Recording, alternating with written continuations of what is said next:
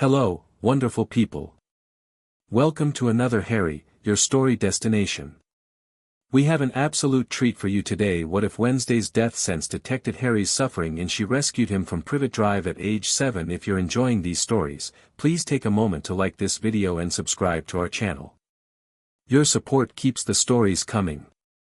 With that said, let the adventure begin.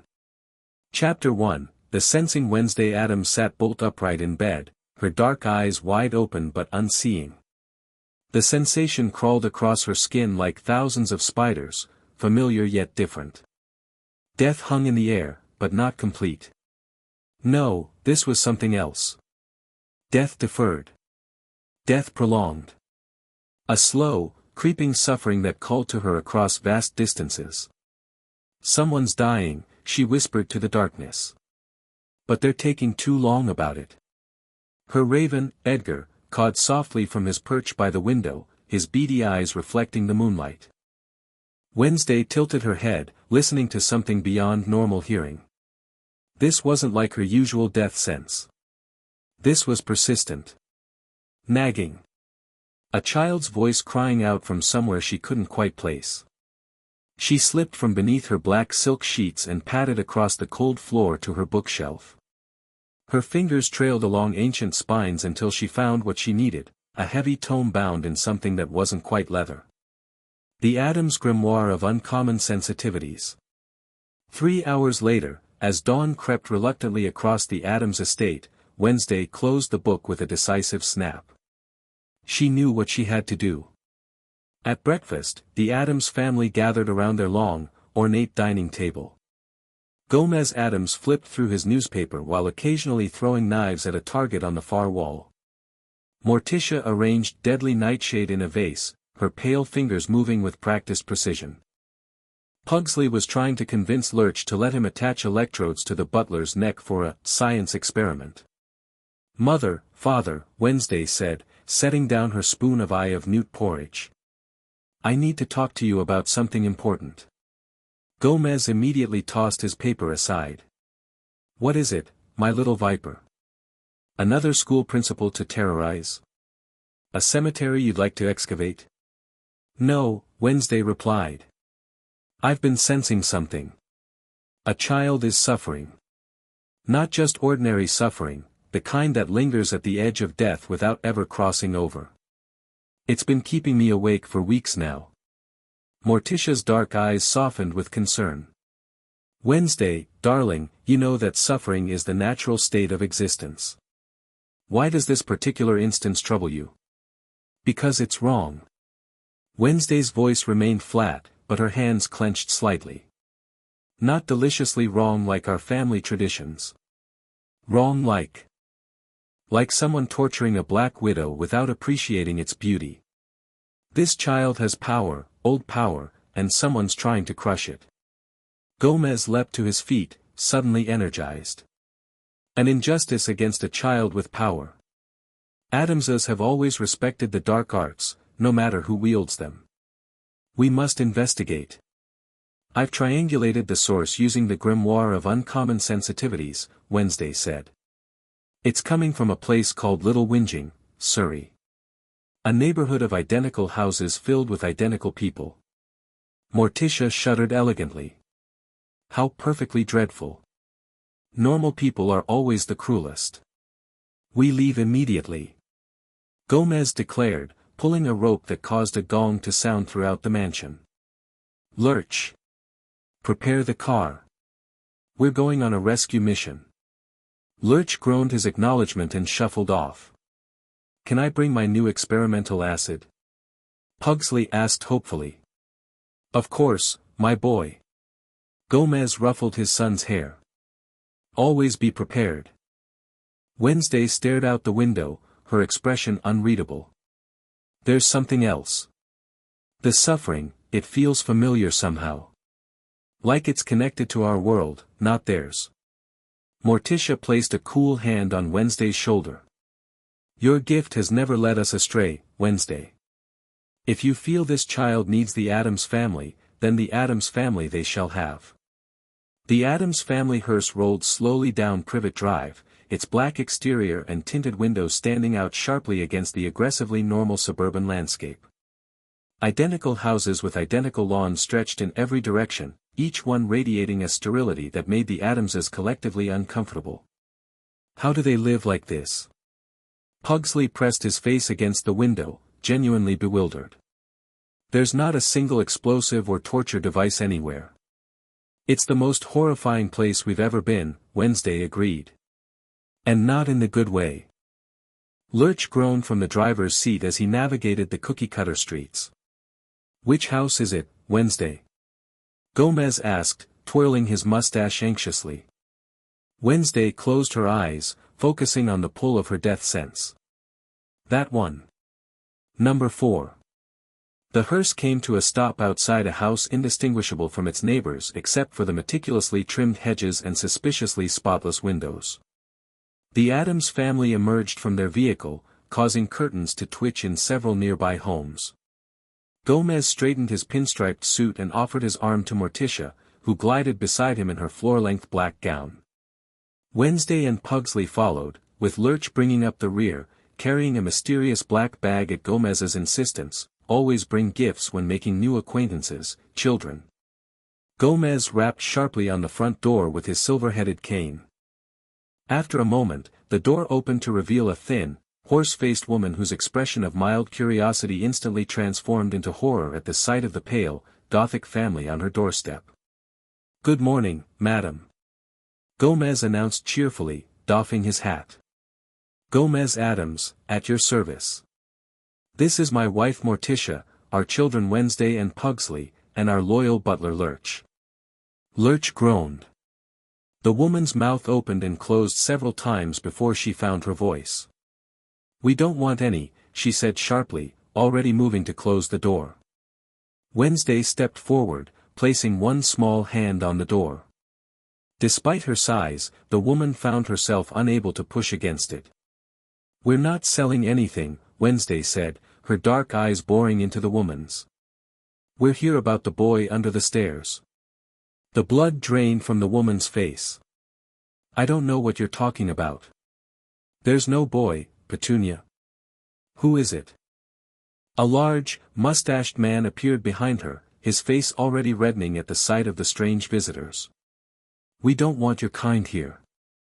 Whatever you're selling, Vernon Dursley, Wednesday stated rather than asked. And Petunia Dursley. The aunt and uncle who keep a child locked in a cupboard. The tension that followed was thick enough to cut with the ceremonial Adams dagger that Gomez was already fingering in his pocket. How dare you? Vernon spluttered, his face turning an alarming shade of purple. The nerve, coming to a decent person's home with such accusations. Gomez's ever-present smile remained fixed, but his eyes hardened. My daughter has a gift, Mr. Dursley. She can sense suffering, particularly the suffering of those close to death. And she has led us directly to your home. This is preposterous. Vernon tried to shut the door again, but now Lurch had placed one massive hand against it, keeping it firmly open. Morticia stepped forward, her movement so smooth she appeared to float. We simply wish to see the child. If our daughter is mistaken, we'll leave immediately with our sincerest apologies. Petunia clutched at her husband's arm. Vernon, maybe we should call the police, excellent idea. Gomez brightened. I'm sure the authorities would be most interested in inspecting your cupboard under the stairs. A small sound from within the house caught Wednesday's attention. Her head turned sharply toward a small ventilation grate near the floor, adjacent to a cupboard door. Through the slats, a pair of green eyes was visible, widened in fear or perhaps hope. There, Wednesday pointed. He's watching us. Vernon's face contorted with rage as he moved to block their view. Now see here, but Wednesday was already pushing past him, moving with unnatural speed for a child her age. She reached the cupboard door before anyone could stop her and pulled it open. Inside, a small boy with messy black hair and taped-together glasses scrambled backward, pressing himself against the wall of the tiny space. He wore clothes several sizes too large, and his thin frame suggested long-term malnutrition. A few broken toy soldiers and a thin, dirty blanket were his only possessions. The sight of him caused even Wednesday to pause, her normally impassive face showing a flicker of emotion. "Hello," she said simply. "I'm Wednesday Adams. I felt you dying." The boy blinked in confusion. "I'm not dying," he whispered. "Not quickly," Wednesday agreed. "That's what bothered me." By now the rest of the Adamses had gathered around the cupboard, their expressions darkening as they took in the child's living conditions. "What's your name?" Morticia asked gently. "Harry Potter, ma'am," the boy replied, his voice barely audible. Gomez's eyebrows shot up in recognition. "Potter? By any chance related to James and Lily Potter?" Harry's eyes widened. "Those were my parents' names." "Did you know them?" Vernon Dursley suddenly lunged forward. "That's enough. I won't have this freakishness in my house. The boy stays where he belongs." Lurch moved with surprising speed for someone of his size, positioning himself between Vernon and the cupboard. Vernon bounced off the butler's solid chest and staggered backward. "Mr. Dursley," Gomez said, his voice losing all its jovial quality. "I knew James Potter.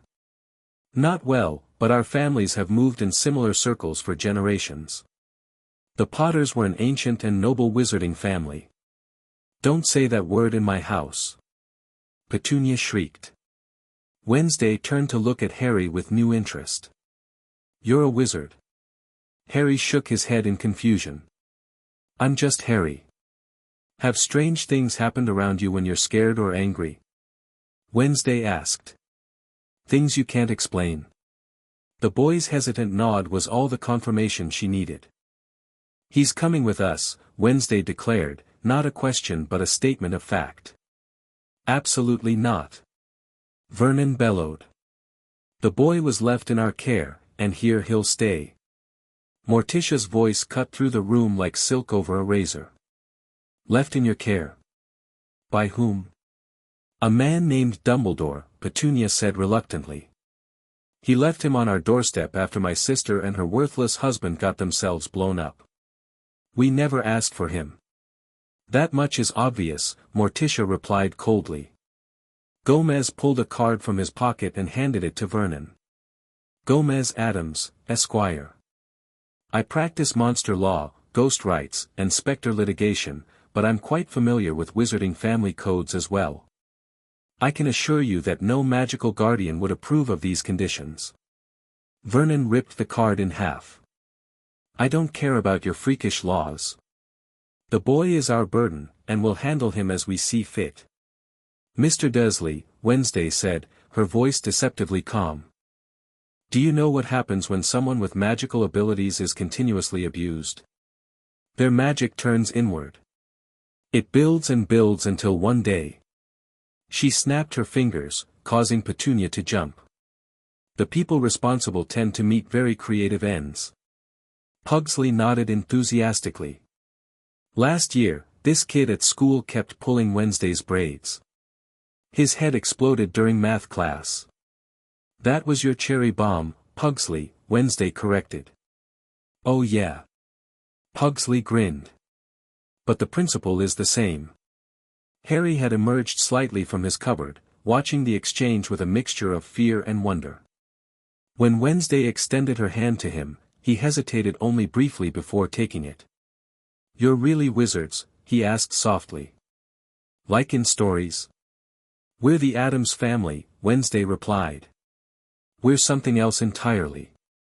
Gomez knelt down to Harry's level. "Your father was a wizard, my boy. Your mother was a witch, the magical kind, not the cauldron-stirring, hex-casting type, though she may have done that too, I'm not entirely sure. The point is, you come from magic, and we can help you understand it. You can't just take him." Vernon protested, though he kept his distance from Lurch. "We're his legal guardians." "A situation easily remedied," Morticia said smoothly. "I suspect the magical authorities would be very interested to learn how the boy who lived has been treated."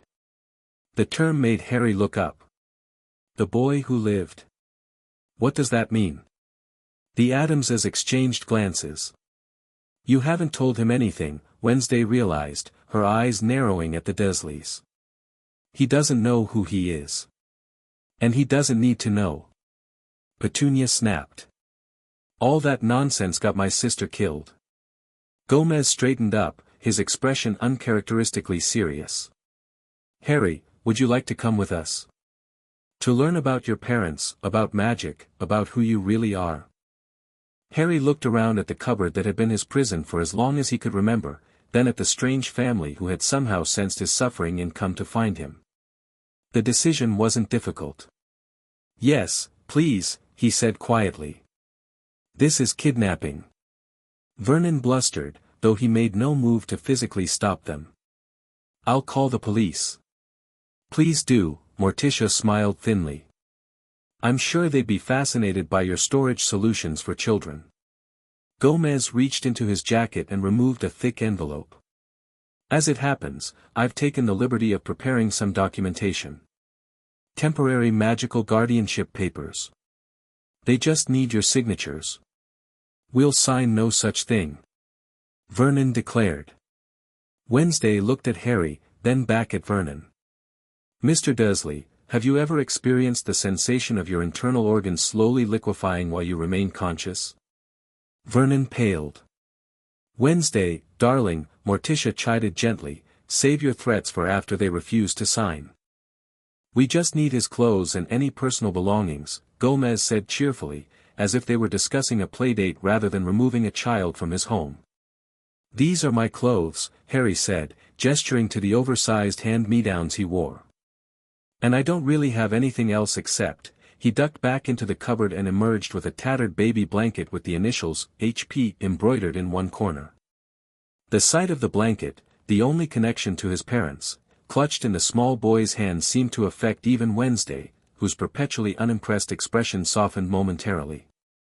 30 minutes and several veiled threats later, the Dursleys had signed the temporary guardianship papers Gomez had produced. Harry Potter sat wide-eyed in the back of the Addams family hearse as it pulled away from number 4, Privet Drive, Wednesday beside him watching his reactions with curious interest. Are you really wizards? Harry asked again as the identical houses receded behind them. Not exactly, Gomez explained from the front seat. The Addams family has different magic. Ancient magic. But we know of the wizarding world. Your parents' world. My parents weren't drunks who died in a car crash. Harry asked hesitantly.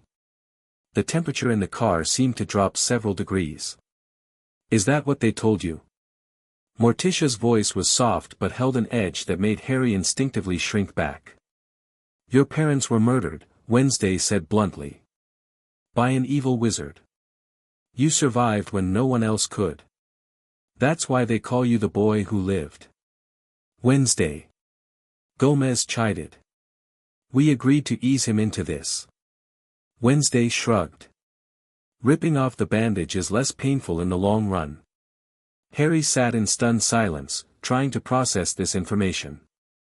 Someone murdered my parents. Why? That, said Morticia, is a story for when we get home.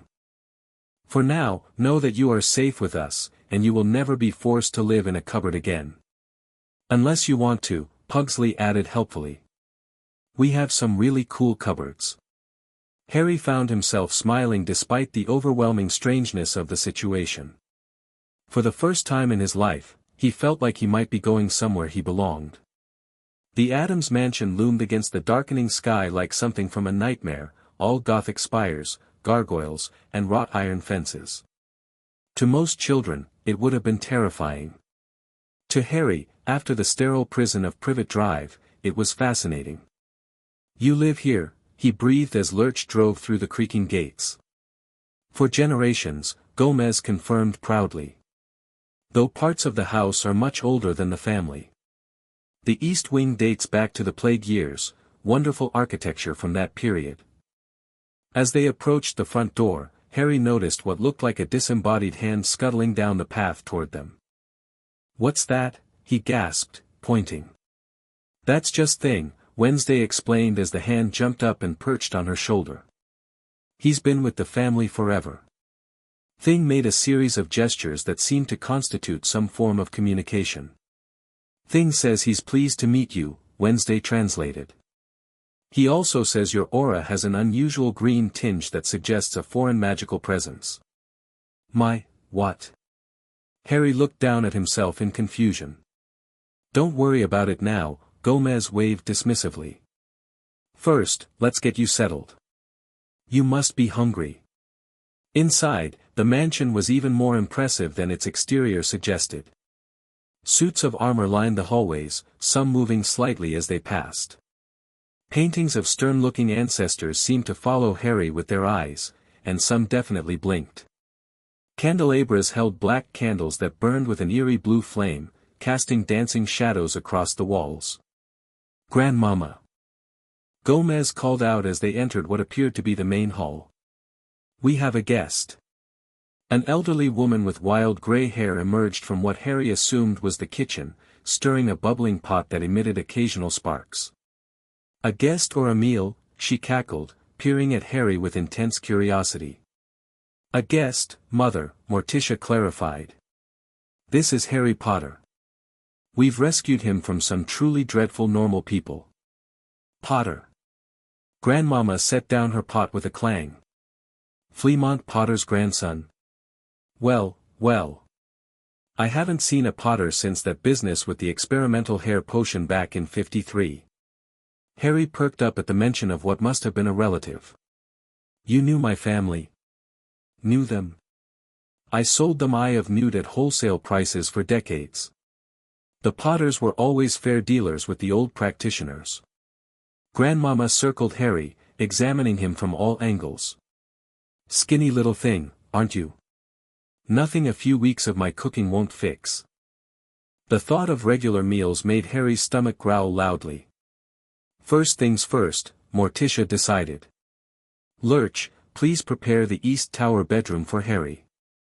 Wednesday, show him where he can wash up before dinner. Pugsley, do not put explosive devices in Harry's room without asking first. Pugsley looked disappointed but nodded. Wednesday gestured for Harry to follow her up the grand staircase. Don't worry about the steps that groan, she advised. Worry about the ones that don't. Harry carefully mimicked Wednesday's path, noting how she skipped certain steps entirely. Your family is really nice, he ventured after they had ascended 2 flights. Wednesday gave him a sidelong look. Nice isn't a word usually associated with the Adamses. Well, you're nice to me, Harry clarified. No one's ever stood up for me before. Something flickered across Wednesday's pale face, an emotion Harry couldn't quite identify. The Addams family has many traditions. Allowing children to suffer needlessly isn't one of them. After a pause, she added, allowing them to suffer for educational purposes is different, of course. Harry wasn't entirely sure how to respond to that, so he just nodded. They reached a heavy wooden door that Wednesday pushed open to reveal a bathroom unlike any Harry had ever seen. The clawfoot bathtub had actual claws that shifted slightly as they entered. The mirror above the sink whispered, "You look dreadful, darling," when Harry caught his reflection in it. Towels are in the cabinet, Wednesday informed him. Don't use the green soap, it's not for humans. Dinner's in 20 minutes. Try not to drown. With that cheerful advice, she left Harry alone to clean up. He approached the enormous tub warily, half expecting it to snap at him, but it remained still as he turned the ornate taps. Water that was perfectly heated poured out, and for the first time in memory, Harry was able to take a proper bath without Petunia rushing him or using barely heated water. 20 minutes later, dressed in clothes Lurch had mysteriously produced that actually fit him, Harry made his way downstairs following the sound of conversation. He found the family gathered in a dining room dominated by a long table set with silver candelabras and what appeared to be ceremonial daggers at each place setting. Ah, there he is! Gomez exclaimed when Harry entered. Come, sit by Wednesday. You're just in time for Grandmama's special stew. Harry slid into the indicated chair, trying not to stare at the bubbling cauldron Lurch was ladling from. Whatever was in it occasionally made chirping noises. Don't worry, Wednesday whispered, noticing his hesitation. The dangerous parts have been removed. Mostly. Surprisingly, the stew was delicious, rich and hearty in a way the meager portions he'd received at the Desleys never were. Harry ate 2 full bowls while the family watched with approval. Now then, Gomez said as Lurch cleared away the dishes. I believe we owe young Harry some explanations. About my parents? Harry asked eagerly. And magic? And why that evil wizard killed them? Morticia nodded solemnly. What do you know about wizards, Harry? Harry shrugged. Just stories. People with wands who cast spells. But Aunt Petunia always said magic wasn't real. Your aunt, Gomez stated, twirling his mustache agitatedly, is what we in the supernatural community call a complete dunderhead. Magic is very real, Morticia continued. There are several varieties, in fact. The Addams family practices what might be called the old magic, rituals, communions with spirits, natural forces. Explosions, Pugsley added helpfully. But your parents were part of the wizarding world, Gomez explained. They used wands, incantations, brewed potions. Their community exists alongside the non-magical world, what they call the Muggle world, but hidden from it. Harry's mind was reeling. So I'm a wizard too. Almost certainly, Wednesday confirmed. That's why strange things happen around you sometimes. It's accidental magic. Harry thought back to the time he'd somehow ended up on the school roof when Dudley's gang was chasing him, or when his hair had grown back overnight after a particularly terrible haircut from Aunt Petunia. That's why they called me a freak, he realized aloud. A shadow crossed Morticia's face. A term we will not use in this house. Magic is a gift, Harry, not something to be ashamed of. But why did the evil wizard kill my parents? Who was he? The Addamses exchanged glances. His name was Voldemort, Gomez said finally. At least, that's what he called himself. He rose to power in the wizarding world when your parents were young. He believed in the superiority of pure-blood wizards, those from all magical families, and sought to eliminate those he considered unworthy. Your mother was Muggle-born, Morticia added gently. A witch born to non-magical parents. Your father was from an old wizarding family. They opposed Voldemort, and he targeted them. But when he tried to kill you after killing your parents, Wednesday continued, her dark eyes fixed on Harry's forehead, something went wrong. The curse rebounded. Voldemort was destroyed, and you were left with only that scar. Harry's hand automatically went to the lightning-shaped scar on his forehead. This is from him. Curse scars are powerful things, Grandmama interjected.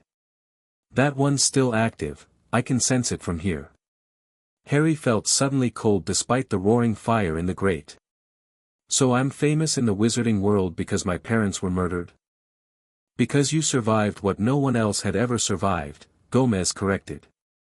The killing curse always kills. Always. Except with you. Which is likely why you were left with those dreadful relatives, Morticia said. Someone was trying to keep you hidden from the wizarding world until you were older. Dumbledore, Harry remembered. Aunt Petunia mentioned that name. Albus Dumbledore, Gomez nodded. Headmaster of Hogwarts School of Witchcraft and Wizardry. Powerful wizard, but I've never understood his methods. Leaving you with muggles who clearly despised magic. Will he try to take me back there? Harry asked, unable to keep the fear from his voice. Wednesday's hand moved to cover his, surprisingly warm despite her pale complexion.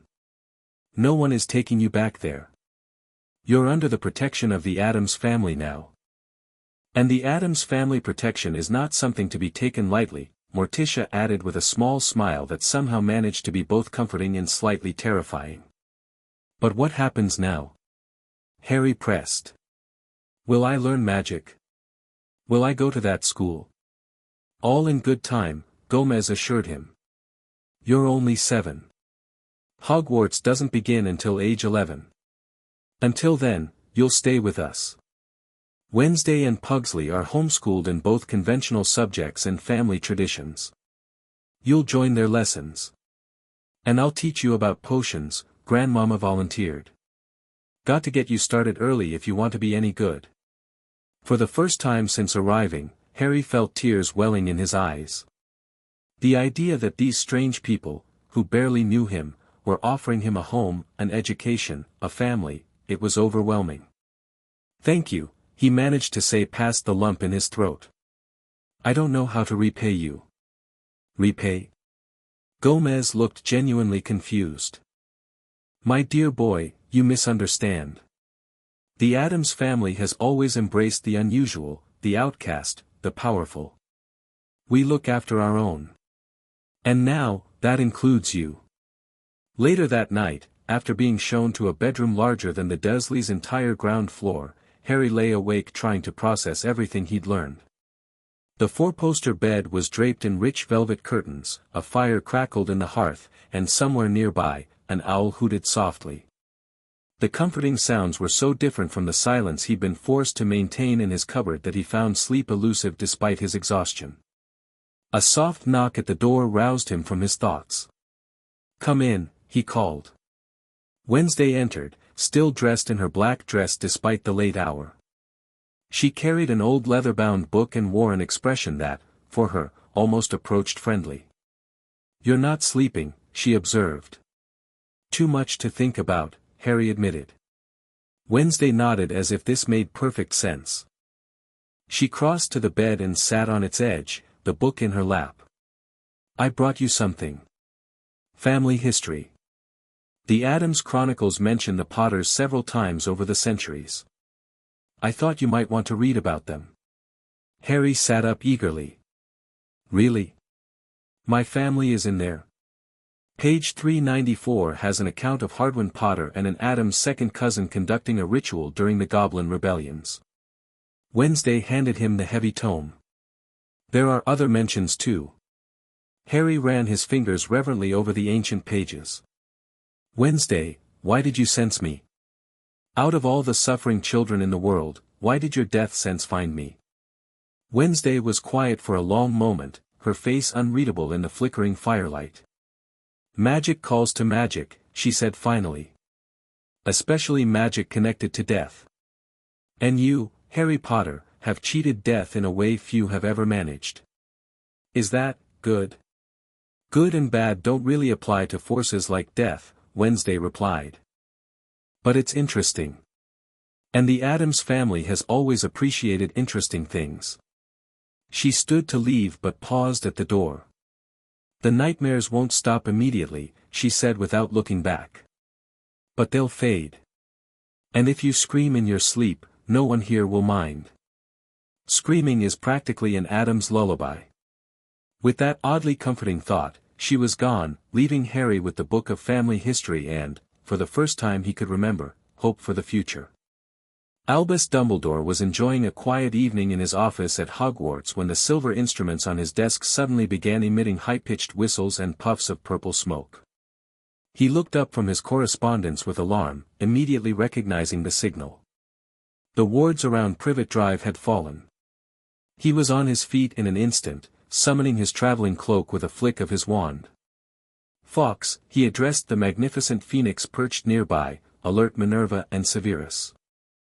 Have them meet me at headquarters immediately. The bird disappeared in a flash of flame as Dumbledore strode to the fireplace, his usual twinkling good humor replaced by grim determination. Throwing a handful of Floo powder into the flames, he stepped into the green fire. Number 4, Privet Drive.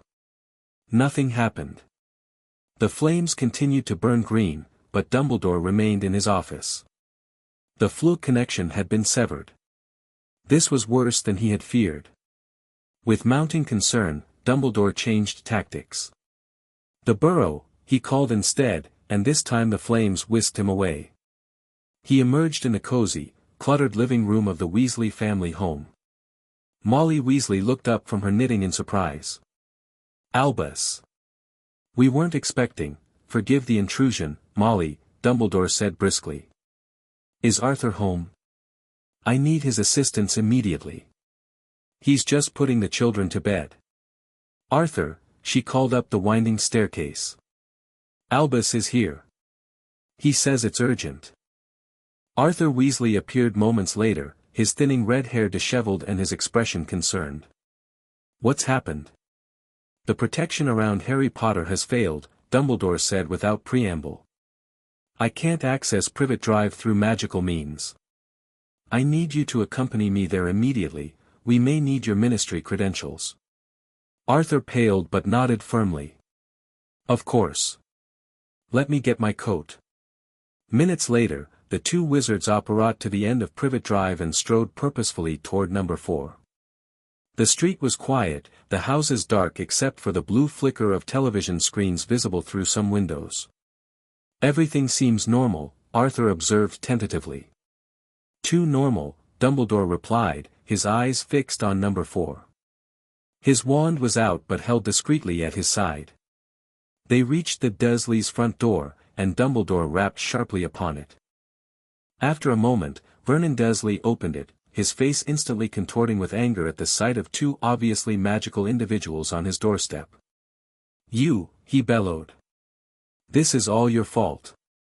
Coming here at this hour, after what we've been through today, Mr. Dursley, Dumbledore cut across him, his voice calm but carrying an unmistakable note of authority. Where is Harry Potter? Vernon's face turned an interesting shade of puce. Gone. Taken. And good riddance, I say. Dumbledore and Arthur exchanged alarmed glances. Taken by whom? Dumbledore demanded, any pretense of pleasantness vanishing. Those freaks. Vernon spluttered. Called themselves the Addams family. Threatened us. Made all sorts of accusations. Forced us to sign papers. Dumbledore felt a chill that had nothing to do with the night air.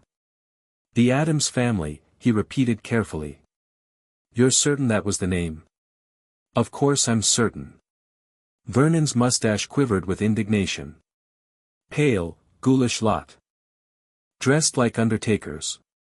The daughter, hideous braided girl, claimed she could sense the boy's suffering. As if we hadn't given him more than he deserved all these years. Arthur Weasley's hand tightened on his wand, and Dumbledore placed a restraining hand on his arm. May we come in, Mr. Dursley? Dumbledore asked, though his tone made it clear it wasn't really a question. I believe we need to discuss this in detail. 10 minutes later, Dumbledore had heard enough to confirm his worst fears. The infamous Addams family, known even in wizarding circles for their ancient and often disturbing magical practices, had somehow located Harry Potter and removed him from his relatives' care. According to Vernon's reluctant testimony, they had even produced magical guardianship papers for the Dursleys to sign. And you signed these papers? Dumbledore asked, his blue eyes piercing over his half-moon spectacles. They threatened to liquefy my organs. Vernon protested. What was I supposed to do? Arthur looked as though he was trying very hard not to approve of this threat. Where is the boys' cupboard? Dumbledore asked suddenly. Vernon and Petunia exchanged nervous glances. His room is upstairs, Petunia said unconvincingly. You misunderstand me, Dumbledore's voice had grown dangerously soft. The Addams girl mentioned a cupboard under the stairs. I would like to see it. Neither Dursley moved, so Dumbledore simply walked to the hallway and opened the cupboard door himself. What he found, the tiny space, the threadbare blanket, the crude drawings on the wall, caused the temperature in the house to drop several degrees as the headmaster's magic responded to his emotions. You kept Lily's son in a cupboard, he said, his back to the Dursleys. It wasn't a question. Now see here, Vernon began blustering, but Arthur Weasley cut him off. Be quiet, the normally mild-mannered wizard snapped. Before I forget, I'm supposed to uphold wizard-muggle relations. Dumbledore closed the cupboard door with deliberate gentleness. When he turned back to face the Dursleys, his expression was impassive, but his eyes were cold. I left Harry in your care because the blood protection from his mother's sacrifice would keep him safe from those who meant him harm, he said quietly. I see now that I failed to protect him from those who should have cared for him. We never wanted him. Petunia said shrilly. You left him on our doorstep with nothing but a letter. What were we supposed to do? Treat him with basic human decency, Arthur suggested, his disgust evident. Dumbledore sighed heavily. What's done is done. Now I must locate Harry and ensure his safety. The Addams family is unpredictable, but not evil in the conventional sense. Still, their methods and beliefs are highly unorthodox. They're welcome to him, Vernon muttered. Boy was nothing but trouble from the start. Dumbledore fixed Vernon with a stare that made the larger man shrink back. You should hope, Mr. Dursley, that Harry is indeed well cared for. Because if he is not, I will be back. And I will be far less cordial. With that, the headmaster swept from the house, Arthur Weasley close behind him. Once they were back on the street, Arthur exploded. A cupboard, Albus. They kept James and Lily's son in a cupboard. Did you have any idea? No, Dumbledore admitted heavily. I knew Petunia had resented her sister's magic, but I believed she would overcome that for her nephew's sake. I was wrong. What now? Who are these Addams people? Are they Death Eaters? Dumbledore shook his head. The Addams family predates Voldemort by centuries. They practice a form of magic outside our normal classifications, neither light nor dark, but primal.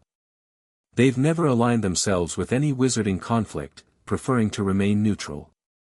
So why take Harry? That, said Dumbledore, is what troubles me. The Addams family rarely involves itself in wizarding affairs unless there's something uniquely macabre or supernatural at stake. He touched his temple thoughtfully. The girl, Wednesday, was mentioned. She has a particular sensitivity to death and suffering. Perhaps she sensed the fragment of Voldemort's soul in Harry's scar. Arthur blanched. There's a what in his what? Dumbledore seemed to realize he'd said too much. A theory only, Arthur. But one I must investigate. For now, we need to locate the Addams estate and assess Harry's situation. I believe Minerva had some contact with Morticia Addams during her school days, something about a cross-species transfiguration project. And if they refuse to return him? Dumbledore's expression was troubled. Let us hope it doesn't come to that. The Addams family's magic is different from ours. Challenging them directly would be unwise. As the two wizards disappeared into the night, the lights of Privet Drive flickered momentarily, as if the very street was breathing a sigh of relief at Harry Potter's departure. Harry's first week at the Addams mansion passed in a blur of new experiences. His bedroom, larger than the Dursleys' entire first floor, became a sanctuary decorated with artifacts that Gomez insisted every growing boy needs: a collection of ceremonial daggers from various cultures, a small terrarium housing a two-headed snake named Socrates, and bookshelves filled with volumes on everything from basic magical theory to 101 creative curses for the beginner. The family welcomed him into their routines with an enthusiasm that was sometimes alarming but always genuine. Breakfast featured Grandmama's strange but delicious concoctions, followed by lessons with the children in the library. Wednesday and Pugsley had been homeschooled their entire lives, receiving an education that blended conventional subjects with decidedly unconventional ones. In the mornings, they studied mathematics, literature, and sciences under Morticia's guidance. The afternoons were devoted to what Gomez called the family arts: potion-making with Grandmama, fencing and explosives with Gomez, and mysterious rituals with Morticia that often involved candles, ancient languages, and occasional animal sacrifices. Harry, having never received much education at all from the Dursleys, found himself struggling to catch up academically but thriving in the practical magical lessons. He had a natural affinity for potions that delighted Grandmama, and his reflexes, honed by years of dodging Dudley's fists, made him an excellent fencing student. He's a natural, Tish, Gomez declared after Harry successfully parried a complex attack during their third lesson. The Potter blood shows through. Indeed, Morticia agreed with a graceful nod. His father was reportedly an excellent duelist. Harry, flushed with pride and exertion, lowered his foil. My father was a duelist. Among other things, Gomez confirmed. The Potters were known for battle magic. Your grandfather invented several famous potions, too, made a fortune with magical hair products, as I recall. These casual mentions of his family history were precious to Harry, who collected each one like a treasured artifact. The Adamses, he discovered, had an extensive library containing books on wizarding genealogy, and he spent many evenings poring over volumes that mentioned the Potter family. Most surprising to Harry was his growing friendship with Wednesday. The solemn, macabre girl had initially seemed intimidating with her deadpan delivery and morbid interests. But he soon discovered that beneath her gothic exterior was a fiercely loyal ally who had appointed herself his unofficial guardian. You're doing it wrong, she informed him bluntly one afternoon as they worked on a basic sleeping draft in Grandmama's kitchen. Clockwise stirs for calming effects, counterclockwise for stimulants. Harry quickly corrected his stirring direction. How do you remember all this? There are so many rules. Magic has patterns, Wednesday replied, measuring crushed beetles with precision. Once you see the patterns, the rules make sense. Harry frowned at his potion, which was a murky gray instead of the clear blue Wednesdays had become. I'm never going to catch up. You've been doing this your whole life. Wednesday gave him a long look. You've been suppressing your magic your whole life. Now you're finally using it. That's why you're tired all the time, your magical core is expanding. Is that a good thing?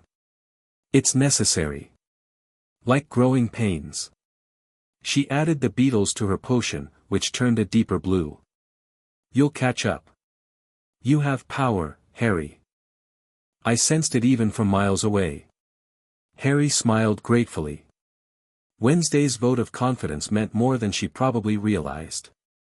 His education wasn't limited to the mansion.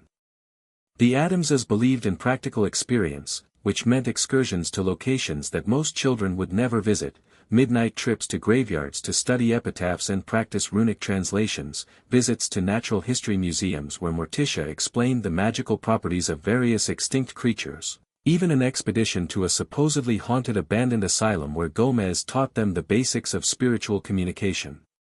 Ghosts respond best to decisive questions, he explained as they wandered the dilapidated corridors, Pugsley waving an electromagnetic field detector wildly. Be polite but firm. And never make promises you can't keep, ghosts have excellent memories for grudges. Harry, who had initially been terrified at the prospect of meeting actual ghosts, found himself fascinated instead. Will there be ghosts at Hogwarts? He asked. Oh, dozens. Gomez confirmed cheerfully. The Grey Lady, the Bloody Baron, nearly Headless Nick, all the finest spirits of British wizardry. As they were leaving the asylum, Harry noticed a tall, thin man in dark robes watching them from across the street. When the man saw Harry looking, he quickly disappeared down an alley. Wednesday, Harry whispered, tugging on her sleeve. There was someone watching us.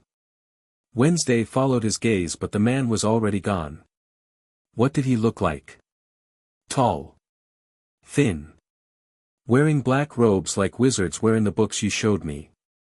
Wednesday's eyes narrowed. Tell father when we get back to the car. The wizarding world may have noticed you're missing by now. Sure enough, when Harry described the figure to Gomez, the normally jovial man became unusually serious. Dumbledore's people, no doubt, he muttered, twirling his mustache thoughtfully. I've been expecting them to make contact. We should accelerate our preparations. That evening, after dinner, Gomez and Morticia called a family meeting in the drawing room. Harry sat nervously on a Victorian fainting couch between Wednesday and Pugsley, wondering if he was about to be sent back to the Dursleys. Children, Gomez began, pacing energetically before the fireplace, it appears the wizarding authorities have discovered Harry's absence from his relatives' care. This was inevitable, of course, but it has happened sooner than we anticipated. Are they going to take me away? Harry asked, unable to keep the tremor from his voice. Morticia moved to sit beside him, her cool hand covering his. No, child. As I told you before, you are under the protection of the Addams family now. But, Gomez continued, we must be prepared for visitors. Albus Dumbledore is not a man who relinquishes his plans easily. He placed you with the Dursleys for a reason, however misguided, and he will want to understand our intentions. Should we set the traps, Father? Pugsley asked hopefully. Not yet, my boy, Gomez chuckled. We'll try diplomacy first. Violence is always available as a fallback. What we need, Morticia said, is to establish our legal right to Harry's guardianship. The papers the Dursleys signed were only temporary. I've contacted our solicitor, Gomez added. Cromwell is preparing the permanent guardianship documents as we speak. By wizarding law, magical guardians take precedence over muggle ones, especially in cases of neglect. And the blood wards? Wednesday asked, surprising Harry with her knowledge of his situation. A complication, Gomez admitted. But not insurmountable. Dumbledore anchored the protection to Lily Potter's blood, your Aunt Petunia. But blood magic is the oldest magic there is, and the Addams family has alternatives. Harry looked between them in confusion. Blood magic? What does that mean? Morticia exchanged a glance with her husband before explaining. When your mother sacrificed herself to save you, Harry, she created a powerful protection through her love and blood. Dumbledore used that protection to create wards around your aunt's home that would keep you safe from those who meant you harm. But they didn't keep me safe from the Dursleys, Harry pointed out bitterly. No, Gomez agreed, his expression darkening.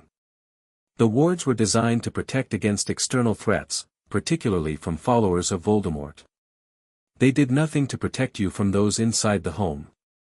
We believe, Morticia continued, that Dumbledore will argue you must return to your blood relatives for this protection to continue. But there are other ways to maintain blood-based wards. Like what? Harry asked. Wednesday answered before her parents could. Blood adoption. It's an ancient ritual that would make you part of our family not just legally, but magically and biologically. Harry's eyes widened. You would adopt me? Properly? Only with your consent, Morticia assured him. It's a serious decision. The ritual would add Adam's blood to your own, it wouldn't replace your parents' blood, but would exist alongside it. You would remain Harry Potter, Gomez clarified. But you would also become Harry Addams. And the family magic would recognize you as one of our own. It's not without risk, Grandmama warned from her seat by the fire. Mixing bloodlines, especially magical ones, can have unexpected consequences. The Potter magic is old and strong. The Addams magic is peculiar. Harry looked around at the family that had rescued him, had shown him more kindness in a week than the Dursleys had in 6 years, had introduced him to a world of wonder and possibility. The decision wasn't difficult. I want to do it, he said firmly. Are you sure, Harry? Morticia pressed. This is not a step to be taken lightly. Harry nodded. The Dursleys never wanted me. You came looking for me. You sensed I was suffering and you saved me. He looked directly at Wednesday as he said this last part. Then we shall prepare the ritual, Gomez declared. And when Dumbledore arrives, as he inevitably will, he will find not Harry Potter, ward of the Dursleys, but Harry Potter Addams, protected by blood and magic older than Hogwarts itself. Later that night, as Harry lay in bed thinking about the upcoming ritual, there was a soft knock at his door. He sat up, expecting Wednesday with another book or historical tidbit. Come in, he called. To his surprise, it was Morticia who glided into the room, a silver tray in her hands bearing a steaming cup. I thought you might have trouble sleeping, she said softly. So much has happened in such a short time. This is valerian tea with just a hint of deadly nightshade, perfectly safe, she added at Harry's alarmed expression. Just enough to help you relax. She set the tray on his bedside table and perched gracefully on the edge of his bed. In the firelight, her pale features were softer than usual, almost maternal. "Harry," she began, "I want to ensure you understand what's happening. The blood adoption will not change who you are at your core. You will still be James and Lily's son. But magic, especially old magic like the Adamses practice, responds to intent and connection." Harry took the offered cup, inhaling the soothing herbal scent. "I understand. And I'm grateful. I've never belonged anywhere before." Morticia studied him thoughtfully. "You know, when Wednesday first sensed you, she was quite insistent we find you immediately. She rarely shows such urgency about anything except her personal projects." "Why did she care so much?" Harry asked. "She didn't even know me. I believe," Morticia said carefully, "that Wednesday recognized something in you that resonated with her own nature. A certain affinity for the boundaries between life and death. The scar you bear, it carries a darkness that calls to those sensitive to such things." Harry touched his scar self-consciously. "Is there something wrong with me? Is that why Voldemort tried to kill me?" "No, child. Voldemort tried to kill you because of a prophecy, or at least, that's what the wizarding histories suggest. The scar is merely the result, not the cause." She reached out to smooth his perpetually messy hair. "But whatever resides in that scar, the Adam's blood will help contain it, channel it.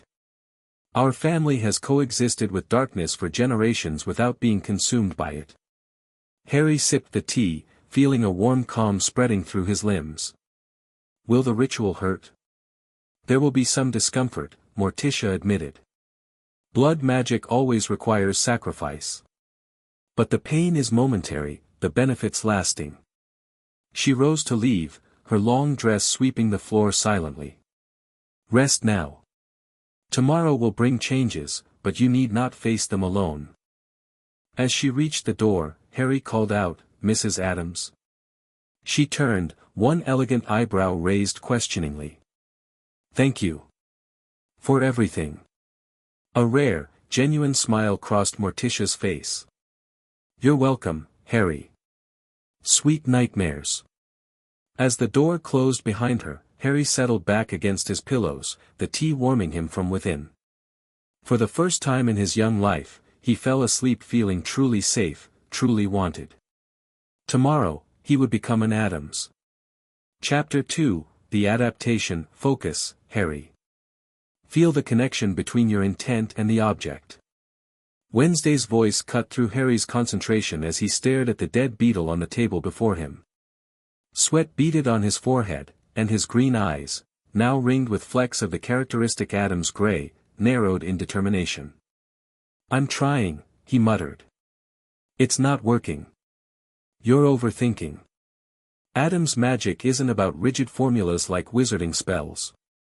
It's about will and blood and the spaces between life and death." Wednesday placed her pale hand over his. "Remember what happened when Pugsley tried to blow you up last week?" Harry grinned despite his frustration. "The explosion curved around me." "Exactly. You didn't think about it. You reacted. Your magic protected you instinctively." It had been almost a year since the blood adoption ritual, a year since Harry Potter had become Harry Potter Adams. The ritual itself remained a blur in his memory, candlelight, ancient words in a language that seemed to slither rather than flow, the mixing of blood in a goblet that looked suspiciously like a human skull. He remembered pain, brief but intense, as the Adam's blood mingled with his own. And then a strange sense of belonging, as if pieces of himself that had been misaligned his entire life suddenly clicked into place. The physical changes had been subtle. His perpetually unruly hair now had a touch of the Adam's blue-black sheen. His green eyes developed those strange gray flecks. His skin remained pale despite hours spent exploring the extensive Adam's grounds. But the internal changes, those were more profound. "Try again," Wednesday instructed. "But this time, don't just think about making it move. Think about what it felt like to be alive, to have legs that skittered across surfaces. Remember that death is just another state of being. Harry took a deep breath and focused on the beetle. He pictured it scurrying across the table, imagined the mechanics of its legs, the twitch of its antennae. Then he pushed deeper, thinking about the spark that had animated it, the invisible force that had separated a living beetle from a dead one. The beetle's legs twitched. "I did it!" Harry exclaimed, breaking his concentration. The beetle immediately stilled. Partial success, Wednesday acknowledged with what, for her, passed as enthusiasm. Necromancy isn't mastered in a day. Is that what we're doing? Necromancy? Harry frowned. The books say that's dark magic. Wizard books, Wednesday clarified with a dismissive wave. They're obsessed with categorizing magic as light or dark. The Addams family knows better. Magic simply is. Intent matters, not classification. From the doorway of the library came a slow clap. They turned to see Gomez leaning against the frame, watching with undisguised pride. "Well done, my boy. Your first necromantic twitch. I remember mine, a rat that had met an unfortunate end in one of Fester's electrical experiments. Made it dance a proper tango before it caught fire." He bounded into the room with his characteristic energy. "At this rate, you'll be raising the dead by your 10th birthday." "Really?" Harry asked, eyes wide. "Well, small dead things," Gomez qualified. "Full human reanimation typically requires at least teenage hormones to fuel the magic. Isn't that right, Wednesday?" Wednesday nodded solemnly. Great-aunt Cremation managed it at 12, but she was exceptionally gifted. And the subject was already mostly preserved. Harry had grown accustomed to these kinds of conversations over the past year. What would have horrified or terrified him in the beginning now seemed perfectly normal, just another day with the Addams family. "Now then," Gomez continued, "enough necromancy for today. Lurch has prepared the car.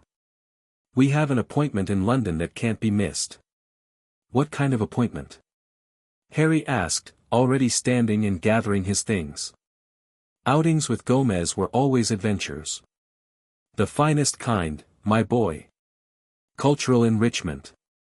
There's a special exhibition at the Museum of Medieval Torture Instruments, and we have front-row seats for the demonstration." Wednesday's eyes lit up with rare enthusiasm. "Will they be using actual volunteers?" "Sadly, no. Modern regulations." Gomez sighed dramatically. "But the curator is an old family friend who's promised to be historically accurate in every other respect. Now hurry along, both of you. Your mother and Pugsley are already waiting in the car." The outing to the museum had been everything the Addams family could have hoped for, educational, macabre, and just unsettling enough to leave the other patrons pale and queasy. Harry, however, had absorbed it all with the genuine interest he brought to all new experiences. The Addamses never made him feel strange for asking questions or for his occasional squeamishness. They simply included him, explained things on his level, and celebrated his growing comfort with their unusual interests. As they made their way back to the family hearse, Morticia glided alongside Harry, her hand resting lightly on his shoulder.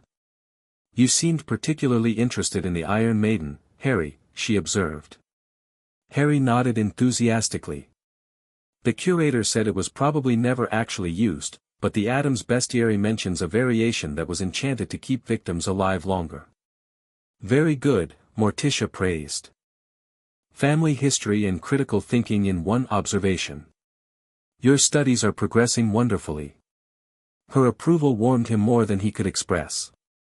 In the years since his adoption, Morticia had become the mother figure he'd never had, elegant, poised, occasionally terrifying to outsiders, but unfailingly supportive of her family. They were almost to the car when Harry noticed a strange prickling sensation at the back of his neck. He turned, scanning the crowded street, and caught a glimpse of a tall figure in billowing black robes watching them intently from across the road. "Mother," he said quietly, the term still new enough on his tongue to give him a small thrill, "I think someone's watching us."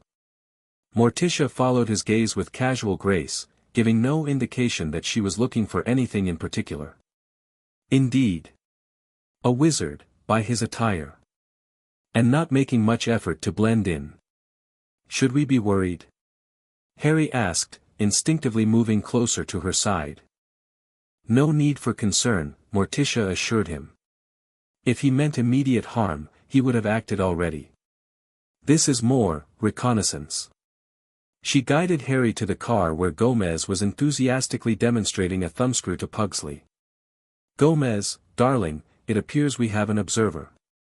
Across the street, tall gentleman in dramatic black. Very Gothic aesthetic, actually. Rather impressive. Gomez glanced over casually, then broke into a broad grin. Ah! I believe that's Severus Snape, potions master at Hogwarts. I've heard he has quite the flair for the dramatic entrance. A teacher from Hogwarts?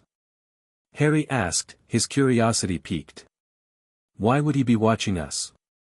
Most likely Dumbledore sent him to check on you, Gomez explained. We've been expecting something like this. The blood adoption shielded you from their magical tracking, but they were bound to try more conventional methods eventually. What should we do? Harry asked. Wednesday, who had been silently observing the exchange, spoke up. Invite him home. Let him see that Harry's fine. Better than fine. Gomez's eyes lit up. Splendid idea. Nothing disarms suspicion like radical hospitality. He handed the thumbscrew to Lurch and straightened his tie. I'll extend the invitation. The rest of you, into the car. And Harry, yes. Just be yourself. You have nothing to hide and nothing to fear. You're an Adams now, as well as a Potter. With that encouragement, Harry climbed into the hearse with Wednesday and Pugsley while Morticia gracefully took her place in the front passenger seat. Through the window, he watched Gomez stride purposefully across the street toward the black-clad figure. The man seemed taken aback by Gomez's direct approach, drawing himself up stiffly as the exuberant Adams patriarch neared. Though Harry couldn't hear the conversation, he could see the stranger's face, sallow, hook-nosed, with curtains of greasy black hair framing a perpetual scowl. The man's eyes kept darting toward the hearse, clearly trying to catch a glimpse of Harry. After a brief exchange that involved much animated gesturing from Gomez and rigid restraint from Snape, both men crossed back to the car. Gomez opened the rear door with a flourish. Children, meet Professor Severus Snape. Potions Master Extraordinaire and our honored guest for dinner. Professor, you know of Harry, of course, and these are our children, Wednesday and Pugsley. Snape's dark eyes fixed immediately on Harry, widening slightly at the sight of Lily's green eyes now ringed with the distinctive Adams gray. His expression was difficult to read, part shock, part suspicion, and something else Harry couldn't identify. Potter, Snape acknowledged stiffly. Potter Adams now, actually, Harry corrected politely, extending his hand as Gomez had taught him. Pleased to meet you, Professor. Snape ignored the offered hand, continuing to stare at Harry as if he were a particularly confounding potion ingredient. Professor Snape has kindly agreed to join us for dinner, Gomez continued, seemingly oblivious to the awkwardness. He's very interested in ensuring your welfare, Harry. I'm here at the headmaster's request, Snape clarified coldly, to determine whether Potter is being adequately provided for and to discuss his eventual return to his proper guardians. The temperature in the car seemed to drop several degrees. Morticia turned in her seat, fixing Snape with a serene smile that somehow conveyed more menace than any outright threat. Professor Snape, she said softly, Harry's proper guardians are the people who love and care for him. We are now those people, both legally and by blood. But we're delighted to discuss his welfare over dinner. Lurch has prepared a lovely roast, I believe. Lurch groaned affirmatively from the driver's seat. Snape looked as though he might refuse, but after a moment's hesitation, he folded his tall frame into the hearse next to Pugsley, who immediately began explaining his latest explosive compound with alarming enthusiasm. As the car pulled away from the curb, Wednesday leaned close to Harry and whispered, "He knew your mother." I can see it in his aura. There's guilt there. And grief. Harry glanced at Snape, who was doing his best to lean away from Pugsley's animated demonstrations. How can you tell? Adam's magic, she replied simply. Emotions leave traces, especially the painful ones. He's swimming in them. Harry considered this information carefully. Despite the man's cold demeanor, the possibility that he had known Harry's mother made him instantly more interesting. Perhaps this unexpected visit would provide answers to questions he'd been collecting about his parents. The Adams mansion had never failed to make an impression on visitors, and Professor Snape was no exception. Though he maintained his impassive expression, his eyes darted around the entrance hall, taking in the suits of armor, some moving of their own accord, the portraits of stern-faced Adams' ancestors, definitely moving and occasionally commenting on the visitors, and the various implements of questionable purpose displayed proudly on the walls. "Welcome to our humble abode," Gomez proclaimed, handing his hat to Thing, who had scuttled up to greet them. "Thing, please show Professor Snape to the drawing room while the children freshen up for dinner." Snape visibly startled as the disembodied hand gestured for him to follow, then composed himself quickly. "I prefer to speak with Potter immediately," he stated firmly. "All in good time, Professor," Morticia assured him. "Dinner will be served shortly, and conversation flows so much more pleasantly over good food and drink. Children, upstairs please. Formal dinner attire tonight, in honor of our guest." Harry hesitated, torn between following instructions and staying to prevent Snape from saying anything that might threaten his place with the Adamses. Wednesday seemed to sense his concern and placed a hand on his arm. "It's okay," she said quietly. "They know what they're doing." Mother practically invented the subtle interrogation. Reluctantly, Harry followed Wednesday and Pugsley upstairs, glancing back to see Snape being led to the drawing room by Thing while Gomez chatted animatedly about the family battle-axe collection. In his room, Harry changed quickly into the formal clothes Morticia had selected for him, a tailored black suit with a deep green waistcoat that, she had noted with approval, matched his eyes perfectly. As he adjusted the silver cufflinks shaped like tiny skulls, a gift from Grandmama for his 8th birthday, a soft knock came at his door. "Come in," he called. Wednesday entered, already dressed in a black velvet dress that differed from her everyday attire mainly in its fabric quality. She gave him a critical once-over and stepped forward to straighten his tie. "Nervous?" she asked, though she certainly knew the answer. "What if they make me go back to the Dursleys?" Harry voiced his deepest fear. Wednesday's expression hardened. "That won't happen. The blood adoption is binding and legal in both Muggle and magical law. Even Dumbledore can't undo it without our consent, and yours. But what if they try to take me anyway? What if, Harry," Wednesday cut him off, her hand still on his tie, "when I found you, I promised myself you wouldn't suffer like that again. And Adams keeps their promises." The fierce certainty in her voice calmed him more than any reassurance about legal protections could have. Wednesday had been his first real friend, the one who had sensed his suffering and insisted on rescuing him. He trusted her completely. "Okay," he nodded. "Let's go face the dungeon bat." Wednesday raised an eyebrow. "Dungeon bat?" Harry grinned, tension breaking. "That's what he looks like, doesn't he? All in black, swooping around with that cape thing." A tiny smile tugged at the corner of Wednesday's mouth. "I think it's rather elegant, actually. Very Adams-esque."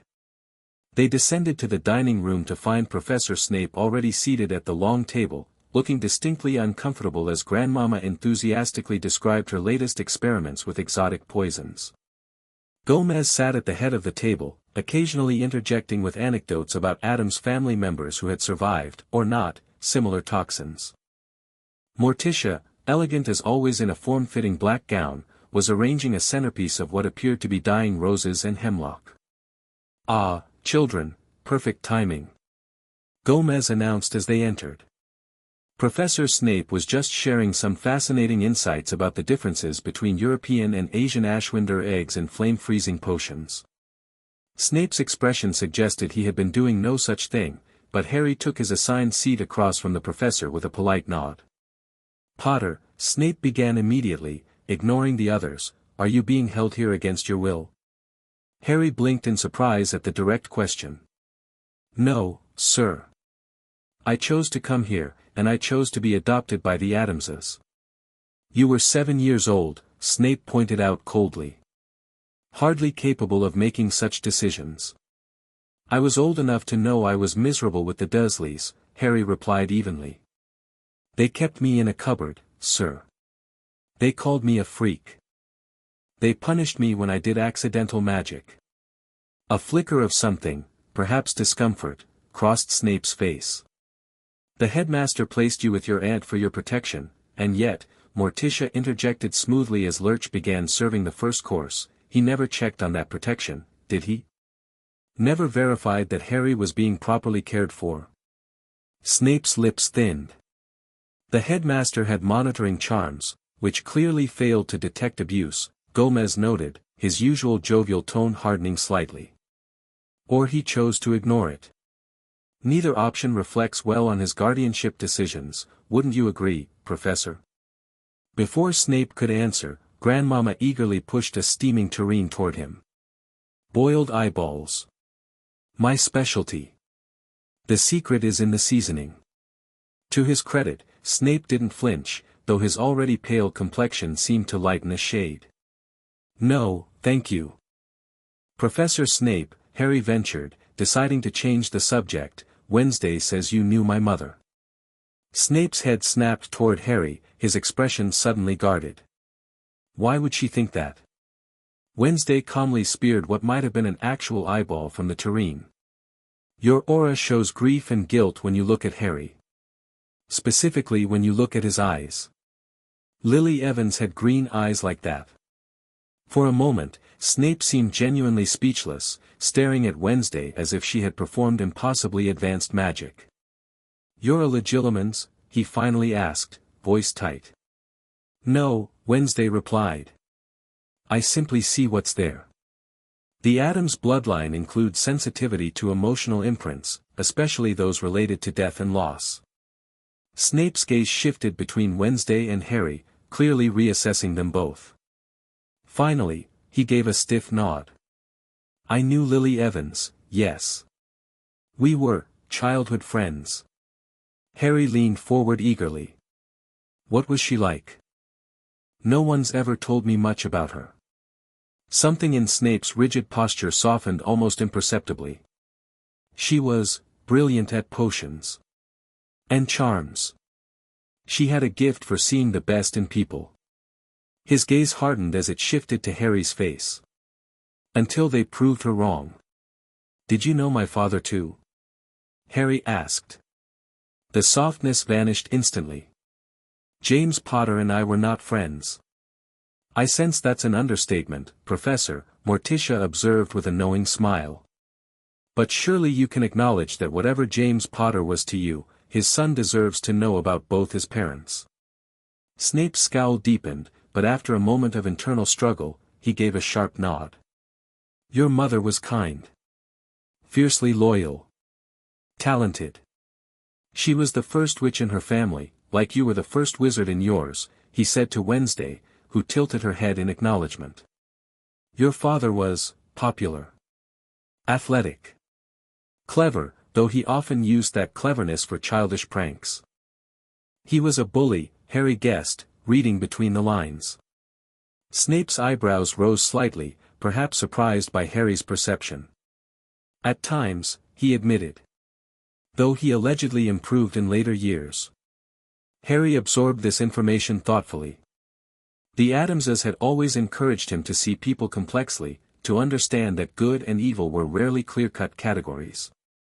Learning that his father had been flawed was disappointing but not devastating. "Thank you for telling me," he said sincerely. "No one else has been that honest about them." Snape seemed taken aback by Harry's maturity, studying him with renewed interest. "You are, not what I expected, Potter." "Potter Adams," Harry corrected again, smiling slightly. And I'm guessing you expected me to be exactly like my father? A flicker of surprise crossed Snape's face before he could mask it. The resemblance is striking. Except the eyes, Gomez added cheerfully. And of course, the Adams characteristics he's developing. Have you noticed the gray flecks, Professor? Fascinating result of the blood adoption. I had a great-uncle who tried a similar ritual with a ghoul family, ended up with scales in the most inconvenient places. Snape's attention sharpened. Blood adoption. You performed a blood adoption ritual on Harry Potter. Of course, Morticia said calmly, sipping from a goblet of something thick and red. How else would we establish proper familial protections? The blood wards at his aunt's home were based on his mother's sacrifice. Our ritual incorporated that protection into the Addams family magic. That's impossible, Snape stated flatly. Blood wards can't be transferred. Conventional blood wards, no, Gomez agreed. But the Addams family magic predates most wizarding classifications. Our ancestors were practicing blood rituals when Hogwarts was just a twinkle in Gryffindor's eye. What exactly did you do? Snape demanded, leaning forward with intensity. Wednesday answered before her parents could. We added our blood to his without diminishing his existing bloodlines.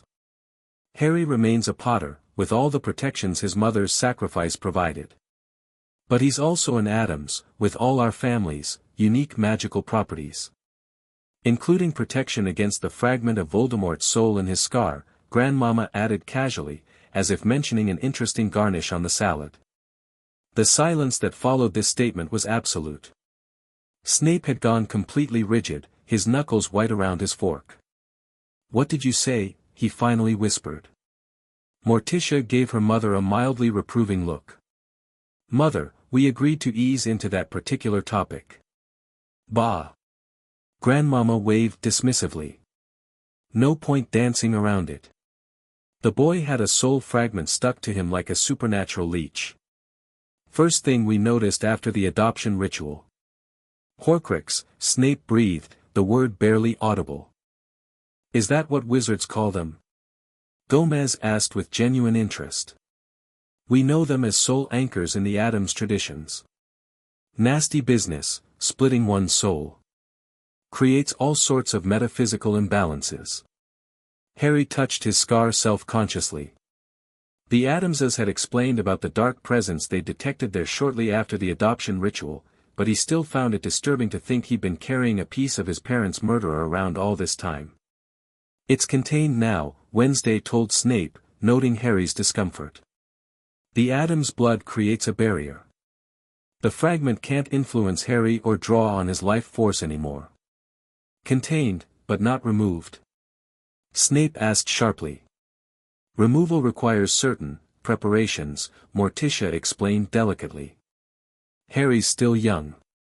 The ritual would be too taxing on his developing magical core. In a few more years, perhaps. Snape studied Harry with new intensity, his eyes lingering on the famous scar. Dumbledore suspected something of this nature, he admitted finally. But even he wasn't certain. And yet he left Harry with magic-hating muggles who locked him in a cupboard, Gomez pointed out, uncharacteristically stern. Not exactly the care one would expect for a child containing such a dangerous magical artifact, is it? Snape had no ready response to this, his expression troubled. Harry decided to change the subject again. Professor, what's Hogwarts like? Do you enjoy teaching there? The abrupt shift seemed to catch Snape off guard. Hogwarts is the finest magical institution in Britain, he replied stiffly. As for enjoying teaching. His lip curled slightly. Let's say I appreciate the rare student who shows genuine aptitude. Harry has quite a talent for potions, Morticia offered. Grandmama has been most impressed with his intuitive understanding of ingredient interactions. Indeed? Snape raised a skeptical eyebrow. His father showed little patience for the subtle art. I find it fascinating, Harry said honestly. Especially how small changes in preparation can completely alter the potion's effects. Last week, I managed to modify Grandmama's draft of living death to induce partial paralysis instead of full unconsciousness just by crushing the Sepophorus bean with silver instead of steel. Snape's eyebrows rose marginally, which Harry was beginning to recognize as his expression of surprise. That's a Newt-level adaptation. Grandmama cackled proudly. Told you the boy's a natural. Gets it from his Adam's side, obviously. The rest of the dinner proceeded with less tension, as Snape grudgingly engaged in a technical discussion of potions with Harry and Grandmama that left even Gomez looking slightly bewildered. By the time dessert was served, a surprisingly normal-looking black forest cake that Harry knew contained just a hint of deadly nightshade for flavor, Snape was almost animated, quizzing Harry on various potion ingredients and nodding with what might have been approval at his answers. As Lurch cleared the dessert plates, Gomez leaned back in his chair, twirling his after-dinner cigar. So, Professor, now that you've dined with us, observed Harry in his home environment, and confirmed that he's healthy, happy, and receiving an education that clearly meets your professional standards, what will you report to Dumbledore? Snape's brief animation receded, his face resuming its impassive mask. I will report what I have observed, he said carefully. That Potter appears adequately cared for. And regarding his return to the Dursleys? Morticia prompted. Snape's eyes flickered to Harry, then back to Morticia. I will report that the blood adoption has made such a return. Complicated at best, impossible at worst. The headmaster will need to consider alternatives. Excellent. Gomez clapped his hands together. And should Dumbledore wish to discuss those alternatives personally, we would be delighted to host him just as we've hosted you. Isn't that right, my dear? Of course, Morticia agreed with a gracious nod. Our home is always open to those who have Harry's best interests at heart. The subtle emphasis on the last phrase wasn't lost on Snape, whose mouth twitched in what might almost have been amusement. I shall convey your invitation. As the evening drew to a close, Harry found himself walking alongside Snape as Gomez led their guest back to the entrance hall. The potions master moved with surprising grace, his black robes billowing dramatically with each step. Professor, Harry said quietly, thank you for telling me about my mother. No one's ever really talked about her before. Snape glanced down at him, his expression unreadable. Your aunt didn't speak of her. Harry shook his head. Only to say that she was a freak who got herself blown up. I didn't even know she was a witch until the Adamses told me. Something dark flashed in Snape's eyes. I see. They reached the front door where Lurch stood ready with Snape's traveling cloak. The professor accepted it with a stiff nod of thanks. One last question, Professor, Harry ventured. Do you think my parents would be disappointed that I'm living with the Addams family now? That I've been blood adopted? Snape paused in the act of fastening his cloak, studying Harry thoughtfully. After a long moment, he replied, your mother valued family above all else, true family, built on love and acceptance, not merely blood. She would, I think, be grateful that you found people who genuinely care for you, regardless of their eccentricities. And my father? Snape's lips thinned, but to his credit, he answered honestly. James Potter was many things, but he was unquestionably devoted to those he considered his own. He would likely find the Addamses strange, but he would appreciate their obvious willingness to protect you at all costs. It was more than Harry had expected, and he smiled gratefully. Thank you, sir. Snape gave a short nod. I will see you at Hogwarts in a few years, Potter Adams. Try not to let your potions education become too unconventional in the meantime. I have standards to maintain. With that parting remark, he swept out the door and down the path toward the gates, his black robes billowing dramatically behind him. I like him, Wednesday declared, appearing silently at Harry's side. He has a properly morbid worldview. Harry grinned. Coming from you, that's high praise. Indeed it is, Gomez agreed, slinging an arm around each child's shoulders. Now then, who's up for a midnight game of Wake the Dead in the family cemetery? The full moon is perfect for it. 3 days after Snape's visit, Harry was helping Wednesday harvest deadly nightshade in Morticia's greenhouse when Lurch appeared at the door, groaning meaningfully. "What is it, Lurch?" Harry asked, setting down his basket of poisonous berries. "Visitors," Lurch replied in his deep, rumbling voice. "Ministry." Wednesday and Harry exchanged glances. "More wizards?" Harry asked. Lurch nodded solemnly. "We should go find Mother and Father," Wednesday decided, carefully removing her gardening gloves. Ministry officials are usually more formal than teachers. They found Gomez and Morticia already in the entrance hall, greeting a delegation of 3 wizards in official-looking robes. One, a stern-faced witch with a monocle, seemed to be in charge. Beside her stood a nervous-looking wizard clutching a clipboard and a balding man with red hair who appeared genuinely fascinated by the Addams home. "Ah, here they are now," Gomez announced cheerfully as Harry and Wednesday approached. "Children, these are representatives from the Ministry of Magic.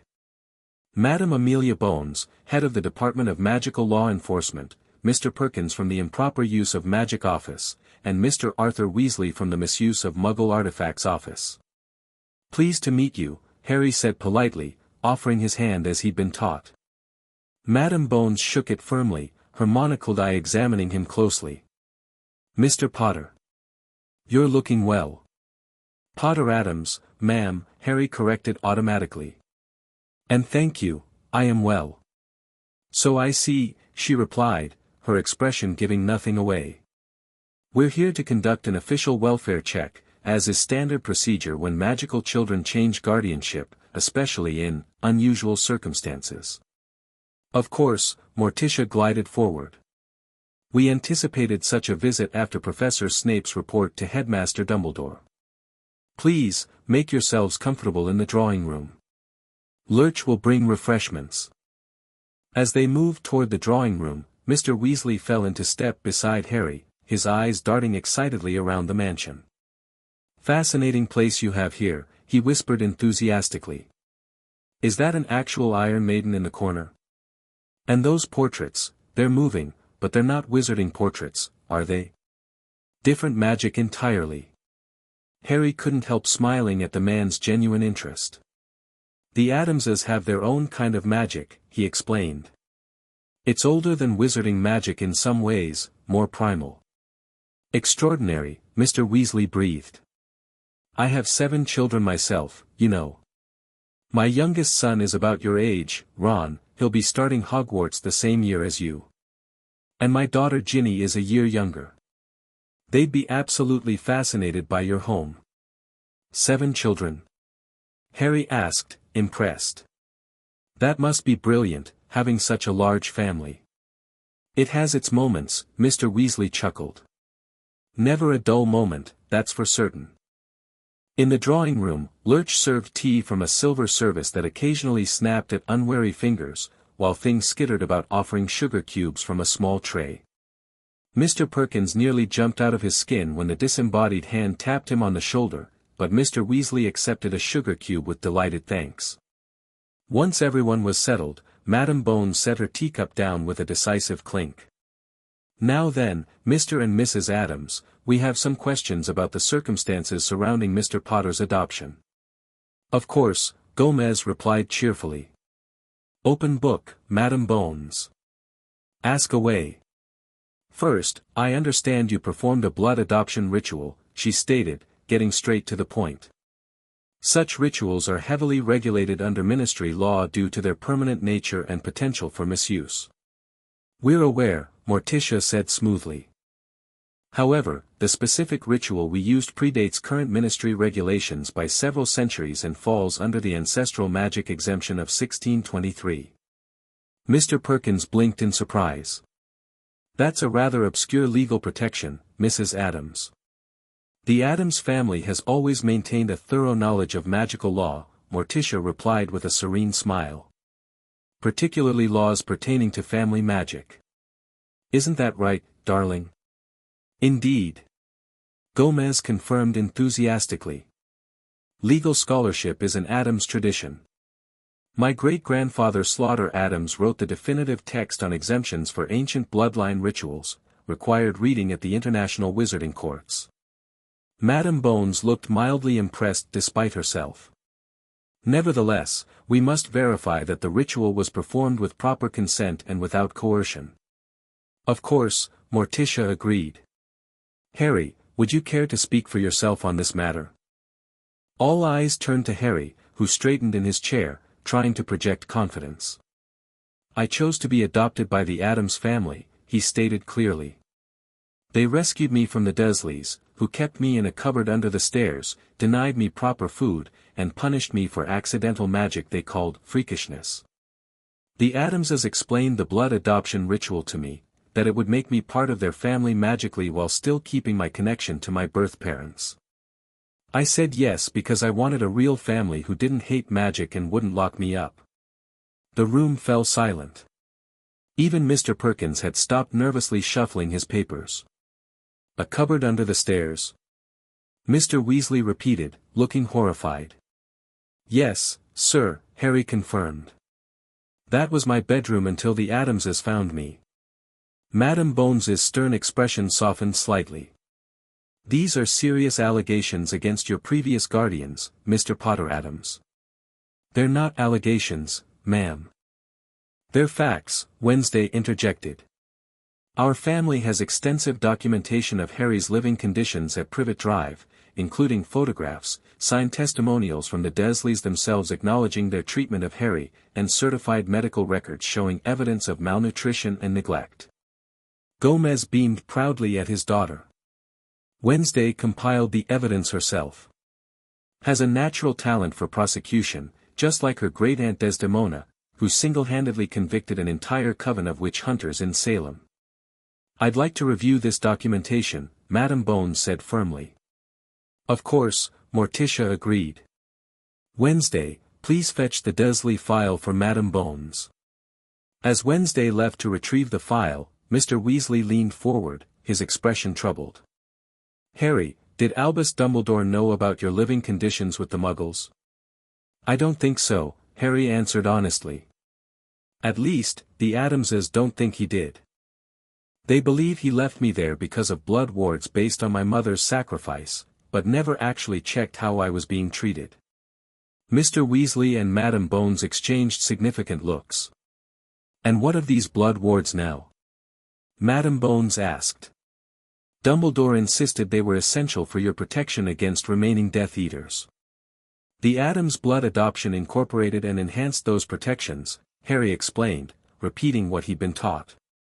I still have my mother's blood and her protection, but now I also have Addams' blood and the family's magical protection too. Which, I might add, is considerable, Gomez noted with uncharacteristic seriousness. The Addams family has survived persecution, witch hunts, and various supernatural attacks for generations. Our protective family magic is unparalleled. Wednesday returned with a thick folder, which she handed directly to Madame Bones. The complete file on Harry's previous living situation.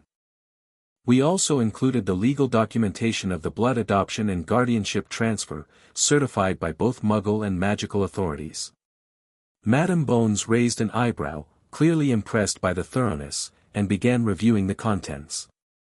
Mr. Weasley turned his attention back to Harry. Are you happy here, Harry? He asked simply. Do you feel safe and cared for? Harry nodded emphatically. More than I ever have before. The Addamses are different, I know. But they've never made me feel like a freak or a burden. They teach me about magic, both wizarding magic and their own family magic. They answer my questions about my parents. They make sure I eat properly and have clothes that fit and books to read. He's even learning fencing. Pugsley chimed in from the doorway, where he had apparently been eavesdropping. And explosives. And how to talk to the dead. Pugsley, Morticia chided gently. What have we said about interrupting adult conversations? Only do it if it's life-threatening or involves something catching fire, he recited, then added hopefully, which it might soon. I left an experiment running in my room. Perhaps you should check on that, Gomez suggested. Pugsley nodded and dashed off. Mr. Perkins looked somewhat alarmed. Explosives? Talking to the dead? Is this typical curriculum for children in your household? Oh yes, Morticia confirmed serenely. Along with conventional subjects, of course. Mathematics, literature, science, history. We believe in a well-rounded education. Madame Bones looked up from the file, her expression grave. These records are disturbing. If even half of this is accurate, these muggles should never have been given custody of a magical child. Our sentiments exactly, Gomez agreed. Which is why we took immediate action when Wednesday sensed Harry's suffering. Sensed? Mr. Weasley asked curiously. Wednesday nodded. I have what our family calls the death sense. I can detect suffering, particularly when someone is close to death or existing in a state between life and death. Harry's condition registered strongly enough to wake me from sleep. That's quite an unusual ability, Madame Bones observed. Not one I've encountered before in wizarding abilities. The Adam's magic manifests differently than wizarding magic, Morticia explained. We don't use wands or incantations, but work more directly with the fundamental forces of nature, particularly those related to life, death, and the spaces in between. Fascinating, Mr. Weasley breathed, clearly enthralled. And Harry is learning both traditional wizarding magic and your family magic? Precisely. Gomez confirmed. He's showing aptitude for both. Gets his wizarding talents from his birth parents, of course, but the Adam's blood has awakened additional sensitivities. Show them, Harry. Harry hesitated, then concentrated on the nearby candelabra. After a moment of focused intent, the flames extinguished themselves, then relit with an eerie blue glow. Wandless magic. Madame Bones looked genuinely surprised. That's extremely advanced for a child his age. Not wandless wizarding magic, Wednesday corrected. Adam's elemental control. Different magical pathway entirely. Mr. Perkins was scribbling frantically on his clipboard, while Mr. Weasley looked delighted. Simply extraordinary. I'd heard rumors about the Adams family's unique magical traditions, but to see it firsthand. Madame Bones closed the file and fixed Gomez and Morticia with a direct look. Mr. and Mrs. Adams, based on the evidence presented and my observations today, I see no reason to contest Harry's current guardianship arrangement. In fact, given the documented neglect he suffered previously, I would consider it harmful to remove him from what is clearly a loving, if unconventional, home environment. Harry felt a weight lift from his shoulders that he hadn't even realized was there. However, she continued, there are certain requirements for magical children being raised outside the traditional wizarding community. Harry must attend Hogwarts when he turns 11, as his name has been down since birth. And the ministry will require annual check-ins to ensure his magical education is progressing appropriately. Perfectly reasonable, Gomez agreed readily. Harry's attendance at Hogwarts was never in question. Adamses believe in honoring magical traditions, even those not our own. As for annual check-ins, Morticia added with a gracious nod, we welcome the ministry's interest in Harry's well-being. Perhaps Mr. Weasley would be willing to serve as the primary contact. He seems to have a genuine appreciation for our family's unique approach. Mr. Weasley looked both surprised and pleased by the suggestion. I'd be honored, if Madame Bones approves. A sensible arrangement, Madame Bones agreed. Mr. Weasley has children of his own and a good understanding of what constitutes a healthy home environment, magical or otherwise. She rose to her feet, signaling the end of the meeting. I'll file my report recommending that Harry Potter Adams remain in the custody of the Adams family, with annual ministry check-ins as discussed. As the ministry officials prepared to leave, Mr. Weasley hung back slightly to speak with Harry once more. My son Ron will be in your year at Hogwarts, he said warmly. Perhaps you might meet before then. We could arrange a visit, or you could come to the Burrow, that's our home. I'm sure the children would love to meet you. The thought of meeting other magical children his age, potential friends, made Harry smile broadly. "I'd like that very much, sir." "Excellent." Mr. Weasley beamed. I'll with some dates once I've spoken to Molly, my wife. She'll be thrilled. And probably horrified by what those muggles did to you," he added, his expression darkening momentarily. "Molly has very strong feelings about the proper care of children." "As do we all, Mr. Weasley," Morticia said, appearing silently beside them. "Perhaps we could arrange a family dinner. We so rarely have the opportunity to entertain other magical families." Mr. Weasley looked both nervous and intrigued by this prospect. "That sounds delightful. I'll discuss it with Molly." After the ministry officials had departed, Harry turned to Gomez and Morticia with hopeful eyes. "Does this mean it's official? They can't make me go back to the Dursleys now?" "It was already official from the moment of the blood adoption," Gomez assured him, clapping a hand on his shoulder. "But yes, this removes any remaining legal challenges. You're stuck with us now, my boy." "And Dumbledore?" Harry pressed. "Professor Snape said he might want to meet with you." Morticia's serene smile held a hint of steel. "If Headmaster Dumbledore wishes to discuss your welfare, we will of course welcome him to our home. But he has no legal authority to override the Ministry's decision or the blood adoption. The man placed you with those dreadful muggles without proper oversight," Gomez added, his usual joviality momentarily subdued. "Well-intentioned though he may have been, he lost the right to dictate your guardianship when he failed in his duty of care." Harry nodded, feeling truly secure for the first time since leaving Privet Drive. "Thank you for everything." Wednesday, who had been silently observing the conversation, placed a hand on his arm. "Family protects its own, Harry. Always." The following week settled into a comfortable rhythm. Harry continued his lessons with Wednesday and Pugsley, his confidence growing as he mastered more complex aspects of both conventional subjects and Adam's family magic. The threatened visit from Dumbledore never materialized, though Gomez occasionally mentioned receiving formal correspondence from the headmaster, which he answered with what he called exquisite legal precision and just a hint of threatening charm.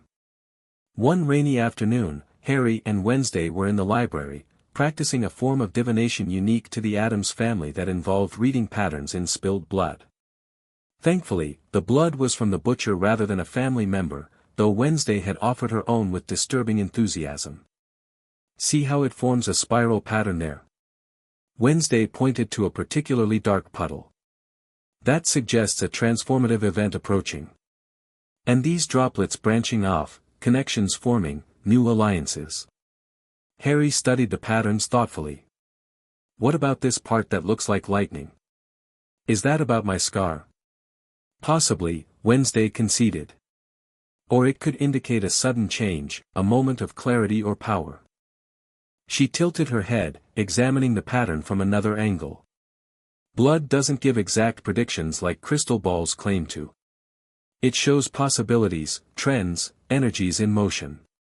Harry was about to ask another question when Lurch appeared at the library door, announcing in his rumbling voice, "Mail." He handed Wednesday a thick parchment envelope sealed with red wax, then presented Harry with a similar letter. Harry's eyes widened as he recognized the Hogwarts crest pressed into the seal. "Is this?" he began excitedly. "Hogwarts letters," Wednesday confirmed, breaking her seal and unfolding the heavy parchment. "Right on schedule." Harry opened his own letter with trembling fingers, eagerly reading the formal acceptance to Hogwarts School of Witchcraft and Wizardry. Though he'd known this day was coming, seeing his name, properly listed as Harry Potter Adams, on the official document made it suddenly, wonderfully real. "We're really going," he breathed. "To Hogwarts. Did you doubt it?" Wednesday asked, raising an eyebrow. "No, but, it's different, seeing it in writing. Making it official." He ran his fingers over the green ink of his name. "I just wish." "What?" "I wish my parents could see this. Could know that I'm going to the same school they did." Wednesday was quiet for a moment, then set her letter aside. Come with me, she said, standing abruptly. Bring your letter. Curious, Harry followed her through the winding corridors of the mansion, down a rarely used staircase, and into a part of the house he'd never visited before. They stopped before an ancient wooden door carved with symbols Harry recognized from his study of Adam's family runes. The séance room, Wednesday explained, producing an ornate key from her pocket. We don't use it often, the veil between worlds is thin enough in this house without deliberately tearing it. But today is special. She unlocked the door and led Harry into a circular room dominated by a round table covered in black velvet. Candles in skull-shaped holders provided the only illumination, their flames casting eerie shadows across the walls hung with dark tapestries. Sit, Wednesday instructed, indicating one of the high-backed chairs at the table. She took the seat opposite him and placed her hands palm up on the table's surface. Put your letter in the center. Harry did as instructed, carefully placing the Hogwarts letter between them. What are we doing? Sharing your moment, Wednesday replied simply. Place your hands in mine. Harry hesitated only briefly before placing his hands in Wednesday's upturned palms. Her skin was cool but not cold, her grip surprisingly strong as she closed her fingers around his. Close your eyes, she instructed. Think about your parents. Not as you imagine them, but as you feel them. The connection that exists beyond death. Harry closed his eyes, trying to focus on the nebulous sense of James and Lily Potter. He'd seen photos of them now. Gomez had contacts in the wizarding world who had provided several, but he tried to reach beyond the images to something deeper, the intrinsic bond between parent and child that even death couldn't sever. Blood calls to blood, Wednesday's voice came soft but clear in the darkness behind his eyelids. Flesh of their flesh, bone of their bone. James and Lily Potter, your child calls to you across the veil. Not to disturb your rest, but to share his joy. To show you that he walks the path you began. The air in the room seemed to thicken, pressure building against Harry's eardrums. The candles flickered wildly, though there was no breeze. Wednesday's grip on his hands tightened. By the power of the Adam's blood that now flows with his, by the ancient right of family to family, we open a window, not a door. A glimpse only, a moment of connection. Harry felt a strange tingling sensation spreading from his hands up his arms, across his chest, and settling in his heart. The sensation wasn't unpleasant, but it was intense, a warmth that seemed to expand beyond his physical body. Harry, Wednesday said softly. Open your eyes, but don't let go of my hands. He opened his eyes slowly, blinking in the candlelight. At first, he saw only Wednesday across the table, her pale face solemn, her dark eyes reflecting the flickering flames. But then he noticed something else, a faint, luminous mist gathering above his Hogwarts letter. The mist swirled and condensed, not taking solid form but suggesting the outlines of two figures.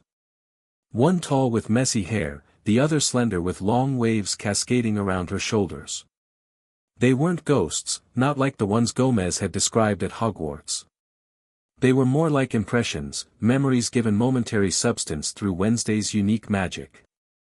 Mom. Dad. Harry whispered, hardly daring to believe. The misty figures seemed to pulse in response, reaching vapor-like tendrils toward him without quite touching. Harry felt tears welling in his eyes as an overwhelming sense of love and pride washed over him, emotions not his own, yet somehow directly connected to his heart. They can't speak, Wednesday explained, her own voice strained with the effort of maintaining the connection. This isn't a true summoning. Just an echo, a moment of awareness. But they see you, Harry. They see the letter. They know. Harry stared at the misty figures, drinking in every detail he could discern. The way one figure seemed to stand protectively close to the other. The suggestion of his mother's hand reaching toward his face. The impression of his father's proud stance. I'm going to Hogwarts, he told them, voice thick with emotion. I'm learning magic, both kinds. I have a real family now, people who care about me. I think you'd like them. The mist swirled more vigorously, as if in agreement. The sense of love and approval intensified, washing over Harry like a warm embrace. "We can't hold this connection much longer," Wednesday warned, her voice strained. "The energy cost is too high. Say what you need to say." Harry swallowed hard. "I love you. I miss you, even though I can't remember you properly. I'm going to make you proud at Hogwarts. I promise." The mist figures seemed to lean toward him, their forms stretching impossibly thin as if straining against the barriers of death itself. For one heartbreaking moment, Harry thought he heard the whisper of his mother's voice, not words, just the loving tone that had haunted the edges of his oldest dreams. Then the candles guttered violently, and the mist dispersed, dissipating into the shadows of the room. Wednesday released his hands, slumping back in her chair with uncharacteristic weariness. "Thank you," Harry whispered, wiping tears from his cheeks. "Thank you for doing that." Wednesday nodded, her own breathing ragged. "Family helps family," she said simply. "Even across the veil." Did you see them too? Feel them?" "Not like you did," she answered, slowly regaining her composure. "For me, it was more like directing traffic. Creating a pathway and keeping it stable. The connection was yours alone." Harry carefully picked up his Hogwarts letter, now feeling even more precious than before. "Will they remember? Wherever they are, will they remember seeing me?" "The dead experience time differently than the living," Wednesday replied. "What was a moment for us might be remembered eternally for them, or might blend into the greater whole of their afterlife experience." She gave him a rare, genuine smile. "But the connection was real, Harry. They know you're going to Hogwarts. They know you're loved." As they left the séance room, Harry felt changed in a way he couldn't quite articulate. The grief for his parents was still there, would always be there, but it was tempered now by something new, a sense that they weren't completely lost to him, that the bonds of family stretched beyond death itself. "Wednesday," he asked as they climbed the stairs back to the main floor. "Will you teach me how to do that? To reach across the veil?" "Eventually," she agreed. "It's advanced Adam's magic, and it comes with risks. The dead don't always want to be disturbed. And those who do are often the ones you should avoid. But someday." "Someday," she promised. "When you're ready. The Adam's blood in you makes it possible, but your connection to death through your survival of the killing curse makes it potentially dangerous. We'll need to proceed carefully." Harry nodded, accepting her caution. He'd learned over his years with the Adamses that while they embraced the macabre and supernatural with enthusiasm, they were never reckless with truly dangerous magic. Their apparent wildness masked a deep respect for the primal forces they worked with. "Now," Wednesday said, her tone returning to its usual practical flatness, "we should inform Mother and Father about our letters. There will be arrangements to make. Diagon Alley to visit. And decisions about how we present ourselves to the wizarding world." "What do you mean?" "The boy who lived returning to wizarding society after years away. With an Adams as his sister." Wednesday's lips curved in a small, slightly wicked smile. "We'll need to make quite an entrance." Harry found himself grinning in response. After years of being hidden away, first by the Dursleys and then protected by the Adamses, he was finally going to step into the world his parents had belonged to. And with Wednesday by his side, it was sure to be unforgettable. "Let's go tell them," he agreed. "I can't wait to see Diagon Alley." Together, they went to share the news, Harry clutching his Hogwarts letter like the treasure it was, not just an acceptance to a school, but a connection to his past, his parents, and now, thanks to the Adamses, his future. The arrival of their Hogwarts letters set in motion a flurry of activity at the Adams mansion. Gomez immediately sent owls to his contacts in the wizarding world, gathering the latest information on Hogwarts staff, curriculum, and politics. Morticia began reviewing Harry and Wednesday's wardrobes, determining what would be suitable for their grand entrance into wizarding society. Grandmama threw herself into preparing specialized potions and enchanted items that might come in handy at a school with so many potential ingredients walking around. 2 weeks after the letters arrived, the day of their Diagon Alley expedition finally came. Harry could barely contain his excitement as they gathered in the entrance hall, ready to depart. Now remember, Gomez instructed, adjusting his pinstriped wizarding robes, Wizarding Society has different customs than ours. They're rather sensitive about certain topics, death, resurrection, dismemberment, the usual.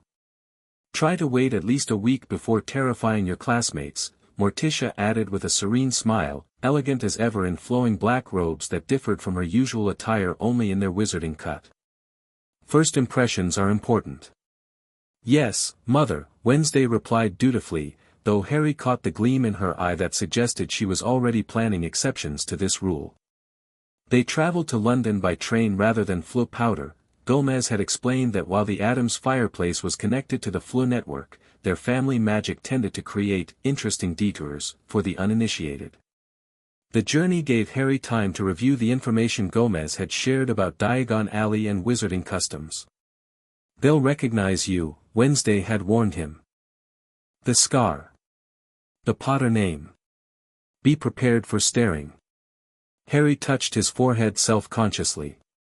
Maybe I should cover it up. No, she'd replied firmly. Never hide who you are. Let them stare. Let them wonder. The boy who lived, raised by the Adams family. It will give them something to think about. Now, as they arrived in London and made their way toward the leaky cauldron, Harry felt a mixture of excitement and nervousness. This would be his first proper introduction to the wizarding world that had been his birthright, the world his parents had lived and died in. The leaky cauldron was exactly as Gomez had described, a shabby pub invisible to Muggle eyes. Inside, it was dark and somewhat dingy, filled with witches and wizards in various styles of robes eating, drinking, and conversing quietly. The chatter died down noticeably as the Adams family entered, their distinctive appearance drawing all eyes. Ah, Tom. Gomez greeted the bartender as if they were old friends, though they'd never met. Gomez Adams. We're here for the Diagon Alley experience. Tom the bartender stared at them with undisguised surprise, his gaze moving from Gomez's enthusiastic grin to Morticia's elegant pallor, then to Wednesday's solemn stare, and finally landing on Harry. His eyes widened as they fixed on Harry's forehead. Bless my soul, he whispered. It's Harry Potter. The pub went completely silent. Then, as one, every patron seemed to surge toward Harry, hands outstretched, voices raised in greeting. Welcome back, Mr. Potter. An honor to meet you, sir. Can I shake your hand? Harry found himself backing up against Morticia, overwhelmed by the sudden attention. Before things could get out of hand, Wednesday stepped in front of him, fixing the crowd with her most forbidding stare. His name, she announced in a clear, cold voice that somehow carried throughout the pub, is Harry Potter Adams. And he isn't a sideshow attraction. The crowd hesitated, taken aback by the small girl's commanding presence and the subtle but unmistakable aura of danger she projected. Morticia placed a protective hand on Harry's shoulder. We appreciate your warm welcome, she said with glacial politeness, but we have shopping to attend to. Perhaps another time. Gomez, meanwhile, had maneuvered himself between his family and the crowd, maintaining his friendly smile while somehow conveying that further approaches would be unwise. Tom. The entrance to the alley, if you please. Tom hurried to comply, leading them through the pub to the brick wall behind it. As he tapped the pattern that would open the entrance, he kept glancing nervously at the Adams family. Didn't know you were with the Adamses, Mr. Potter, he ventured. Bit of a surprise, that. Best kind of surprise, isn't it? Gomez replied cheerfully. Never know what you're going to get. Could be a gift, could be a curse, could be a carnivorous plant with a taste for bartenders. Tom blanched slightly and hurried to complete the opening sequence. The bricks rearranged themselves, revealing the magical shopping district beyond. Harry's first glimpse of Diagon Alley took his breath away. Despite all he'd learned about magic over the years with the Adamses, seeing an entire community of witches and wizards going about their business was incredible. Shops selling everything from cauldrons to owls lined the winding cobblestone street. People in colorful robes hustled past, packages floating alongside some of them. Children pressed their noses against windows displaying racing brooms and magical toys. First stop, Gringotts, Gomez announced, steering them toward an imposing white marble building that loomed over the other shops. Need to visit both the Potter and Adams vaults. The goblins are always such delightful negotiators, absolutely ruthless.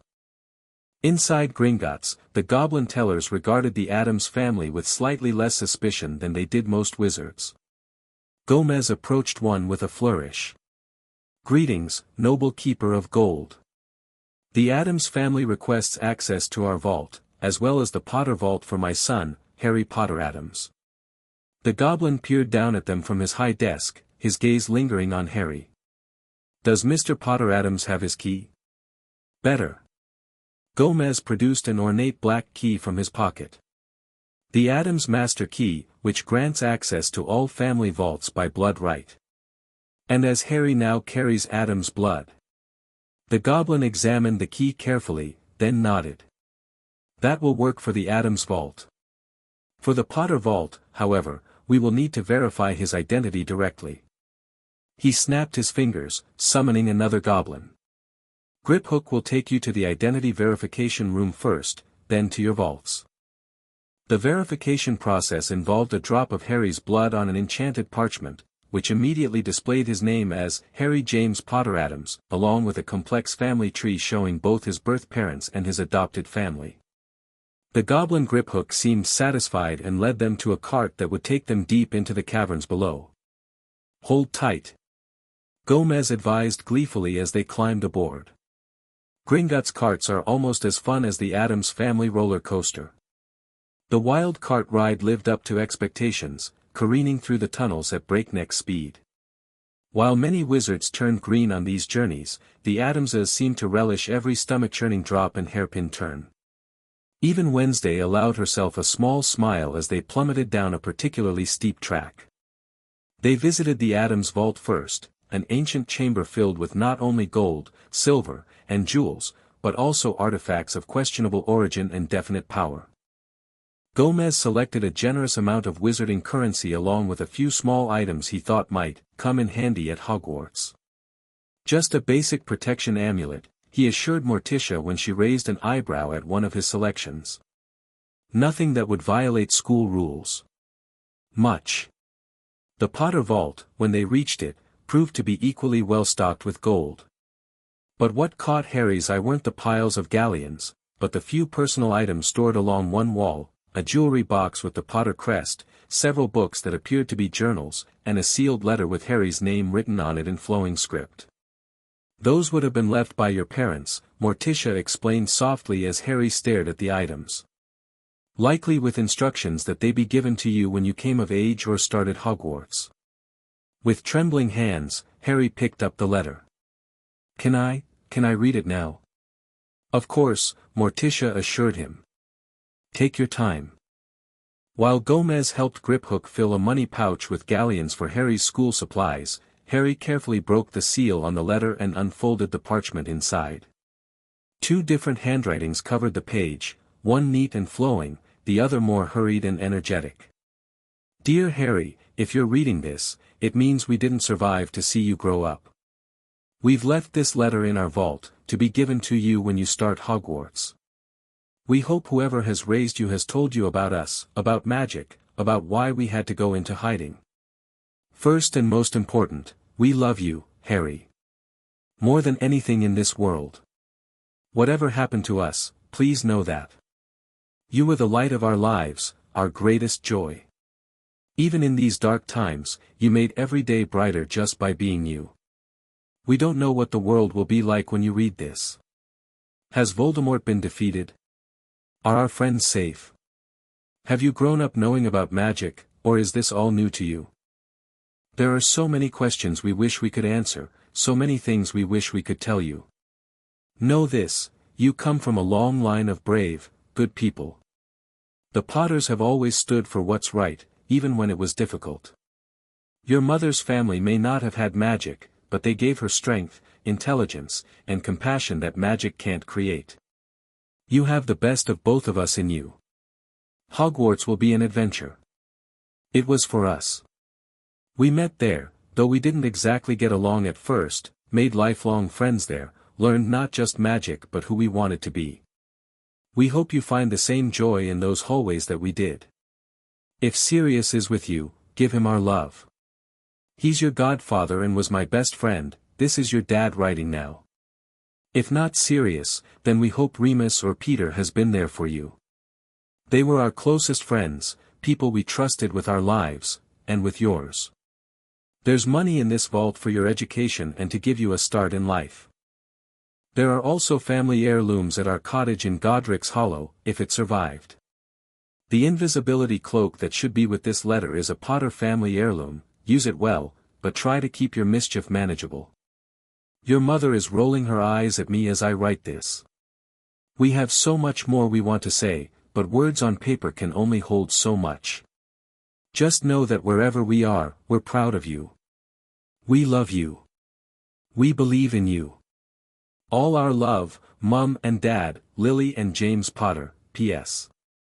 If you're in Slytherin, that's perfectly fine. Your mother wants me to write that. I'm hoping for Gryffindor, personally, but we'll love you no matter what house you're in.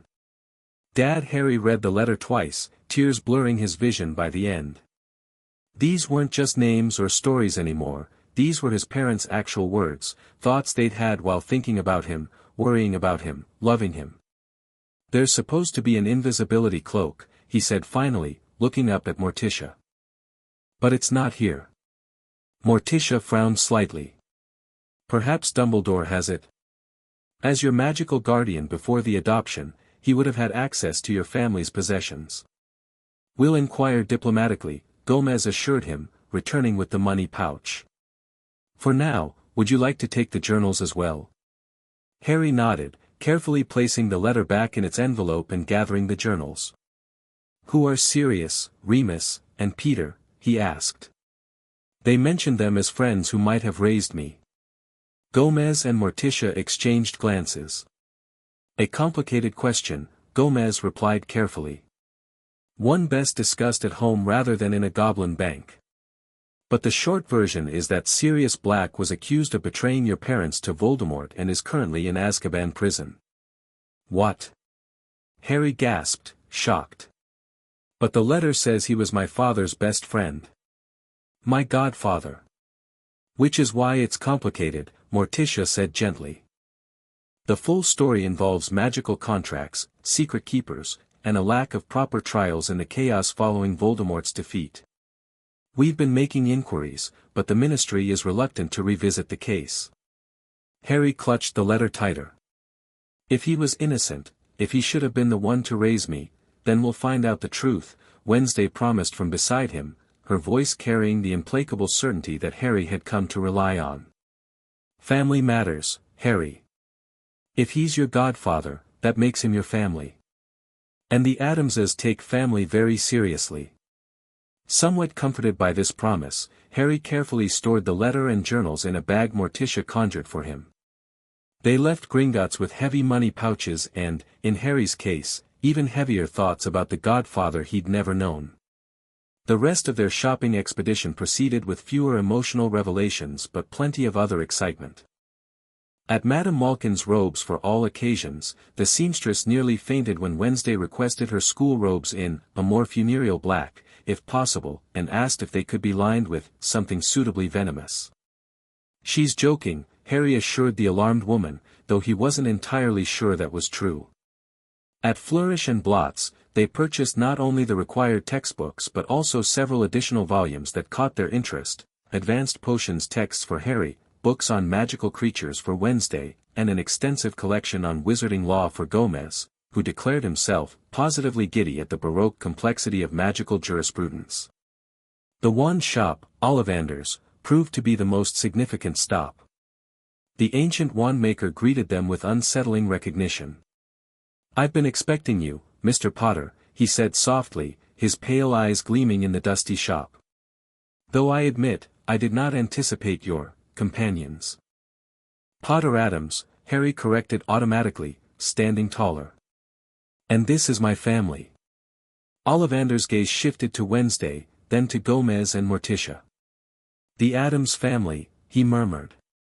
"I have not crafted wands for your line in generations.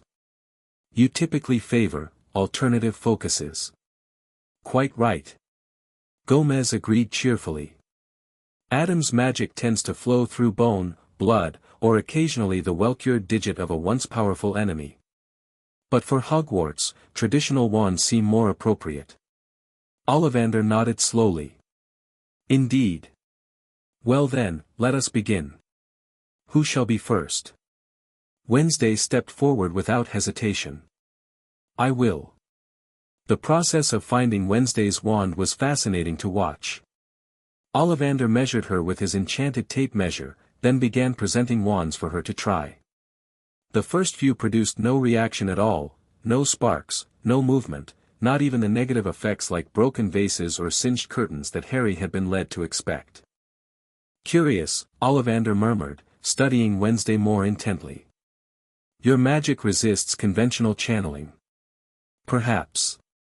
He disappeared into the back of his shop, returning with a dusty box that looked older than the others. "Try this. Ebony ancestral hair, 13 inches. A most unusual core, not one I typically work with, but my grandfather crafted a few such wands for those with affinity for death." Wednesday took the wand, and immediately the shop darkened as if twilight had suddenly fallen. A cold wind that seemed to come from nowhere rustled through the shelves, and shadows in the corners deepened, almost seeming to take half-formed shapes before dissipating. "Yes," Ollivander whispered, looking both disturbed and fascinated. "That will suit you, Miss Adams. A wand for one who walks comfortably in the spaces between life and death.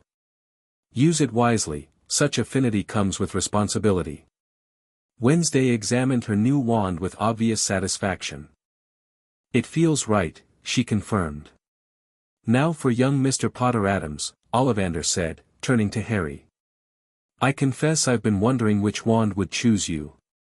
Harry's wand selection process proved even more dramatic than Wednesday's.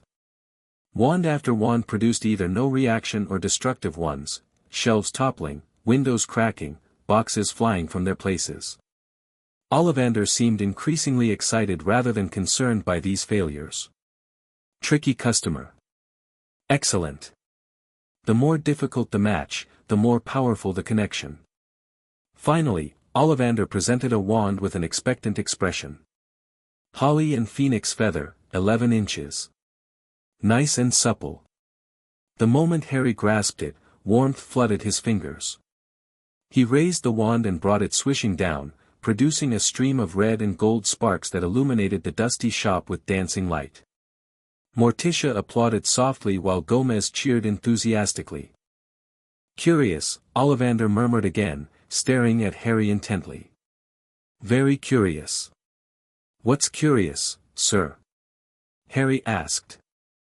"I remember every wand I've ever sold, Mr. Potter Adams. Every single one. The phoenix whose tail feather resides in your wand gave another feather, just one other. It is curious that you should be destined for this wand when its brother gave you that scar."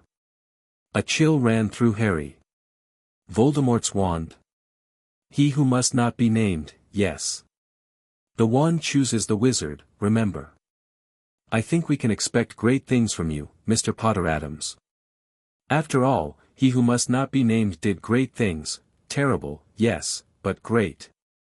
Wednesday moved closer to Harry, her new wand still in her hand. Connections like that can be strengths as well as vulnerabilities, she said quietly. Brother wands have unique properties when used against each other. Ollivander shot her a sharp look. You are well informed, Miss Adams. Indeed, brother wands cannot duel properly against each other. They will refuse to harm their counterpart. A built-in safeguard, Gomez noted with interest. Fascinating magical theory. Perhaps related to the sympathetic resonance principles in Adam's blood magic. As they paid for their wands and prepared to leave, Ollivander called out one final comment. "Miss Adams. A word of caution about your wand. Thestral hair cores are unpredictable. They respond strongly to intentions related to death and resurrection. Be mindful of your desires when casting." Wednesday nodded solemnly. "I always am." Their final stop was Elop's Owl Emporium, where Gomez insisted on purchasing owls for both children. "Essential for magical communication," he declared. "And the Adams aviary could use some fresh blood, the ravens are getting a bit too inbred."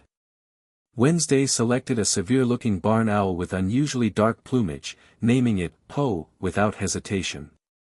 Harry was drawn to a beautiful snowy owl who regarded him with intelligent amber eyes.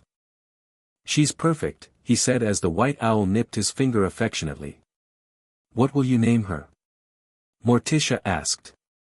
Harry thought for a moment, then smiled. "Hedwig. I read the name in a history of magic. She was a witch who helped people."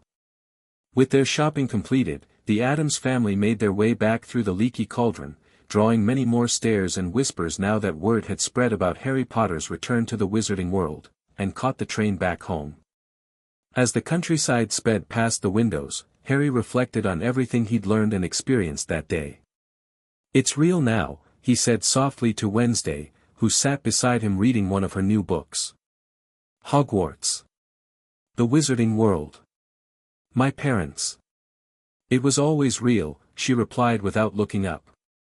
"But now you've seen it for yourself. Do you think we'll fit in there? I mean, the Addams family isn't exactly conventional." Wednesday finally looked up, fixing him with her intense gaze. "We're not going to Hogwarts to fit in, Harry. We're going to learn, to grow stronger, and to show the Wizarding World exactly what happens when they underestimate us." "Us? As in you and me, or the whole family?" "Both," she replied with a small, rare smile. "They've had nearly 8 years to build their myths about the boy who lived. They've imagined a hero molded to their expectations. Instead, they're getting Harry Potter Addams, raised by a family of darkness who taught him to embrace his power rather than fear it. And they're getting you," Harry added with a grin. "Which might be even more shocking." "Exactly," Wednesday agreed, returning to her book. "September 1st should be quite interesting." As the train carried them home to the Addams mansion, Harry felt a mixture of excitement and trepidation about their upcoming journey to Hogwarts. But mostly, he felt grateful that Wednesday's death sense had led her to his cupboard 4 years ago, grateful that the Addamses had welcomed him into their macabre but loving family, and grateful that whatever challenges awaited him at Hogwarts, he wouldn't face them alone. Chapter 3, The Confrontation. King's Cross Station buzzed with the usual Monday morning chaos, commuters rushing to catch trains, tourists consulting maps, announcements echoing through the cavernous space. Nobody paid much attention to the striking family making their way purposefully toward platforms 9 and 10. If a few heads turned to stare at the elegant, ghostly pale woman in a floor-length black dress, the energetic man in a pinstriped suit who occasionally kissed her hand with dramatic flair, or their solemn-faced children pushing carts loaded with trunks and owl cages, the onlookers quickly returned to their own business. London had seen stranger sights. Platform 9 3/4, just ahead, Gomez announced cheerfully, consulting a pocket watch that appeared to have several extra hands and possibly an eyeball where the number 6 should have been. "Right on schedule." Harry pushed his cart alongside Wednesday, excitement bubbling in his chest. After weeks of preparation, the day had finally arrived. Trunks packed with books, robes, and various items the Addamses insisted were essential for any young wizard's education, some of which Harry suspected might be banned at Hogwarts. Hedwig dozed in her cage atop Harry's trunk, while Wednesday's barn owl Poe watched the crowds with predatory interest. "Remember," Morticia said, gliding beside them with supernatural grace, "your first impression sets the tone. The Wizarding World has certain expectations of the boy who lived. Use that to your advantage. And Wednesday, darling," Gomez added, "try not to terrify more than 3 students before the sorting ceremony. Save something for the feast." Wednesday nodded seriously, as if making a mental note of the limit. They stopped between platforms 9 and 10, facing the solid brick barrier that concealed the magical entrance. "I'll go first with Harry," Morticia offered. "Gomez, you follow with Wednesday." Harry had been briefed on how to access the platform, but still felt a flutter of nervousness as he lined up his cart. Morticia placed a reassuring hand on his shoulder, her touch cool through the fabric of his jacket. "Ready?" she asked. Harry nodded, gripping the handle of his cart tightly. "Then walk, don't run. Confidence is key." Together, they strode purposefully toward the solid brick wall. Harry fought the instinct to close his eyes as they approached the barrier, keeping them fixed on the seemingly solid surface until the moment of impact, which never came. Instead, the bricks rippled like water, and suddenly they were passing through onto a bustling platform where a gleaming scarlet steam engine waited beside a platform crowded with witches, wizards, and students. "Platform 9 3/4, Morticia announced with satisfaction. "Exactly as described, though I must say, a bit more cheerful than I expected." Harry barely heard her, too busy taking in the magnificent sight of the Hogwarts Express belching steam, the platform teeming with families saying goodbyes, students greeting friends, cats winding between legs, and owls hooting indignantly in their cages. This was it, the threshold to the wizarding world his parents had inhabited. A moment later, Gomez and Wednesday appeared through the barrier behind them, Gomez beaming with delight. "Exhilarating," he declared. "Reminds me of that portal to the fifth dimension in the Adams Mausoleum. Though with considerably less tentacles." Several nearby wizarding families edged away slightly, casting curious glances at the unusual group. Harry noticed their eyes moving from the Adamses to him, lingering on his forehead where his famous scar was visible beneath his tousled hair. The whispers started almost immediately. "Is that Harry Potter? With the Adamses? Can't be." "It is. Look at the scar." "Your adoring public awaits," Wednesday murmured, her expression unchanged but a hint of amusement in her voice. Harry squared his shoulders, remembering Morticia's lessons in composure. "Let them look," he replied quietly. "They'll have plenty to talk about soon enough." They made their way along the platform, the crowd parting before them, partly out of respect for the boy who lived, partly due to the aura of elegant menace the Addams family naturally projected. Several students openly stared. Harry caught snippets of their whispered conversations. "Thought he was hidden away somewhere. Those are the Addamses. My father says they practice dark magic. Look at his eyes, they've got that Addams gray in them." Near the middle of the train, they found an empty compartment. Gomez and Lurch, who had materialized silently behind them to handle the luggage, loaded their trunks while Morticia straightened Harry's collar and brushed an invisible speck of dust from Wednesday's immaculate black dress. "Now remember," she told them, "Professor Snape is an ally, despite his manner. Headmaster Dumbledore will be watching you both carefully. And the other children." She paused, considering. "Well, they'll either fear you or fascinate you. There's rarely middle ground with Addamses. Write to us after the sorting," Gomez instructed, pulling a small package from his jacket and pressing it into Harry's hands. "And if you find yourself in any particularly deadly situations, open this. Family emergency measures only, mind you." Harry glanced at the package, wrapped in black paper and sealed with the Addams crest in blood-red wax. "What is it?" "Better not to know until you need it," Gomez winked. "Plausible deniability and all that." The train whistle sounded, warning of imminent departure. Morticia embraced Wednesday, then Harry, her touch cool but comforting. "You've made us so proud," she told Harry softly. "Remember that you carry two legacies now, Potter and Addams. Both are powerful in their own ways." "Thank you," Harry whispered, suddenly emotional. "For everything." "None of that," Gomez said briskly, though his own eyes looked suspiciously bright. "Addamses don't get sentimental at departures. We save our tears for truly happy occasions, funerals, executions, tax audits. With final hugs and promises to write regularly, Harry and Wednesday boarded the train. They leaned out the window to wave as the Hogwarts Express began to move, watching until Gomez and Morticia faded into the distance. When the platform disappeared around a bend, they settled into their seats across from each other. For a moment, neither spoke, absorbing the reality that their Hogwarts journey had truly begun. "Well," Harry finally said, "that went better than expected. Nobody fainted at the sight of us." "Disappointing," Wednesday agreed with a small smirk. "Though we did cause quite a stir." The boy who lived returning to Wizarding Society as an Adams. It's probably already making its way through the gossip network. No sooner had she spoken than their compartment door slid open, revealing a tall, red-haired boy who hesitated in the doorway, looking uncertain. Excuse me," he said. "Do you mind if I sit here? Everywhere else is full." Harry recognized him immediately from Arthur Weasley's description. This must be Ron, who would be in their year at Hogwarts.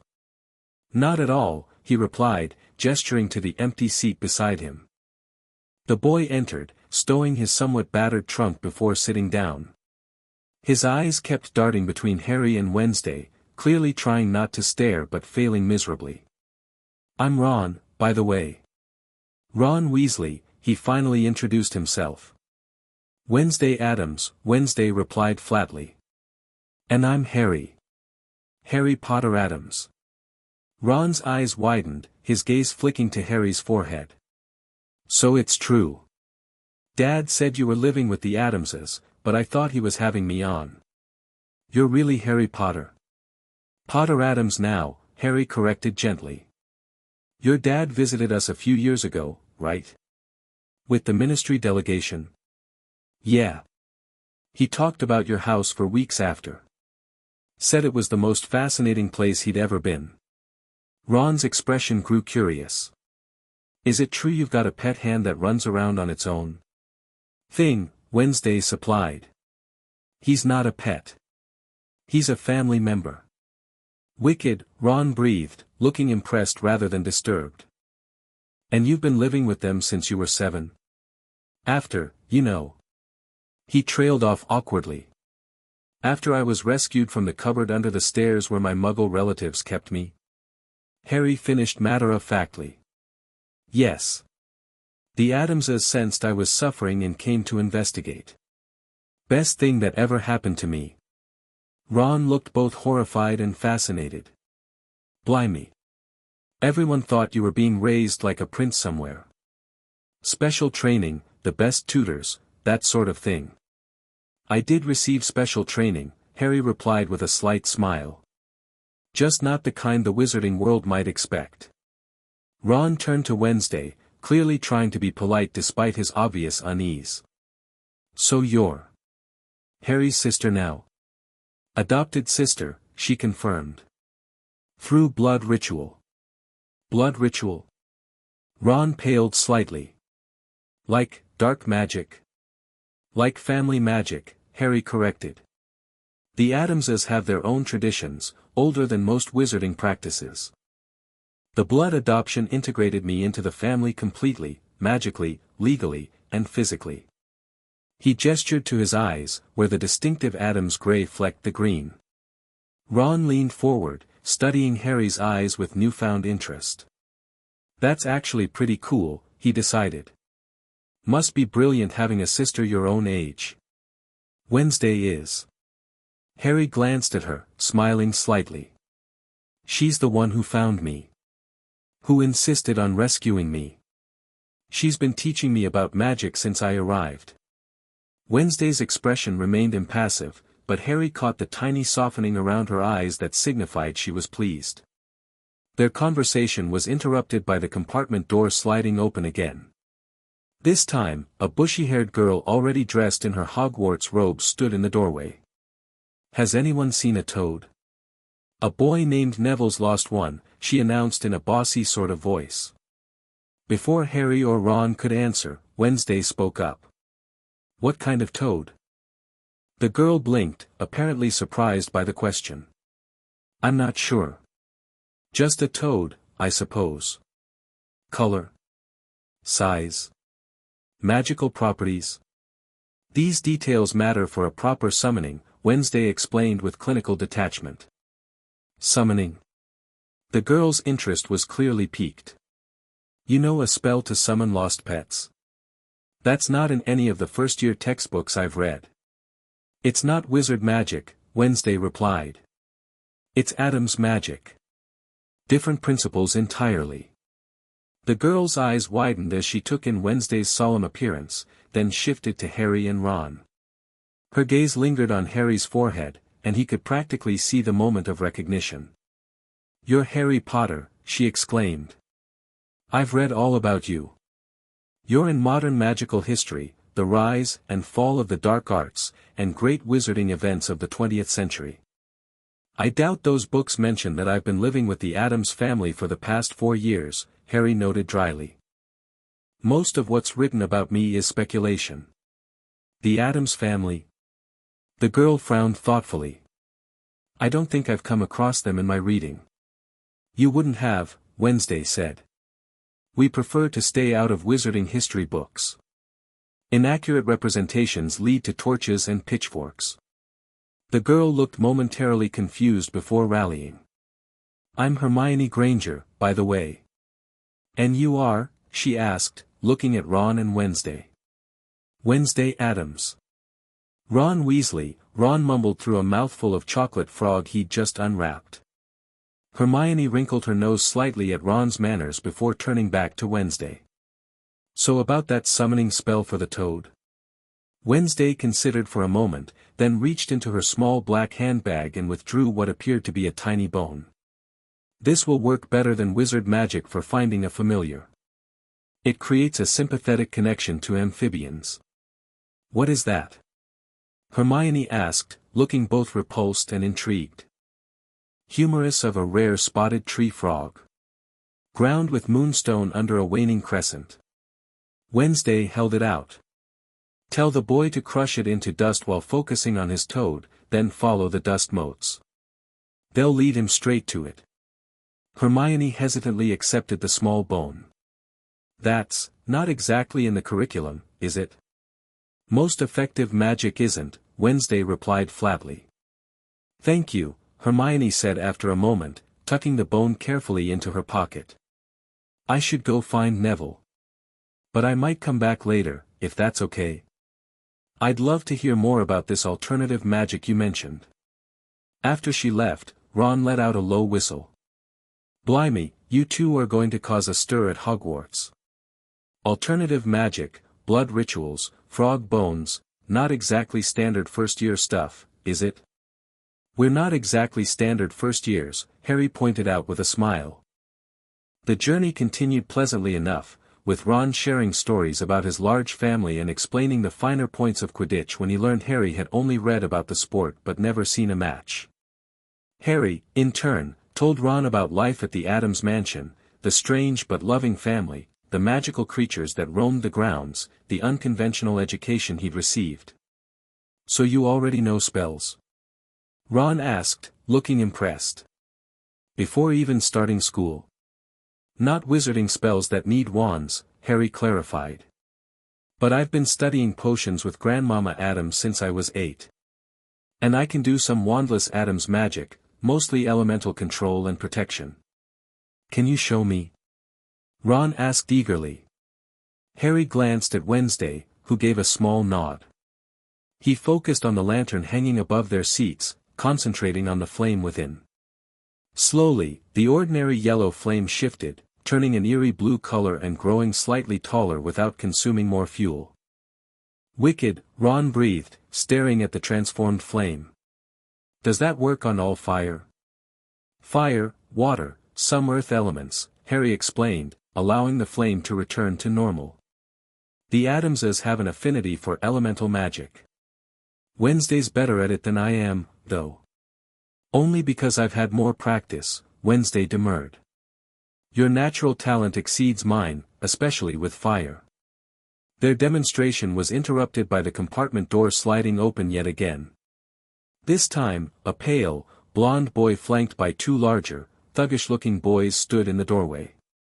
"They're saying all down the train that Harry Potter's in this compartment," the boy announced without preamble.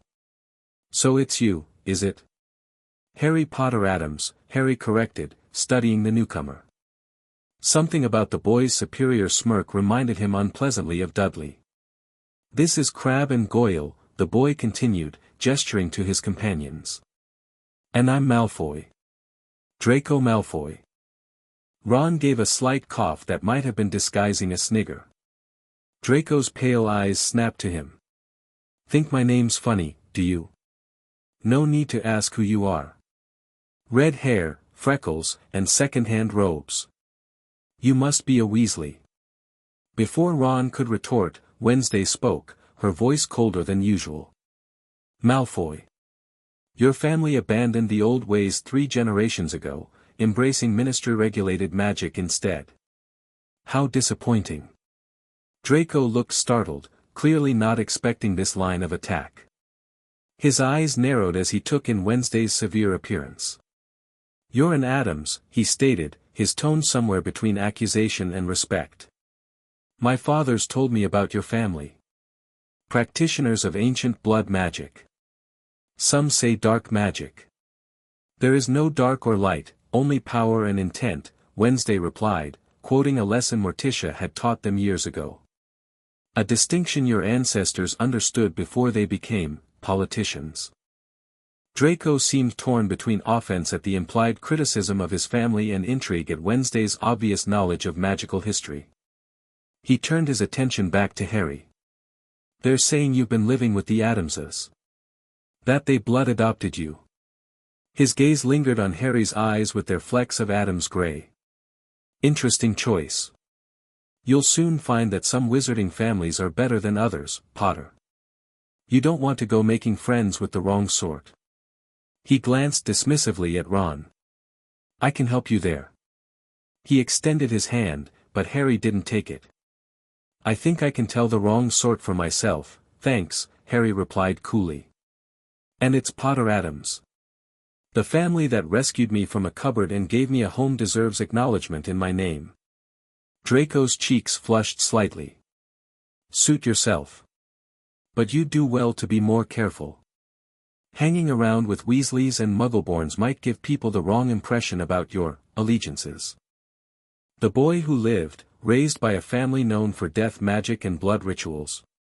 Wednesday observed with dry amusement. "I think people already have their impressions, Malfoy." Something in her tone caused Draco to reassess, his expression shifting from condescension to cautious respect. "Perhaps you're right, Adams. Still, my offer stands. The noble houses should stick together." With that parting statement, he and his cronies departed, leaving an awkward silence in their wake. "Pleasant fellow," Harry commented sarcastically. Ron snorted. "His whole family's the same. Death Eaters, the lot of them, though they claimed they were bewitched after you-know-who disappeared. My dad doesn't believe it." "Death Eaters?" Harry asked, recognizing the term from his studies but wanting Ron's perspective.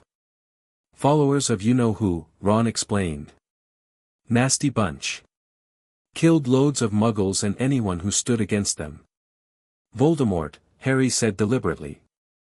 Ron flinched. "Don't say the name." "Fear of a name increases fear of the thing itself," Wednesday quoted. "Voldemort is just a title he chose. His real name was Tom Riddle." Both Harry and Ron looked at her in surprise. "How do you know that?" Harry asked. The Adamses had taught him much about Voldemort, but this was the first time he'd heard the Dark Wizard's birth name. "Family research," Wednesday replied simply. "The Adamses make a point of understanding potential threats. Grandmama found references to his original identity in some old school records she acquired." Before they could discuss this further, an announcement echoed through the train that they would be reaching Hogwarts in 5 minutes. Ron hastily pulled on his robes while Harry and Wednesday, already prepared, gathered their things. As the train slowed to a stop at Hogsmeade Station, Harry felt a mixture of excitement and apprehension. He exchanged a glance with Wednesday, who gave him a small nod of encouragement. Together, they stepped off the train and into the next chapter of their magical education. Fur's years. Fur's years over here. The booming voice belonged to the largest man Harry had ever seen, a giant of a person with a wild mane of hair and beard, holding a lantern high above the sea of students. Wednesday showed no reaction to the man's imposing size, but Harry noticed Ron looking slightly intimidated. "That's Hagrid," Ron whispered. "Gamekeeper. Fred and George say he lives in a hut on the grounds." They followed Hagrid along with the other first-years down a steep, narrow path that led to the edge of a great black lake. There, a fleet of small boats awaited them. And beyond the lake, perched atop a high mountain, stood Hogwarts Castle. Harry's breath caught at the sight. The castle was magnificent, a vast structure of turrets and towers, its windows sparkling in the starry sky. Even Wednesday paused to take in the view, her usual impassive expression softening slightly. "It's beautiful," Harry murmured. "Reminds me of the ancestral Adams Castle in Transylvania," Wednesday replied. "Though with fewer gargoyles. A pity."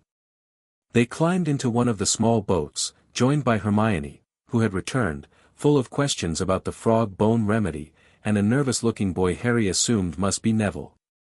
At Hagrid's command, the fleet of boats moved off across the glassy lake. As they approached the cliff on which the castle stood, Harry noticed Wednesday trailing her fingers through the water, a rare look of concentration on her face. "What are you doing?" he whispered. "Introducing myself to the giant squid," she replied matter-of-factly. "It's polite to acknowledge the guardians of a new domain." Sure enough, a moment later, a massive tentacle broke the surface near their boat, causing Neville to yelp in fear. The tentacle didn't attack, however, it merely rose in what almost seemed like a salute before slipping back beneath the dark waters. "Did you see that?" Hermione gasped. "The squid actually responded to you. Creatures of the deep recognize Adam's magic," Wednesday explained. "We have an understanding with entities others consider monsters." Hermione looked equal parts fascinated and skeptical, but before she could pepper Wednesday with more questions, they had arrived at an underground harbor. The first-years clambered out onto rocks and pebbles, then followed Hagrid up a passageway in the cliff face, emerging finally onto smooth, damp grass right in the shadow of the castle. A few minutes later, they were standing in a small chamber off the entrance hall, listening to Professor McGonagall explain about the 4 houses and the upcoming sorting ceremony. Harry had been well prepared by both the Adamses and his own reading, but he still felt nervous. Would the Sorting Hat place him in the same house as his parents? Or would his Adams upbringing change where he belonged? He glanced at Wednesday, who looked completely unconcerned. "Nervous?" he whispered. "No," she replied simply. "Houses are arbitrary divisions. We'll excel wherever we're placed." Her confidence steadied him. She was right, they had been trained by the Adamses, received an education far beyond most first-years. Whatever house they ended up in, they would make their mark on Hogwarts. When Professor McGonagall returned to lead them into the Great Hall, Harry walked tall, Wednesday a calm presence beside him. As they entered the magnificent space with its floating candles and enchanted ceiling that mirrored the night sky outside, whispers followed them. "That's Harry Potter, with the Addams girl, living with dark wizards," I heard. Eyes changed from the blood ritual, the first-years lined up facing the high table where the teachers sat. Harry spotted Professor Snape, who gave him a nearly imperceptible nod, and at the center, on a golden chair, sat Albus Dumbledore. The headmaster was exactly as described in the pictures Harry had seen, long silver beard, half-moon spectacles, an air of serene power. His blue eyes twinkled as they passed over the new students, but Harry noticed them linger when they reached him and Wednesday. Professor McGonagall placed a 4-legged stool in front of the first-years and set an extremely old, patched wizard's hat upon it. Harry knew what was coming, the Sorting Hat would sing, then they would try it on to be sorted. Still, the reality of the ancient artifact bursting into song was something to behold. When the hat finished its song about the 4 houses, Professor McGonagall stepped forward with a long roll of parchment. When I call your name, you will put on the hat and sit on the stool to be sorted, she announced. Abbott, Hannah. The sorting began. Harry watched as, one by one, students were called forward, the hat placed on their heads, and their houses announced. Some decisions came instantly, others took longer. Hermione Granger was sorted into Gryffindor after nearly a minute, while Draco Malfoy was sent to Slytherin the moment the hat touched his head. Adams, Wednesday. A hush fell over the great hall as Wednesday walked forward with perfect posture, her expression revealing nothing as she sat on the stool. The hat was placed on her head, and for the first time since Harry had known her, he saw a flicker of surprise cross her face. Whatever the hat was saying to her, it wasn't what she'd expected. The silence stretched. 1 minute passed. Then 2. Students began to whisper. Even some of the teachers looked curious about the extended deliberation. Finally, after nearly 4 minutes, what Harry later learned was called a hat stall, the rip near the brim opened wide. Ravenclaw. The Ravenclaw table applauded, though Harry noticed their enthusiasm seemed tempered with wariness. Wednesday removed the hat, handed it to Professor McGonagall, and walked to her new house table with measured steps. She took a seat somewhat apart from the others, her expression once again unreadable. Harry waited anxiously as the sorting continued, watching the PS approach. Finally, after Perks, Sally Ann was sorted into Hufflepuff, Professor McGonagall called out, "Potter Adams, Harry." The hall erupted in whispers as Harry stepped forward. He caught glimpses of students standing up to get a better look at him, heard his name repeated throughout the room. As the hat dropped over his eyes, the last thing he saw was a sea of faces craning to get a good look at him. Said a small voice in his ear. Difficult. Very difficult. Plenty of courage, I see. Not a bad mind, either. There's talent, oh yes, and a thirst to prove yourself. But what's this? The Adams influence runs deep in you now, doesn't it? Fascinating combination, Potter courage with Adams darkness. Where to put you? Harry gripped the edges of the stool, thinking, not Slytherin, not Slytherin. Not Slytherin, said the small voice. Are you sure? You could be great, you know, it's all here in your head, and Slytherin would help you on the way to greatness, no doubt about that. No. Well, if you're sure, better be Gryffindor. Harry heard the hat shout the last word to the whole hall. He took off the hat and walked shakily toward the Gryffindor table, where he was receiving the loudest cheer yet. Percy the prefect shook his hand vigorously, while the Weasley twins yelled, "We got Potter! We got Potter!" Harry sat down, grinning, but his eyes sought Wednesday at the Ravenclaw table. She gave him a small nod that he understood perfectly. Different houses changed nothing between them. The sorting concluded with Ron joining Harry in Gryffindor, looking relieved. As food appeared magically on the golden plates, conversation bubbled around them, but Harry found his attention drawn to the high table. Dumbledore was chatting with Professor McGonagall, but Harry could sense the headmaster's awareness of him despite the seeming inattention.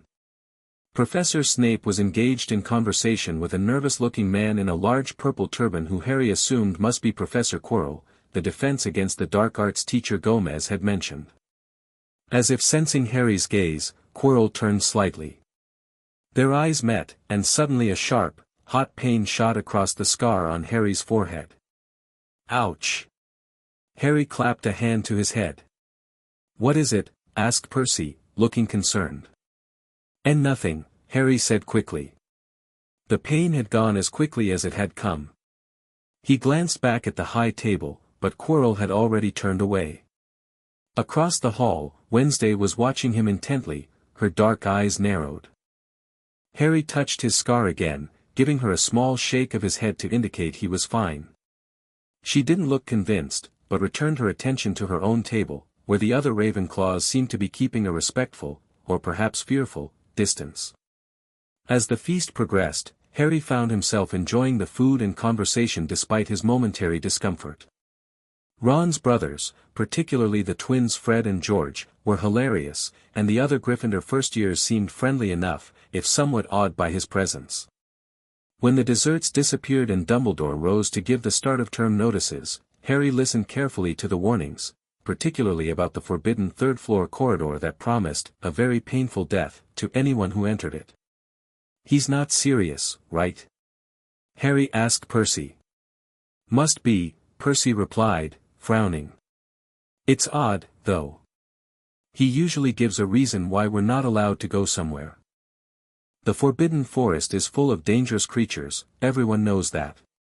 But a corridor inside the school? Strange."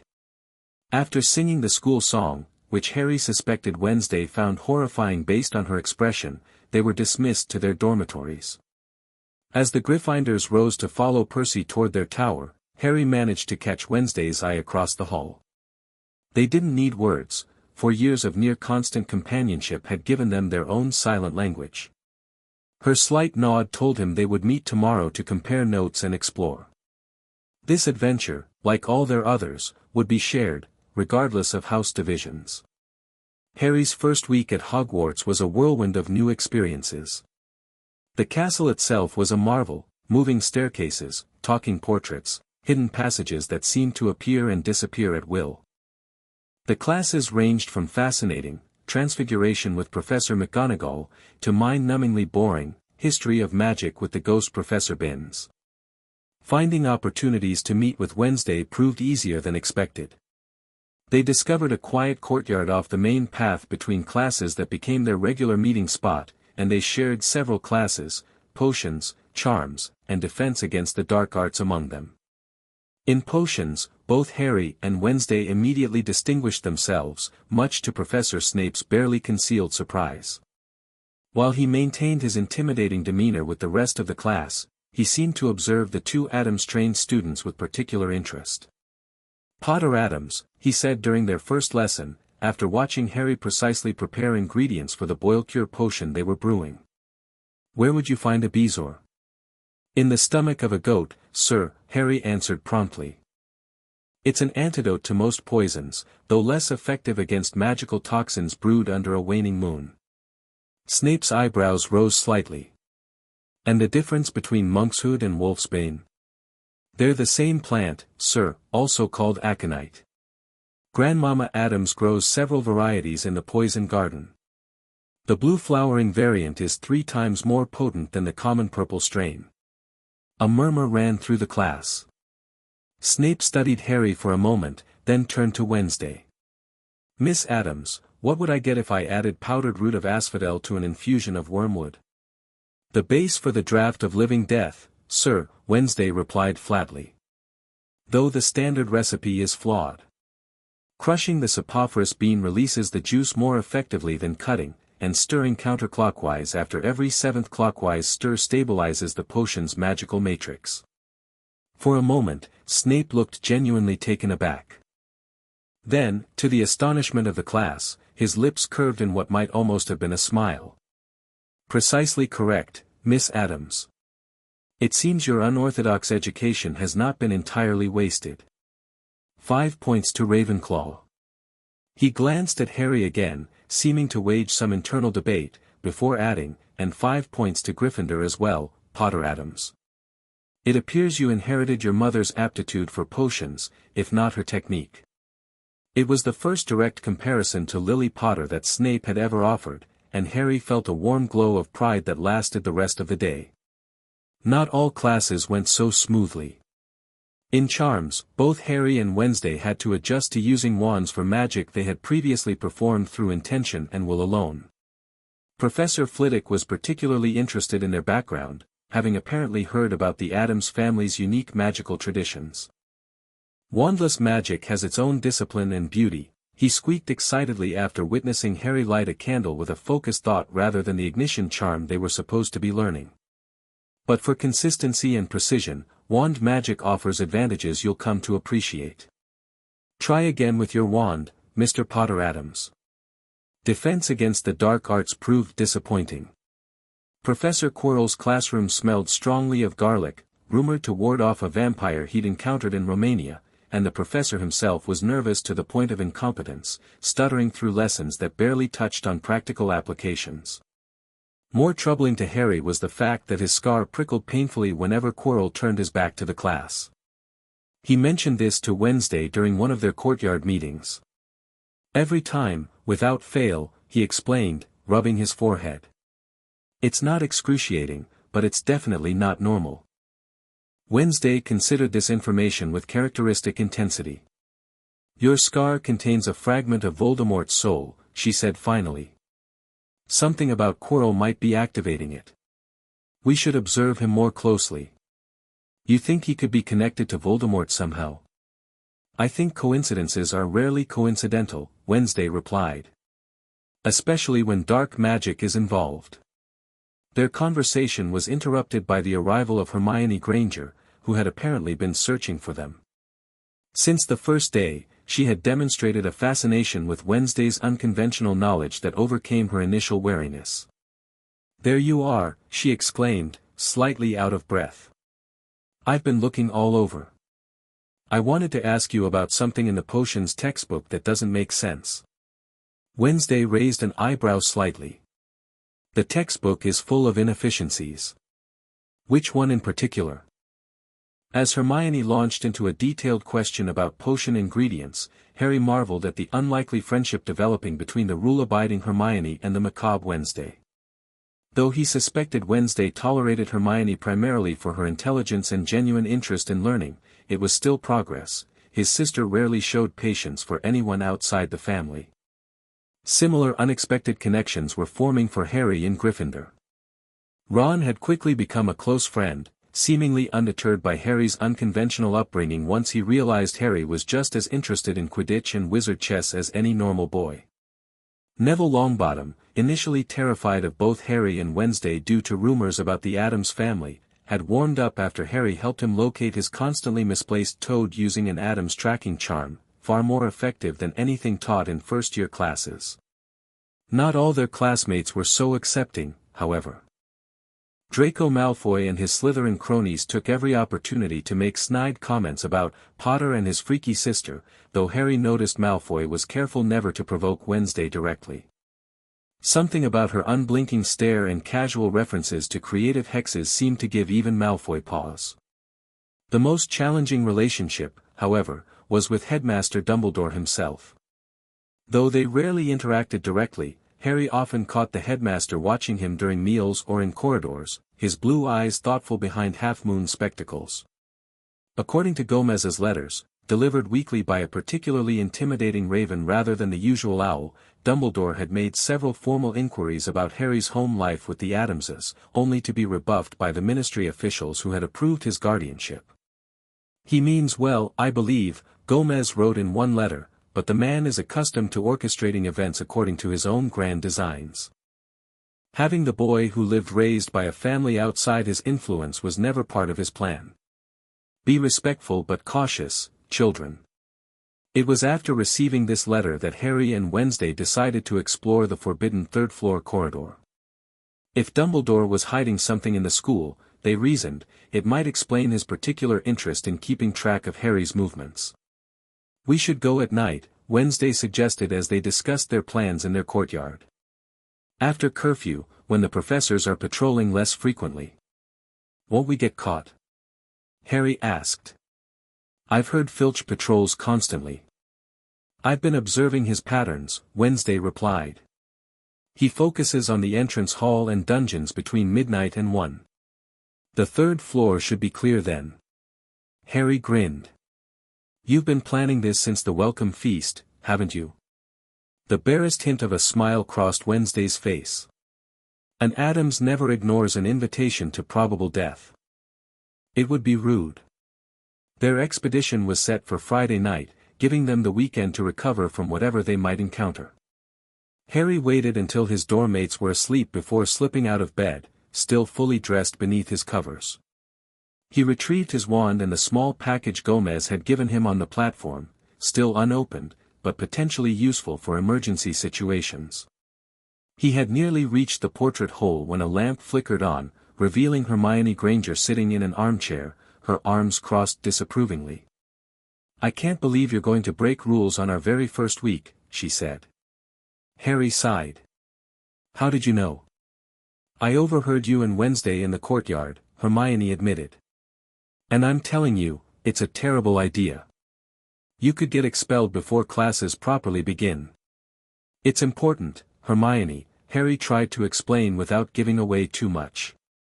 There's something strange going on, and we need to figure out what it is. Then tell a teacher. We can't, Harry said, moving toward the portrait hole again. Not yet. Not until we have something concrete. Please, Hermione. Trust me on this. She stood, blocking his path. I won't let you. I'll wake Percy. Harry considered his options. He could try to reason with her further, but time was wasting, Wednesday would be waiting. Making a quick decision, he focused on the lamp illuminating Hermione's determined face. With a thought and subtle hand gesture, the flame extinguished, plunging the common room into darkness. Sorry, Hermione, he whispered, slipping past her in the confusion. I'll explain later. He heard her frustrated huff as he climbed through the portrait hole, feeling slightly guilty but determined to meet Wednesday as planned. They had agreed to rendezvous at the base of the staircase leading to the third floor, where shadows would provide cover while they waited for Filch to pass. Wednesday was already there when he arrived, a shadow among shadows in her black school robes. You're late, she observed quietly. Hermione tried to stop me, Harry explained. She overheard us planning. Inconvenient, but not unexpected. She's observant. Wednesday turned toward the stairs. Filch passed 3 minutes ago. We have approximately 20 minutes before he circles back. Let's go. They ascended the stairs silently, Wednesday moving with the natural grace of a predator, Harry following her lead. The third-floor corridor was dark and silent, the only light coming from a few widely spaced torches that cast more shadows than illumination. There, Harry whispered, pointing to a door at the end of the corridor. That must be it. They approached cautiously, wands drawn.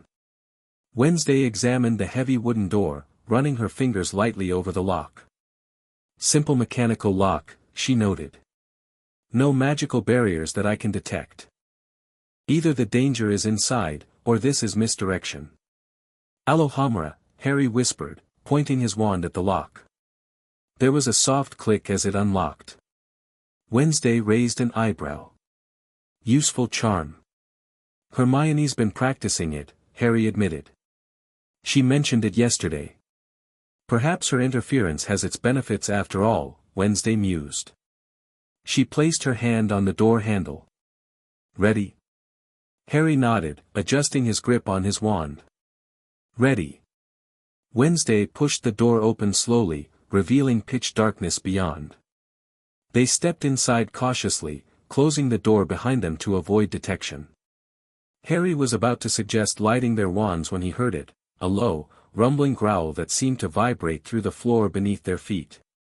Lumos, Wednesday whispered, the tip of her wand igniting with an eerie blue-white light. The illumination revealed their danger immediately. Filling the chamber was an enormous three-headed dog, each head the size of a small car, 6 eyes glinting menacingly in the wand light, 3 sets of razor-sharp teeth bared in growls that were rapidly increasing in volume. Fascinating, Wednesday breathed, sounding genuinely impressed. A Cerberus. Extremely rare. Wednesday, Harry hissed urgently, backing toward the door. Maybe admire it from a distance. The middle head lunged forward, snapping just short of where they stood. All 3 heads were fully awake now, the growls turning to thunderous barks that would surely alert the entire castle to their presence. We need to go, Harry insisted, grabbing Wednesday's arm. She nodded reluctantly, still studying the massive beast with academic interest. As they backed toward the door, Harry's foot caught on something. Looking down, he realized they were standing on a wooden trapdoor partially visible beneath one of the Cerberus's enormous paws. It's guarding something, he whispered to Wednesday, gesturing downward. Her eyes followed his gesture, narrowing thoughtfully. So the beast isn't the secret, it's guarding the secret.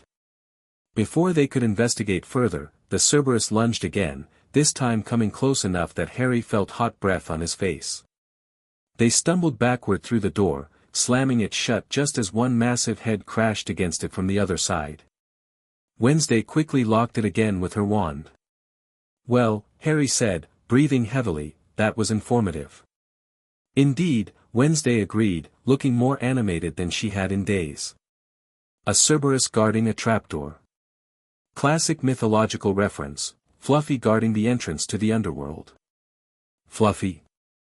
Harry repeated incredulously. A suitably ironic name for such a creature, Wednesday replied with a small shrug. We should research methods of pacifying a Cerberus. In myth, Orpheus used music.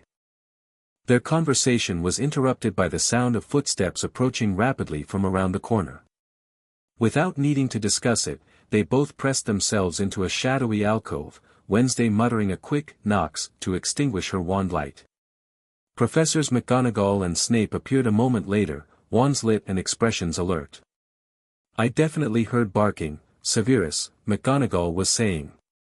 "Loud enough to wake half the castle." "Indeed," Snape replied dryly. "It seems Hagrid's pet has been disturbed. The question is by whom?" They stopped directly in front of the door, examining it carefully. "The lock appears intact," McGonagall observed.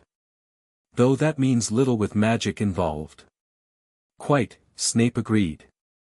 His dark eyes scanned the corridor, lingering for a moment on the alcove where Harry and Wednesday hid. Harry held his breath, certain they were about to be discovered. But Snape merely turned back to McGonagall. Perhaps it was Peeves, attempting to create mischief. Or merely the beast growing restless in its confinement. "Perhaps," McGonagall said, though she sounded unconvinced. "Nevertheless, we should inform Albus in the morning. If someone is attempting to access the stone, not here, Minerva," Snape cut her off sharply, with another glance around the corridor. "Walls have ears, especially in this castle." McGonagall nodded briskly. "You're right, of course. Let's continue our patrol elsewhere. The door is secure for now." The two professors moved off down the corridor, their wand light fading until Harry and Wednesday were once again in darkness.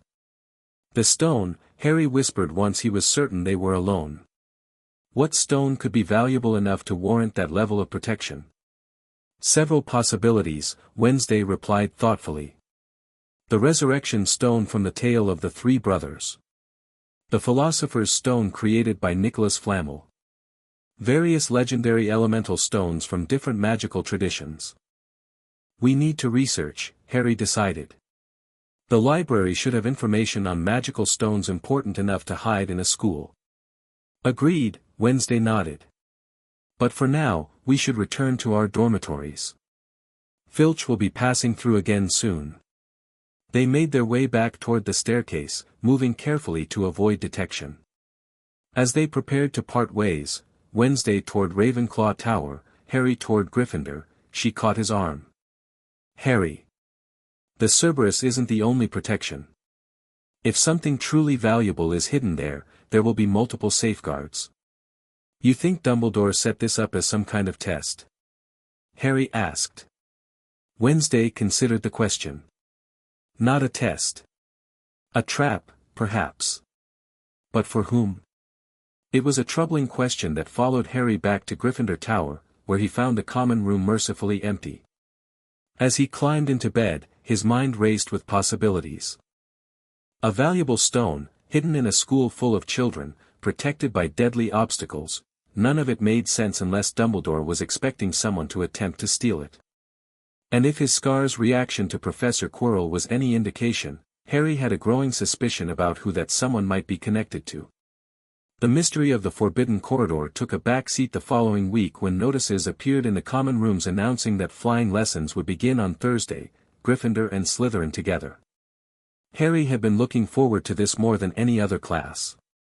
Though the Addams mansion had extensive grounds, the family's approach to flying involved less broomsticks and more exotic, often semi-sentient modes of aerial transportation that weren't exactly suited for Quidditch. You'll be brilliant, Ron assured him as they headed down to the training grounds that Thursday. It's in your blood. Your dad was a fantastic Quidditch player for Gryffindor. How do you know that? Harry asked, surprised. Old Quidditch trophies in the display case, Ron explained. James Potter, Chaser. Fred pointed it out to me. Harry made a mental note to check the trophy case himself. Every connection to his birth parents felt precious, even something as simple as a Quidditch award. The flying lesson started predictably, with Malfoy boasting about his flying prowess while Hermione recited flying tips she'd memorized from a library book. When Madame Hooch instructed them to summon their brooms with a firm up, Harry was pleased when his jumped immediately into his hand. What happened next, however, took everyone by surprise. Neville, nervous and jumping the gun, kicked off before Madame Hooch's whistle, lost control of his broom, fell from a considerable height, and broke his wrist. As Madame Hooch escorted him to the hospital wing, leaving strict instructions that no one was to fly in her absence, Malfoy discovered Neville's remembrall on the grass. Look what the fat lump dropped, he said, holding it up with a malicious grin. Give it here, Malfoy, Harry said quietly, stepping forward. I think I'll leave it somewhere for Longbottom to find, Malfoy replied, mounting his broom and taking off. How about up a tree? Without hesitating, Harry grabbed his own broom. No. Hermione shouted. You heard Madame Hooch, you'll be expelled. Harry ignored her, kicking off from the ground with natural ease. To his delight, he discovered that flying came to him instinctively, the broom responding to his slightest touch, the wind in his hair, the ground falling away beneath him. He pulled his broomstick up to rise level with Malfoy, who looked stunned. Give it here, Harry called again, or I'll knock you off that broom. Oh yeah? Malfoy sneered, though he looked less confident than his tone suggested. Harry leaned forward and shot toward Malfoy like an arrow. The blonde boy barely got out of the way in time. Harry made a sharp turn and held his broom steady, facing Malfoy again. No Crabbe and Goyle up here to save you, Malfoy, Harry taunted. The same thought seemed to have occurred to Draco. Catch it if you can, then, he shouted, throwing the remembrall high into the air before streaking back toward the ground. Harry saw the small glass ball rise and then begin to fall. In a rush of exhilaration, he pointed his broom handle down and went into a steep dive, racing the ball toward the ground. Wind whistled in his ears, mingling with screams from the watching students. He stretched out his hand, a foot from the ground he caught it, just in time to pull his broom straight, toppling gently onto the grass with the remembrall clutched safely in his fist. Harry Potter Adams. His heart sank faster than he'd just dived. Professor McGonagall was running toward them, her face a mask of shock. Never, in all my time at Hogwarts, she seemed almost speechless with shock, her glasses flashing furiously. How dare you, might have broken your neck, it wasn't his fault, Professor, be quiet, Miss Patil, but Malfoy, that's enough, Mr. Weasley. Potter Adams, follow me, now. Harry caught sight of Malfoy, Crabbe, and Goyle's triumphant faces as he left, walking numbly in Professor McGonagall's wake as she strode toward the castle. He was going to be expelled. He'd barely lasted 2 weeks. What would Gomez and Morticia say? Would they be disappointed in him? And Wednesday, they'd be separated, when they'd planned to face Hogwarts together. He glanced back at the class and noticed something odd. Ron and several other Gryffindors looked devastated on his behalf, but Hermione had a strange, calculating expression, and she was already hurrying away from the group, heading toward the castle by a different path. What was she up to? Professor McGonagall still hadn't said a word as she marched him inside and up the marble staircase. She opened a classroom door, poked her head inside, and asked to borrow wood. Harry's stomach dropped further. Was wood some kind of cane for punishment? But Wood turned out to be a burly fifth-year boy who emerged from the classroom looking confused. Follow me, both of you, Professor McGonagall said, and they marched up another corridor. In here. She pointed them into an empty classroom where Peeves was writing rude words on the blackboard. After shooing the poltergeist away, she turned to face the two boys. "Potter Adams, this is Oliver Wood."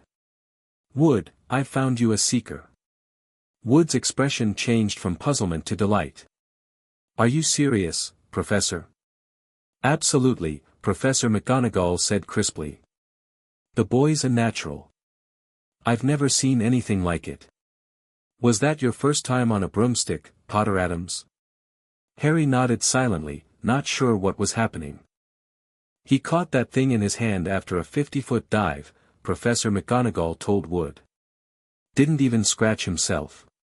Charlie Weasley couldn't have done it." Wood looked as though all his dreams had come true at once. "Ever seen a game of Quidditch, Potter?" he asked excitedly. "Wood's captain of the Gryffindor team," Professor McGonagall explained. "And we're in desperate need of a good seeker. I'll speak to Professor Dumbledore about bending the first-year rule. Heaven knows we need a better team than last year. Flattened in that last match by Slytherin, I couldn't look Severus Snape in the face for weeks." She peered sternly at Harry over her glasses. "I want to hear you're training hard, Potter Adams, or I may change my mind about punishing you." Then, suddenly, she smiled. "Your father would have been proud. He was an excellent Quidditch player himself." Harry could hardly believe his ears. Not only was he not being expelled, but he was being offered a position on the Gryffindor Quidditch team. As he left the classroom with Wood, who was now enthusiastically explaining the role of a seeker, he found himself grinning uncontrollably. Wait until he told Wednesday. As if summoned by his thoughts, he spotted her waiting at the end of the corridor, Hermione Granger beside her.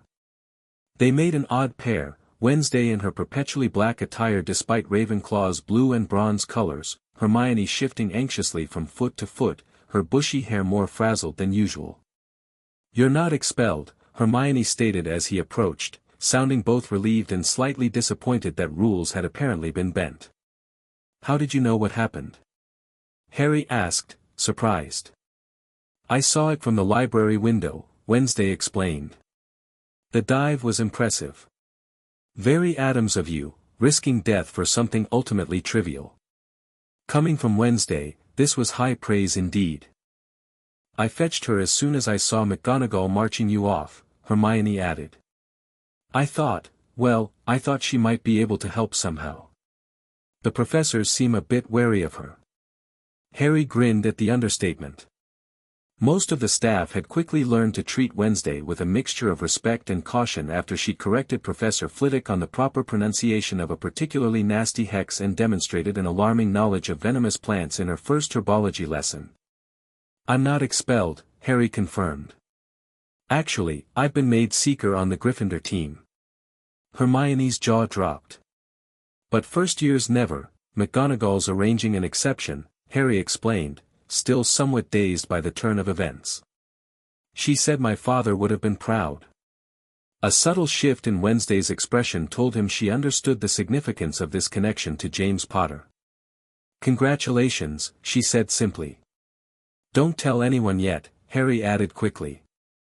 "Wood wants to keep it a secret." Their conversation was interrupted by less welcome visitors, Malfoy, flanked as usual by Crabbe and Goyle, approaching with a sneer firmly in place. "Enjoying your last meal at Hogwarts, Potter? When are you getting the train back to your freaks of guardians?" Before Harry could respond, Wednesday stepped forward, her dark eyes fixed on Malfoy with unnerving intensity. "The Addams family has been expelling pretenders to magical supremacy since before your ancestors left France with their falsified pure-blood credentials, Malfoy." Draco paled visibly. "What are you talking about?" "The Malfoys have been pure-blood for generations. The Malfoys were merchant class until 1651, Wednesday stated flatly. Your great-great-great-grandfather Aramis Malfoy purchased his ancient genealogy from a down-on-his-luck member of the Sacred 28. Family history is something of an Addams specialty." Malfoy's face flushed with anger. "You're lying." "Am I?" Wednesday's expression remained utterly impassive. "The Addams family vault contains many interesting documents. Perhaps I should ask Mother to send copies for the Hogwarts library." Educational purposes, of course. For a moment, Harry thought Malfoy might draw his wand. Instead, the blond boy took a step back, his confidence visibly shaken. "You'll regret making enemies of us," he said, trying to recover his composure. "Both of you." "Unlikely," Wednesday replied. "Enemies are valuable educational tools. Yours is a particularly simple lesson." Malfoy glared at them both before stalking away, Crabbe and Goyle following like oversized shadows. "That was brilliant," Hermione breathed once they were gone. "Is it true about his family?" "Mostly," Wednesday confirmed. "Though it was 1657, not 1651. A minor inaccuracy for dramatic effect." Harry couldn't help laughing. "You're terrifying, you know that." The corner of Wednesday's mouth twitched in what might almost have been a smile. "Thank you." Harry's appointment as Seeker brought a new dimension to his Hogwarts experience. Between classes, homework, Quidditch practice 3 evenings a week, and continued research into the mysterious stone with Wednesday, October flew by in a blur of activity. Their investigation had yielded some concrete results. After extensive research in the library, they had narrowed down the possibilities and settled on the most likely candidate, the Philosopher's Stone, created by the famous alchemist Nicholas Flamel.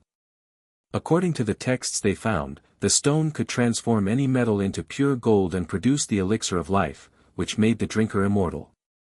That would explain the extreme security measures, Wednesday noted during one of their courtyard discussions.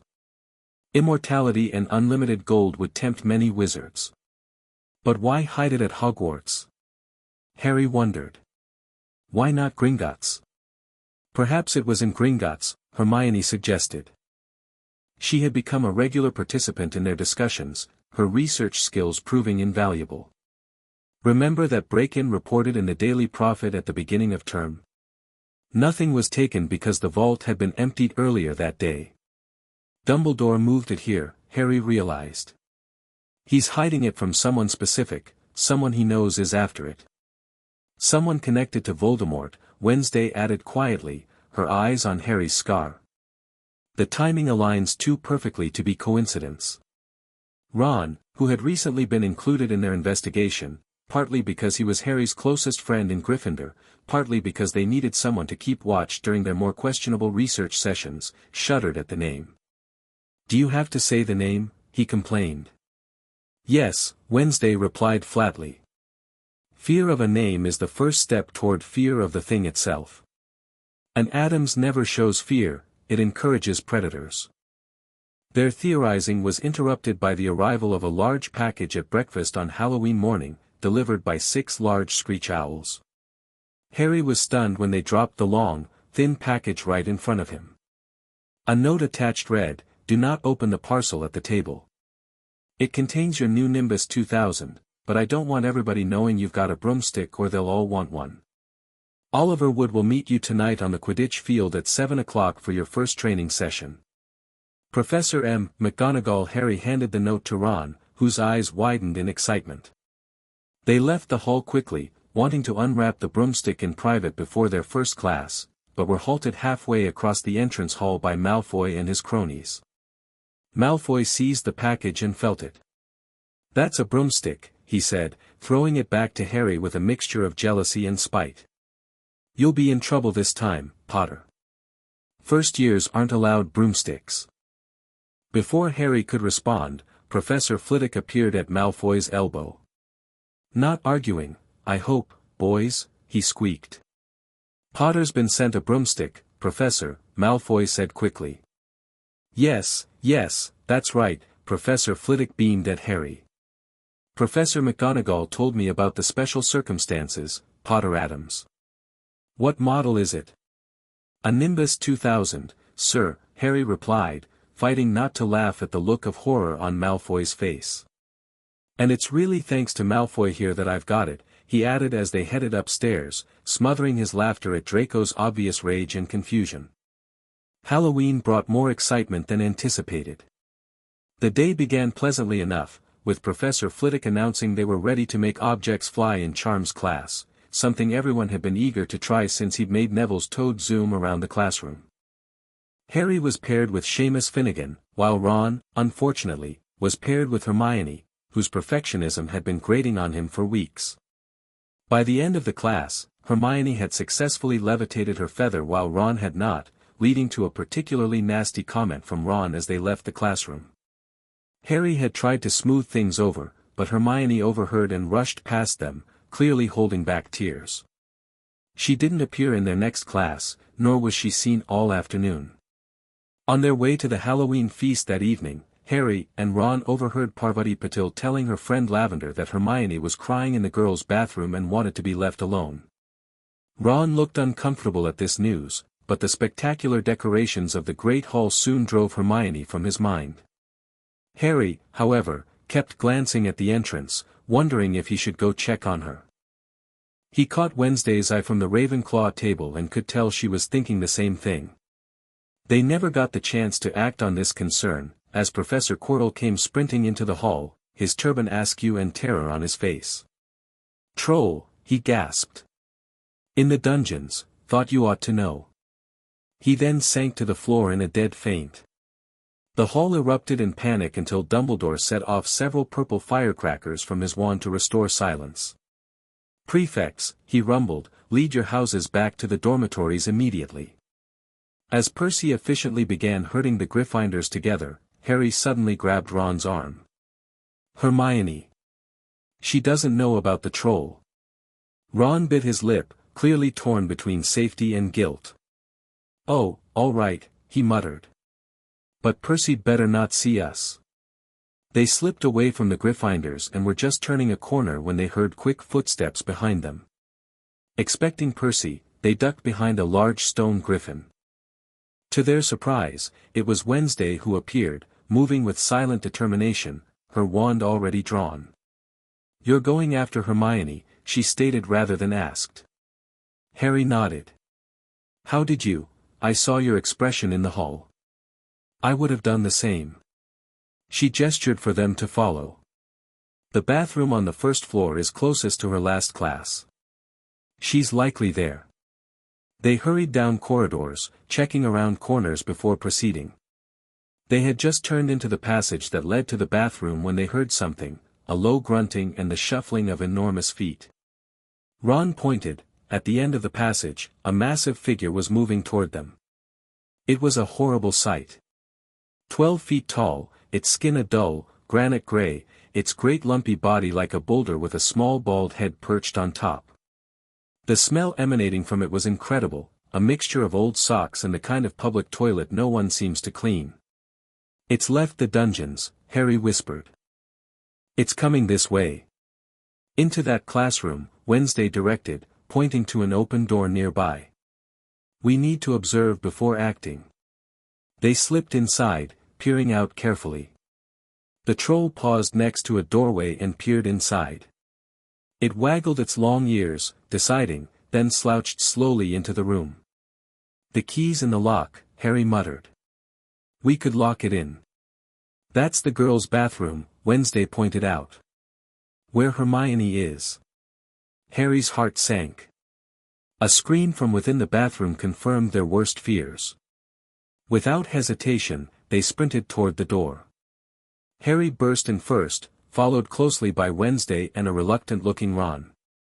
Hermione was shrinking against the wall opposite, looking as though she was about to faint. The troll was advancing on her, knocking sinks off the walls as it went. "Distract it!" Harry yelled, seizing a tap and throwing it as hard as he could against the wall. The troll stopped a few feet from Hermione, turning its dim-witted gaze toward the noise. "Hey, P-Brain!" Ron shouted from the other side of the chamber, throwing a metal pipe at the creature.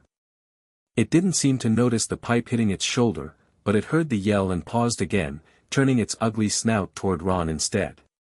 What happened next seemed to occur in slow motion.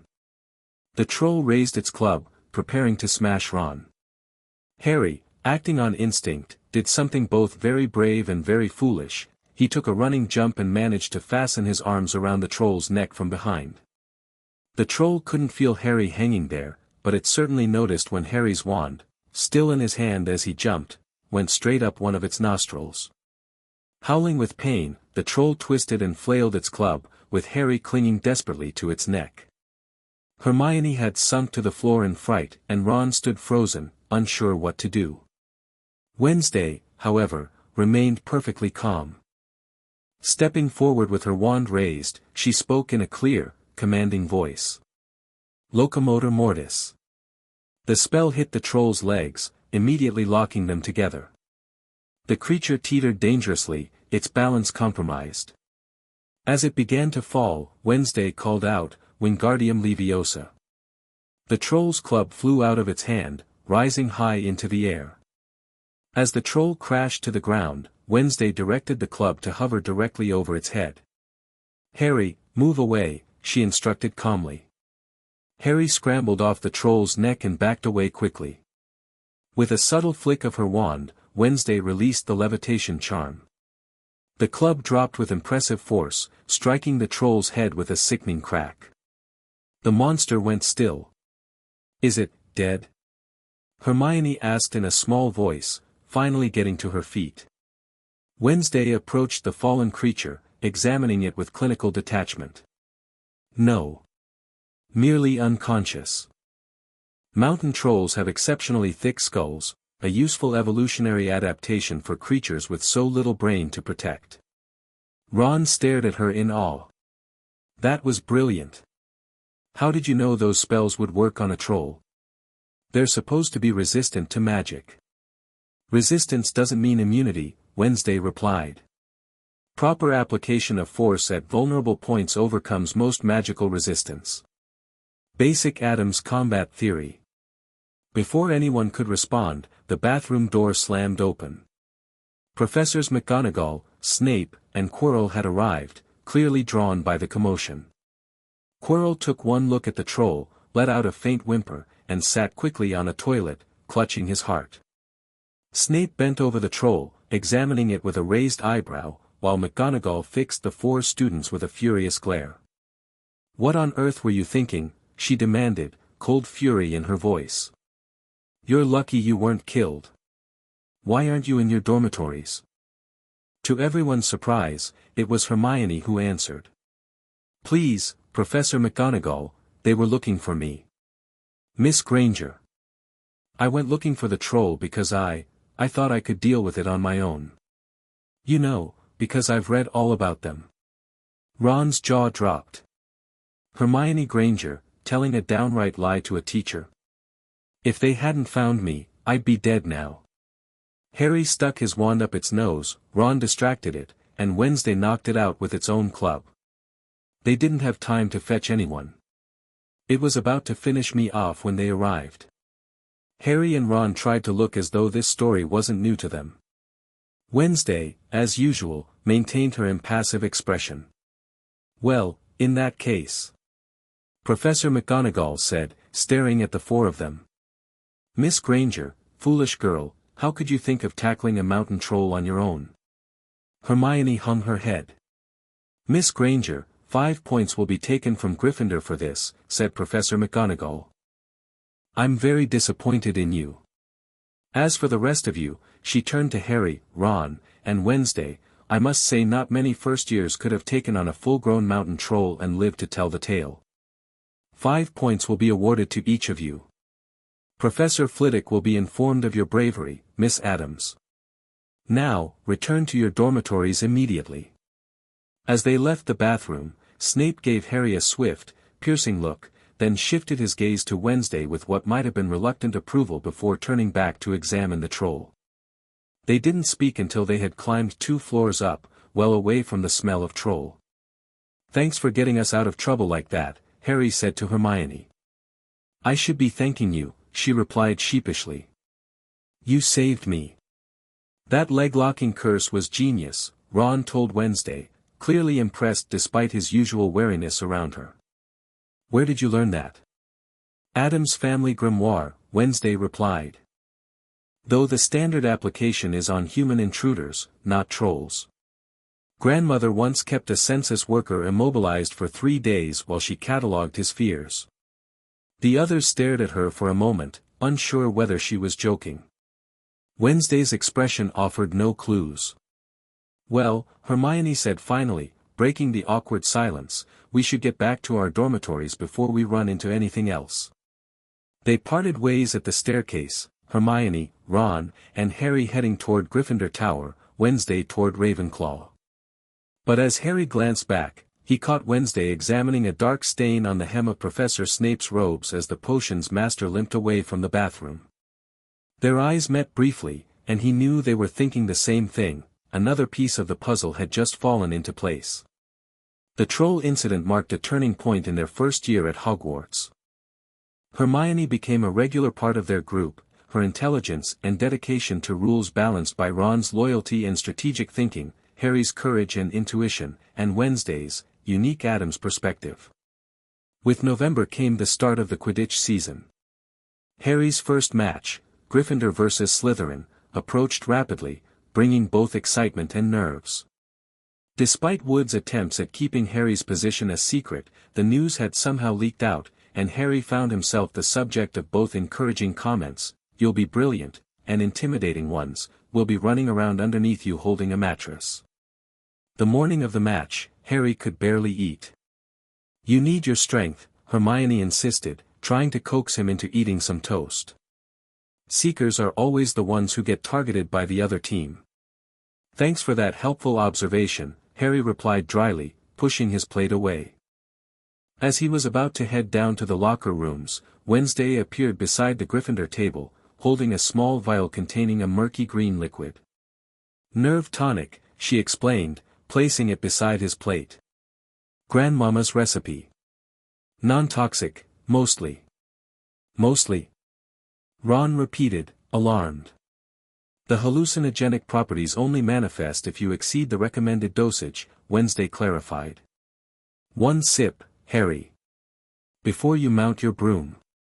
Harry pocketed the vial gratefully. "Thanks. Will you be watching?" "Of course," Wednesday replied. "The statistical likelihood of serious injury in your first match is too high to miss." Coming from anyone else, this would have been discouraging. From Wednesday, it was practically a vote of confidence.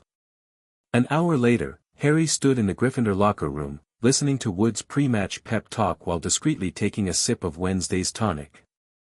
The effect was immediate, a warming sensation that spread from his stomach to his limbs, calming his jitters without dulling his senses. Mental note: Adam's potions, while alarming in description, were remarkably effective. The match began with Madame Hooch's whistle, and Harry kicked off into the air, rising higher than the rest as Wood had instructed, scanning for any sign of the golden snitch. Lee Jordan was providing colorful commentary, heavily biased toward Gryffindor despite Professor McGonagall's protests. "And she's really belting along up there," a neat pass to Alicia Spinnet, back to Johnson and, "No, the Slytherins have taken the quaffle," Slytherin Captain Marcus Flint gains the quaffle and off he goes. Harry circled above the action, keeping one eye out for the snitch and the other on the game below. Suddenly, his broom gave a frightening lurch. For a split second, he thought he was going to fall. He gripped the broom tightly with both hands and tried to steer, but the nimbus seemed to have a mind of its own. It zigzagged through the air, making violent swishing movements that nearly unseated him. "What's happening?" he muttered, trying to turn the broom back toward the Gryffindor goal posts, but the nimbus was completely unresponsive. It was as though it was trying to buck him off. But Nimbus 2000s did not suddenly decide to buck their riders off. In the stands, Hermione had seized Ron's binoculars and was scanning the crowd rather than watching Harry. "What are you doing?" Ron moaned, gray-faced with worry. "I knew it," Hermione gasped. "Snape, look." Ron grabbed the binoculars. Snape was in the middle of the stands opposite them. He had his eyes fixed on Harry and was muttering non-stop under his breath. "He's doing something, jinxing the broom," Hermione said. "What should we do?" "Leave it to me." Before Ron could say another word, Hermione had disappeared. He turned the binoculars back on Harry, whose broom was now rolling over and over, with him only just managing to hold on. What Ron didn't see was Wednesday, who had also spotted the disturbance and was making her own assessment. Unlike Hermione, her gaze wasn't fixed solely on Snape. She had noticed Professor Quirrell as well, sitting a few rows behind Snape, also maintaining unbroken eye contact with Harry and muttering continuously. As Hermione crept along the row behind Snape, preparing to set his robes alight as a distraction, Wednesday made a different calculation. Slipping silently behind the teacher's stand, she positioned herself directly below Quirrell. With a quick, decisive movement, she jabbed her wand upward through a gap in the stands. Locomotor Mortis, she whispered, the same spell she'd used on the troll, this time targeting the defense professor's legs. Above, Quirrell felt his legs suddenly snap together. His concentration broken, he toppled sideways into Professor Sprout, causing a momentary commotion. At the same instant, Hermione had reached Snape and set fire to his robes. The potions master leapt up with a yelp, accidentally knocking over several other teachers in the process. Up in the air, Harry suddenly felt his broom stop vibrating. He was able to swing himself back on properly and take control again. As he scanned the field, he spotted something that made his heart leap, the golden snitch, hovering near the Slytherin goal posts. He dived, racing toward the tiny gold ball. The Slytherin seeker, Terence Higgs, had seen it too and was converging from the opposite direction. They were neck and neck, all the chasers seemed to have forgotten what they were supposed to be doing as they hung in midair to watch. Harry was faster than Higgs, he could see the snitch fluttering just ahead, he stretched out his hand, Marcus Flint deliberately blocked Harry, sending his broom off course and Harry holding on for dear life. Foul, screamed the Gryffindors. Madame Hooch ordered a free shot at the goal posts for Gryffindor, but in all the confusion, the golden snitch had disappeared again. A few minutes later, Harry's keen eyes spotted the snitch once more. This time, he executed a spectacular dive that had the crowd gasping. Just as he was about to grab it, the snitch changed direction. Without thinking, Harry took both hands off his broom to reach for it, overbalanced, and tumbled off his broom. The crowd gasped as he hit the ground with a thud, rolling over onto his back. For a moment, he lay there, winded, then sat up abruptly, looking as though he was about to be sick. He clamped his hand over his mouth and then, to everyone's astonishment, spit something golden into his palm. "I've got the snitch!" he shouted, waving it above his head, and the game ended in complete confusion. He didn't catch it, he nearly swallowed it. Flint was still howling 20 minutes later, but it made no difference. Harry hadn't broken any rules, and Gryffindor had won by 170 points to 60. Harry, however, wasn't celebrating with the rest of his team. As soon as he'd changed, he sought out Wednesday, Ron, and Hermione, finding them waiting by the locker room exit. "It was Snape," Ron explained immediately. "Hermione and I saw him. He was cursing your broomstick, muttering, wouldn't take his eyes off you." "It wasn't just Snape," Wednesday corrected. "Quirrell was also maintaining eye contact and muttering continuously. When I cast the leglocker curse on him, your broom stabilized." "Wait, you cursed a teacher?" Hermione looked scandalized. "Yes," Wednesday replied without a hint of remorse. "Effective, wasn't it? But why would Quirrell want to hurt Harry?" Ron asked, baffled. "He seems harmless." "Precisely why he's the perfect suspect," Wednesday pointed out. "Who better to harbor Voldemort than someone no one would suspect?" "Vol, you know who?" Hermione whispered, looking around nervously. "But he's gone." "Not entirely," Harry said, touching his scar. "And if he's after the Philosopher's Stone? We need to tell someone." Hermione insisted. "Dumbledore, tell him what?" Wednesday asked pragmatically. "That we suspect the defense against the dark arts teacher of being possessed by the supposedly defeated Dark Lord because Harry's scar hurts in his presence. Without evidence, we'll be dismissed as imaginative children." "Then we need evidence," Harry decided. "We need to find out for certain if Quirrell is after the stone." Their suspicions were reinforced the following week when Harry spotted Snape and Quirrell in an intense confrontation in the Forbidden Forest while returning from Quidditch practice. Though he couldn't hear everything, he distinctly heard Snape demanding to know if Quirrell had figured out how to get past that beast of Hagrid's yet. "Snape knows," Harry told the others when he reported back to their study group in the library. "He suspects Quirrell is after the stone too. But if Snape's trying to stop him, why did he try to jinx your broom during the match?" Hermione asked, confused. "Maybe he wasn't," Harry admitted. "Maybe he was trying to counter Quirrell's jinx, and you interrupted him. Or both were attempting something independently," Wednesday suggested. "Complex situations rarely have simple explanations. What we need," Ron said thoughtfully, "is to know exactly what's guarding the stone beyond the trapdoor. We know about the three-headed dog, but there must be other protections." The professors, Hermione realized. Dumbledore would have asked each of them to contribute a protection. That's why Snape and Quirrell know about the dog, they've added their own safeguards. "And if we know what those protections are," Harry continued her thought, "we might be able to figure out if someone's trying to get past them." Their investigation took on new urgency as Christmas approached. When the holiday sign-up sheet was posted, Harry decided to stay at Hogwarts rather than return to the Addams mansion. He explained his reasoning in a letter to Gomez and Morticia: "Dear Mother and Father, while I miss you all terribly, I believe I should remain at Hogwarts for the Christmas holidays. Wednesday and I have discovered something concerning that requires monitoring.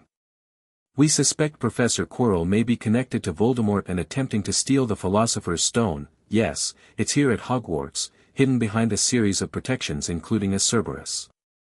My scar hurts whenever Quirrell is nearby, especially when his back is turned to me. During the Quidditch match, someone jinxed my broom, and while Ron and Hermione suspected Professor Snape, Wednesday noticed Quirrell was also maintaining eye contact and muttering spells. When she used the Locomotor Mortis curse on him, very effectively, I might add, my broom stopped trying to throw me off. We haven't told the professors our suspicions yet, we need more evidence. With fewer students around during the holidays, we might have a better chance of gathering it. Please don't worry.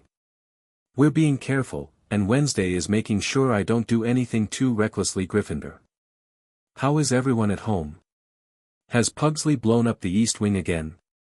Tell Grandmama her nerve tonic worked perfectly for my Quidditch match, though the brief hallucination of bats flying out of the snitch was a bit distracting. Love, Harry. The response came by return owl, delivered by a raven so intimidating that several first-years fled the Great Hall when it swooped in for landing. Dearest Harry, your mother and I are thrilled to hear you're investigating a potentially deadly conspiracy involving the most feared dark wizard of the age. Nothing builds character like mortal peril during one's formative years.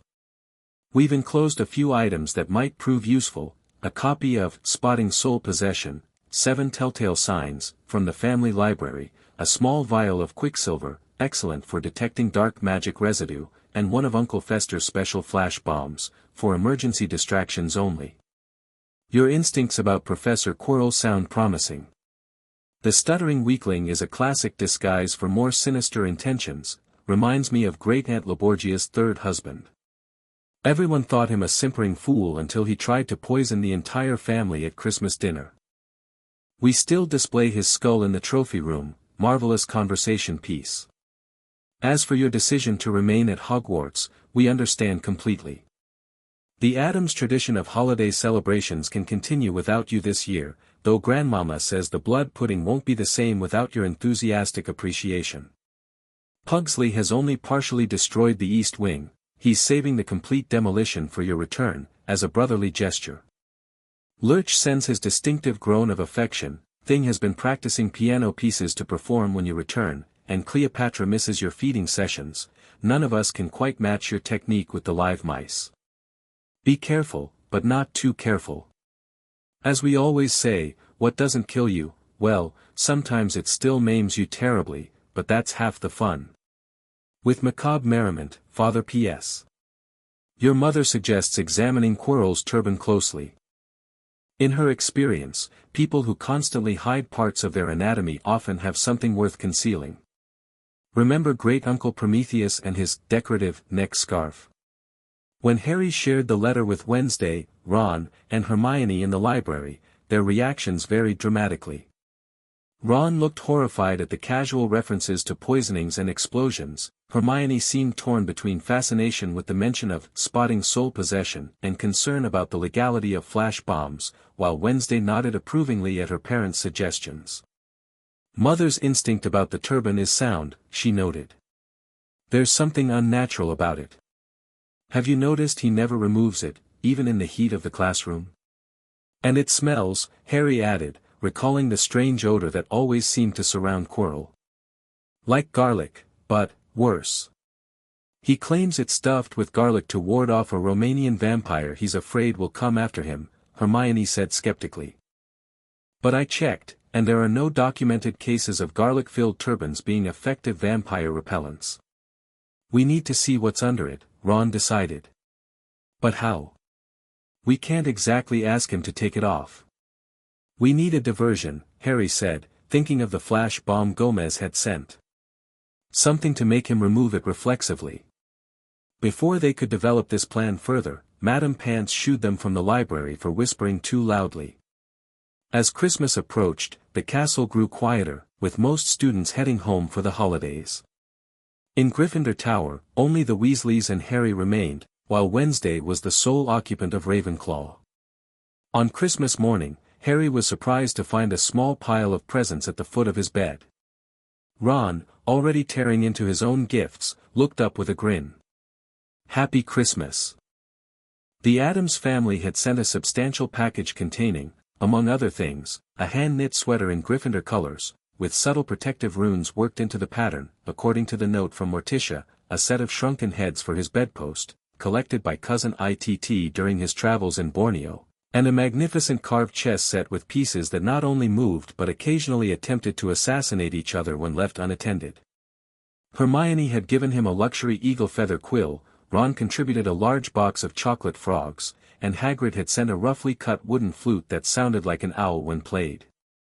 There was even a lumpy package containing a hand-knitted sweater from Mrs. Weasley, who had apparently heard from Ron that Harry wasn't expecting many presents. The final gift, however, was the most mysterious, a package containing something fluid and silvery gray that slithered to the floor like water when Harry unwrapped it. I've heard of those, Ron said in a hushed voice, dropping the box of every flavor beans he'd gotten from Hermione. If that's what I think it is, they're really rare, and really valuable.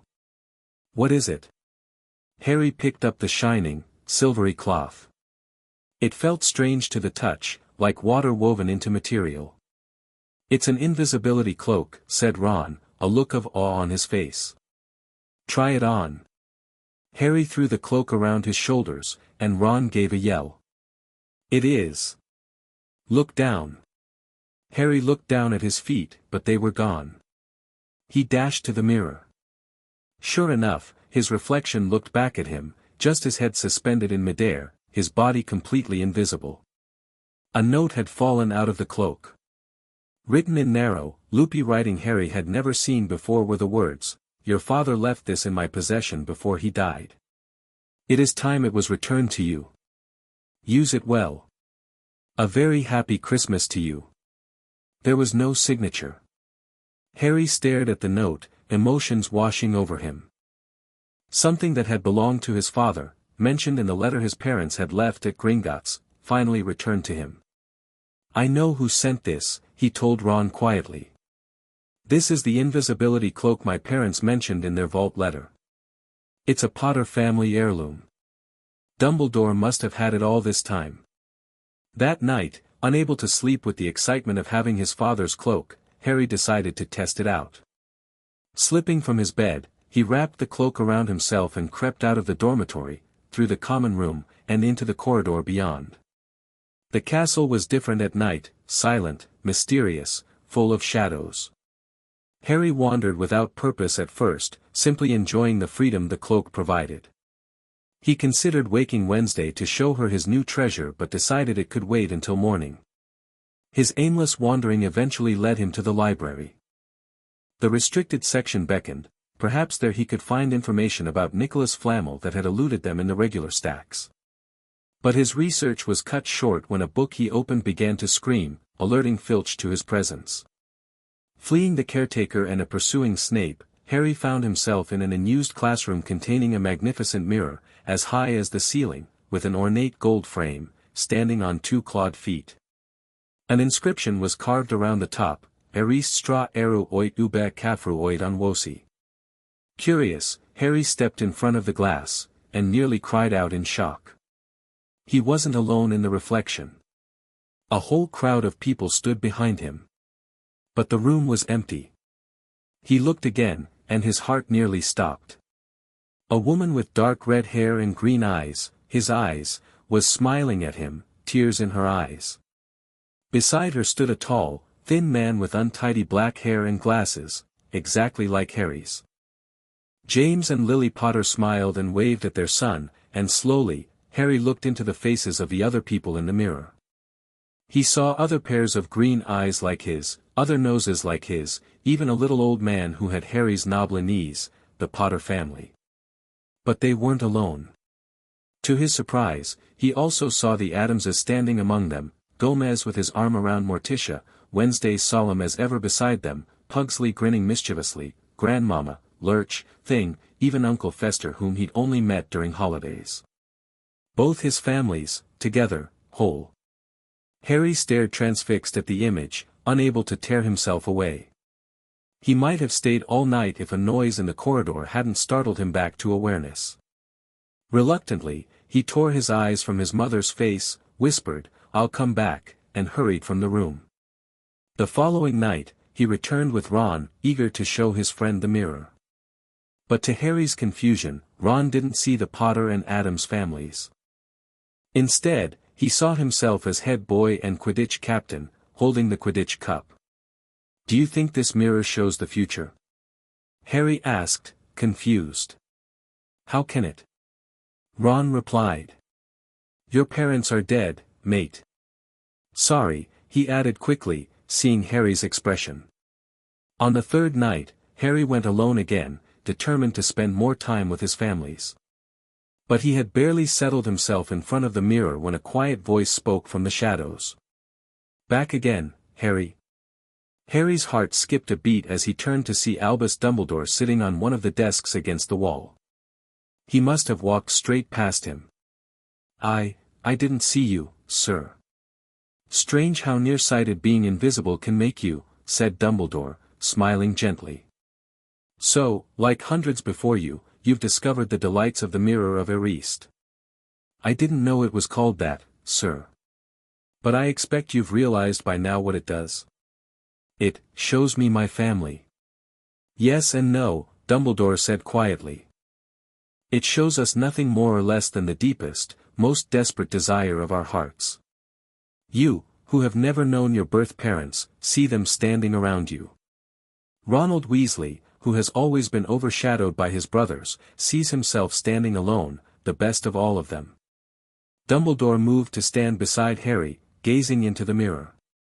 "I'm curious, Harry, you said it shows you your family. The Potters, I presume?"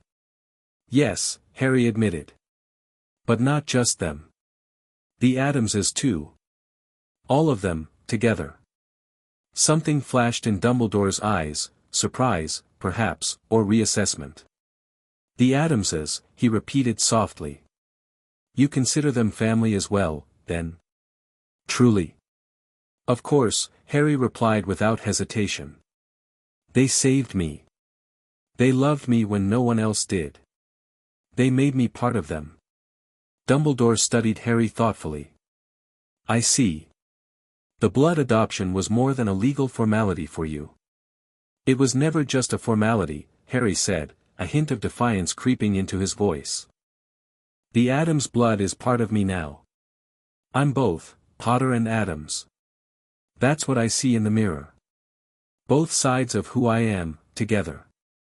Dumbledore seemed to consider this carefully before nodding. "Family is indeed a powerful magic, Harry. Perhaps the most powerful of all. The mirror will be moved to a new home tomorrow, and I ask you not to go looking for it again. Men have wasted away before it, entranced by what they see, or been driven mad, not knowing if what it shows is real or even possible. He placed a gentle hand on Harry's shoulder. "It does not do to dwell on dreams and forget to live, Harry. Now, why don't you put that admirable cloak back on and get off to bed?" As Harry rose to leave, a question that had been bothering him bubbled to the surface. "Sir, Professor Dumbledore. Can I ask you something?" "Obviously, you've just done so," Dumbledore smiled. "You may ask me one more thing, however. What do you see when you look in the mirror?" I see myself holding a pair of thick, woolen socks. One can never have enough socks. Another Christmas has come and gone and I didn't get a single pair. People will insist on giving me books." Harry nodded, recognizing the deflection for what it was, and slipped back under the invisibility cloak. As he reached the door, Dumbledore's voice stopped him one last time. "Harry. The Adamses are an unusual family, with unusual perspectives on many things. But perhaps, in taking you in, they have shown wisdom that others, myself included, lacked. I am glad you have found family with them." The sincerity in the old wizard's voice surprised Harry. He nodded, though Dumbledore couldn't see him, and made his way back to Gryffindor Tower, his heart lighter than before. The rest of the Christmas holidays passed in a blur of wizard chess. Ron was delighted and slightly terrified by Harry's Atom set, which took the game to a violent new level, research into Nicholas Flamel, still frustratingly fruitless, and careful observation of Quirrell, whose turban remained firmly in place despite their best efforts. When classes resumed in January, Hermione returned from her holiday with renewed determination to find information on Flamel. It was during a particularly cold afternoon in the library that Harry, absent-mindedly unwrapping a chocolate frog while reading, suddenly exclaimed, "I've found him." The others gathered around as Harry pointed to the back of the famous wizard card in his hand. "Nicholas Flamel," he read excitedly, "is the only known maker of the Philosopher's Stone and celebrated alchemist who worked with Dumbledore on the 12 uses of dragon's blood." Armed with this information, Hermione quickly located a massive old book she'd checked out for a bit of light reading weeks earlier. Within its pages was the confirmation they needed. The ancient study of alchemy is concerned with making the Philosopher's Stone, a legendary substance with astonishing powers. The stone will transform any metal into pure gold. It also produces the elixir of life, which will make the drinker immortal. There have been many reports of the Philosopher's Stone over the centuries, but the only stone currently in existence belongs to Mr. Nicholas Flamel, the noted alchemist and opera lover, who celebrated his 665th birthday last year. "That's what Fluffy's guarding," Hermione whispered. "The Philosopher's Stone. I bet Flamel asked Dumbledore to keep it safe for him because they're friends and he knew someone was after it." "A stone that makes gold and stops you from ever dying," said Ron. "No wonder Snape's after it. Anyone would want it." "It's not Snape," Harry corrected. "Or at least, not just Snape. Remember what we saw during the Quidditch match? And my scar only hurts around Quirrell." Either way, Wednesday interjected, having joined their table silently as was her habit, "The stone presents an irresistible temptation to Voldemort. Reduced as he must be after his defeat, immortality would be his highest priority." As winter melted into spring, their surveillance of Quirrell continued. They took turns keeping an eye on him, watching for suspicious behavior or attempts to get near the third-floor corridor. Harry continued to experience pain in his scar during defense against the dark arts classes, particularly when Quirrell's back was to him, a detail that Wednesday found especially significant. The turban, she insisted during one of their strategy sessions. "There's something about the turban. Notice how he never shows the back of his head to anyone. Always keeping his back to walls, turning his whole body rather than just his head. But what could he possibly be hiding under there?" Ron wondered. A bald spot? Extra eyes? A second face? Wednesday stared at him for a long moment. "That last suggestion may not be as absurd as you intended it to be." Their breakthrough came in late May. Harry was returning from Quidditch practice one evening when he overheard Quirrell sobbing in an empty classroom.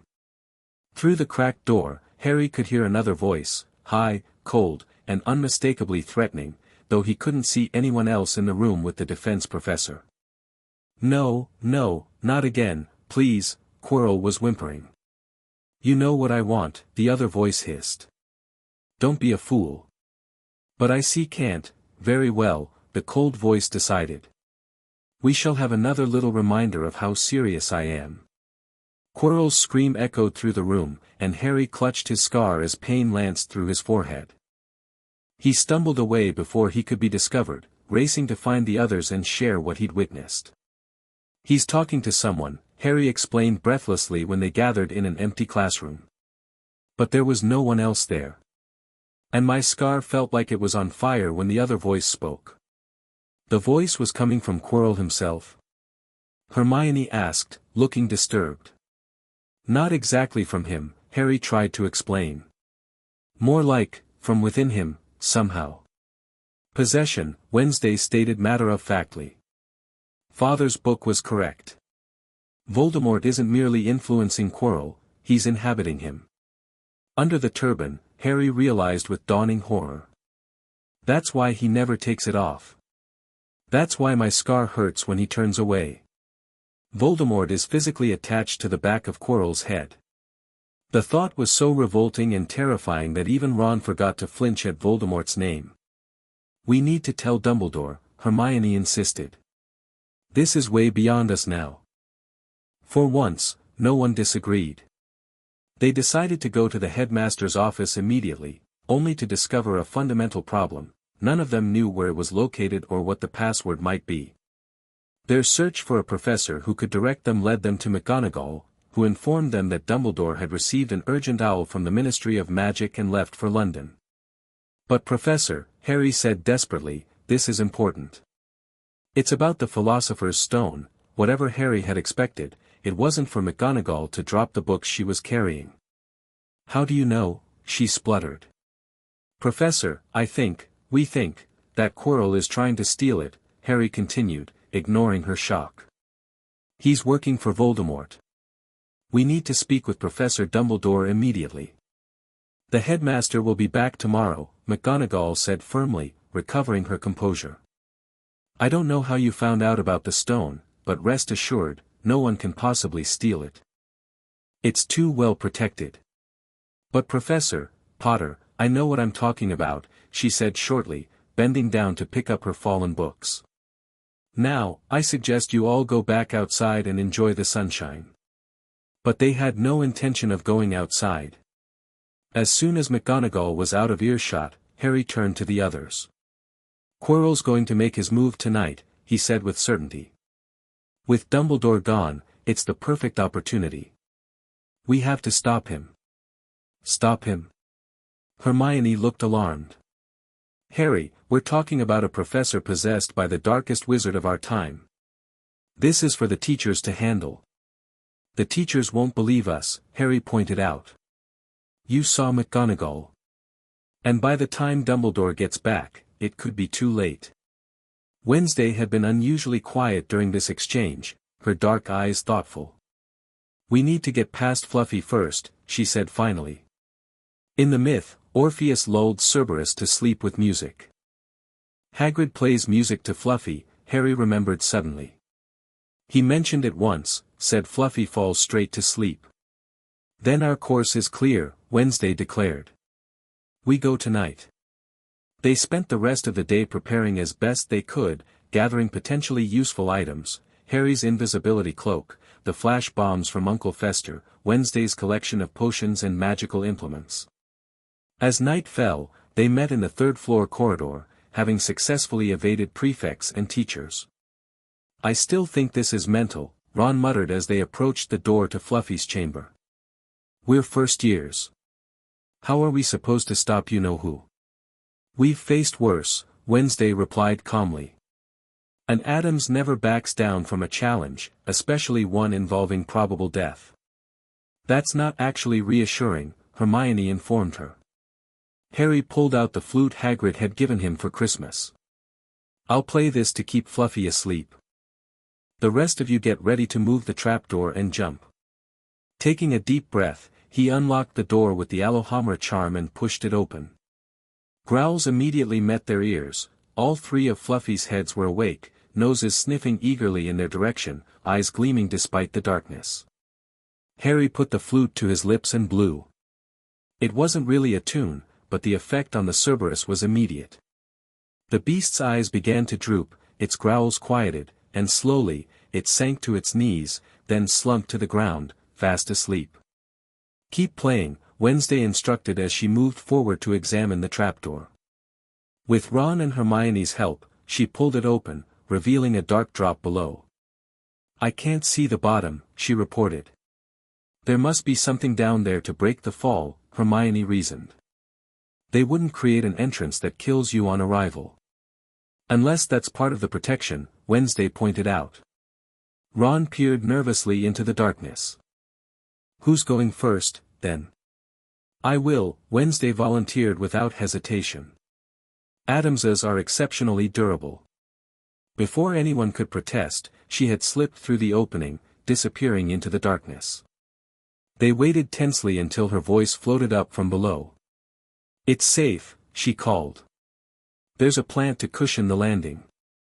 Jump one at a time." Hermione went next, then Ron.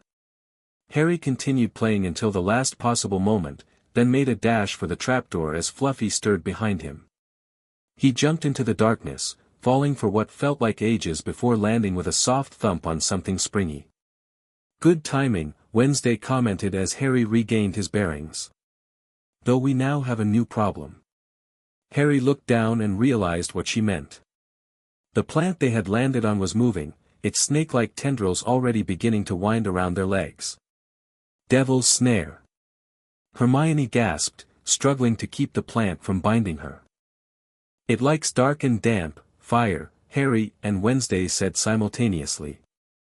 While Hermione was still trying to remember the exact details from herbology, Wednesday had already drawn her wand. "Incendio," she intoned, and blue flames shot from her wand, striking the plant. It cringed away from the light and heat, loosening its grip enough for them to pull free and drop through to the passage below. "This way," Harry pointed, indicating a stone passageway that sloped downward. "I can hear something up ahead." The passage opened into a brilliantly lit chamber filled with small, jewel-bright birds fluttering near the ceiling. On the opposite side was a heavy wooden door. "Those aren't birds," Wednesday observed as they entered. "They're keys. Winged keys." Sure enough, when they looked more carefully, they could see that the glittering objects were indeed keys with wings. Near the door stood several broomsticks. "We need to catch the key that fits the lock," Hermione said, examining the door. "It's probably silver, like the handle, and old-fashioned." Harry, the most skilled flyer among them, took one of the broomsticks and kicked off into the air. The keys scattered as he approached, but his seeker's eye quickly spotted a large silver key with bent wings, as if it had already been caught and roughly shoved into the lock. After a brief but intense aerial chase, Harry managed to corner and capture the key, bringing it down triumphantly to unlock the door. They proceeded into the next chamber, where they found themselves standing on the edge of a giant chessboard, with black chessmen the size of real people blocking their path. "I think," Ron said slowly, "we have to play our way across." This challenge was clearly tailored to Ron's strengths. He directed them to take the places of 3 black pieces, himself as a knight, Harry as a bishop, Hermione as a castle, and Wednesday as the queen. The game that followed was brutal, with the white pieces showing no mercy when taking the black ones. "This is just like wizard chess," Ron murmured after a particularly violent capture. "Except. The stakes are real," Wednesday finished for him, a hint of approval in her voice. Finally, Ron made the decisive move that would lead to their victory, but at a cost. "I've got to be taken," he announced grimly. "It's the only way to free Harry to checkmate the king." "No!" Hermione cried, but Ron had already stepped forward. The White Queen struck him hard across the head with her stone arm, and he crashed to the floor, unconscious. Once Harry had checkmated the White King, they rushed to Ron's side. "He's breathing," Hermione confirmed with relief. But he needs help. You stay with him, Harry decided. Take him back if you can, and get help. Wednesday and I will go on. Hermione looked torn but ultimately nodded. Be careful, she urged, giving them each a quick hug, though Wednesday stiffened noticeably at the contact. The next chamber contained a troll, fortunately already unconscious, its head bleeding where someone had apparently clubbed it. Quirrell, Harry guessed as they carefully skirted the prone creature. He's ahead of us. Beyond the troll was a chamber with a table bearing 7 differently shaped bottles standing in a line. As soon as they entered, purple flames sprang up behind them, and black flames ahead, blocking both exits. Snape's protection, Wednesday identified, examining a scroll of parchment beside the bottles. A logic puzzle. Together, they worked through the clues, determining which potion would allow them to move forward through the black flames, and which would take them back through the purple ones. Unfortunately, there was only enough of the forward potion for one person. I'll go on alone, Harry said decisively. Wednesday shook her head. Unacceptable. You facing Voldemort alone is tactically unsound. There's no other choice, Harry insisted. Someone needs to get back to alert Dumbledore, and it has to be you. You're the only one who fully understands what we're dealing with. You need protection, Wednesday countered, reaching into her pocket and withdrawing a small vial of silvery liquid. Grandmama's emergency potion. It temporarily enhances magical resistance and dulls pain. Take it before you face him. Harry accepted the vial gratefully. Thank you. For everything. Wednesday held his gaze for a moment, then did something completely unexpected, she hugged him. It was brief and slightly awkward, but for Wednesday, it was an extraordinary display of emotion. Don't die, she instructed as she pulled away. I would find it inconvenient. Harry smiled, recognizing the sentiment behind her characteristic understatement. I'll do my best. They each drank from their respective bottles, Wednesday from the one that would allow her to return through the purple flames, Harry from the one that would take him forward. With a final nod to each other, they stepped through the flames in opposite directions. Harry found himself in the final chamber, a large room with a familiar object at its center. The mirror of Eriste stood in the middle of the chamber, and before it stood not Snape, as Ron had expected, but Quirrell. You! Harry gasped. Quirrell turned, smiling without his usual quiver. Me, he said calmly. I wondered whether I'd be meeting you here, Potter. But I thought, Snape, Severus. Quirrell laughed coldly.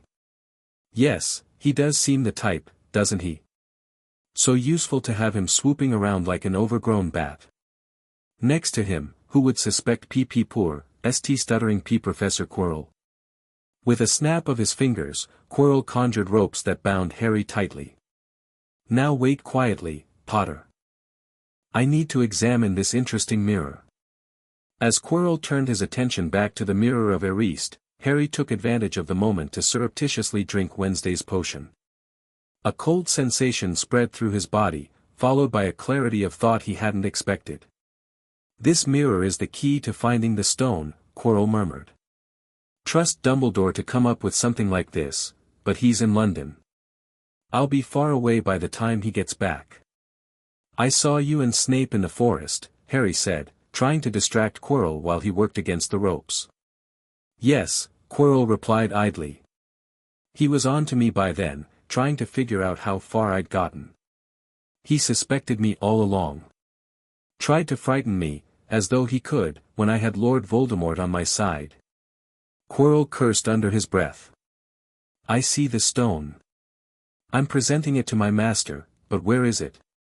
Harry struggled against his bonds, feeling them loosen slightly. Whatever was in Wednesday's potion seemed to be enhancing his strength as well.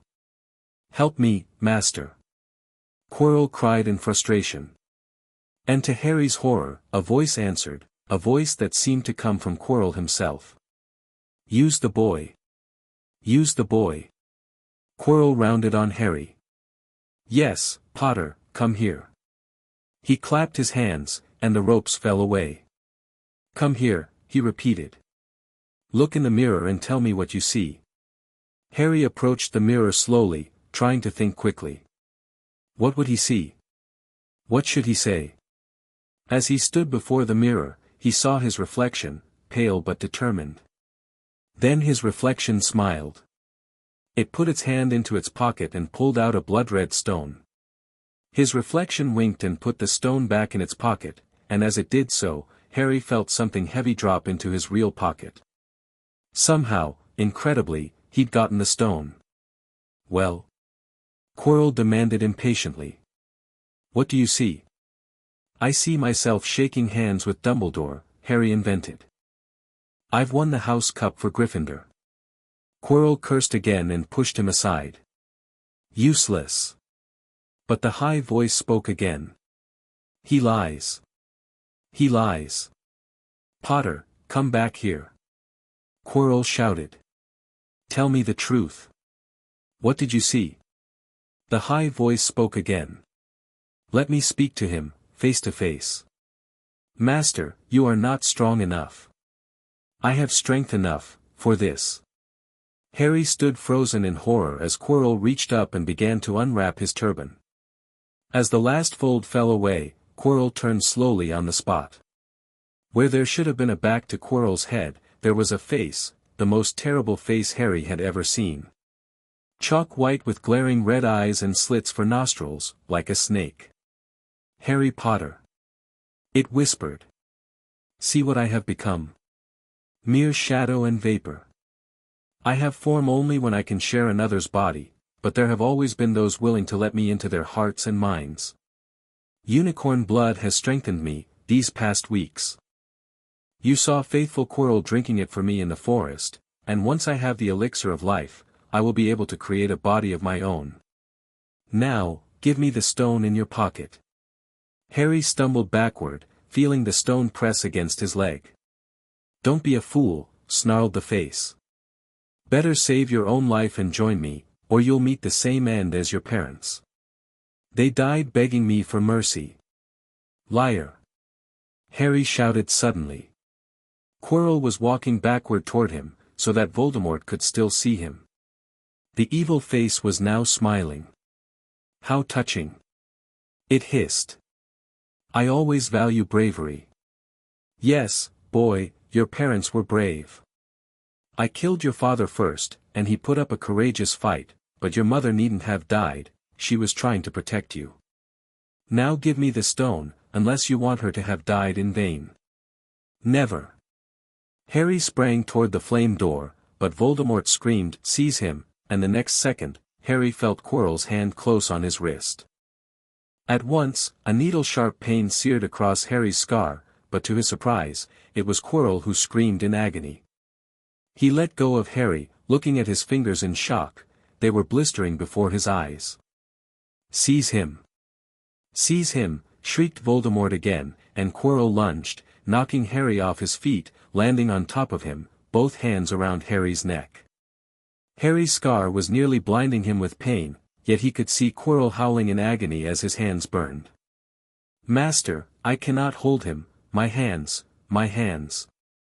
And Quirrell, though pinning Harry to the ground with his knees, let go of his neck and stared, bewildered, at his own palms. Harry could see they looked burned, raw, red, and shiny. Then kill him, fool, and be done, screeched Voldemort.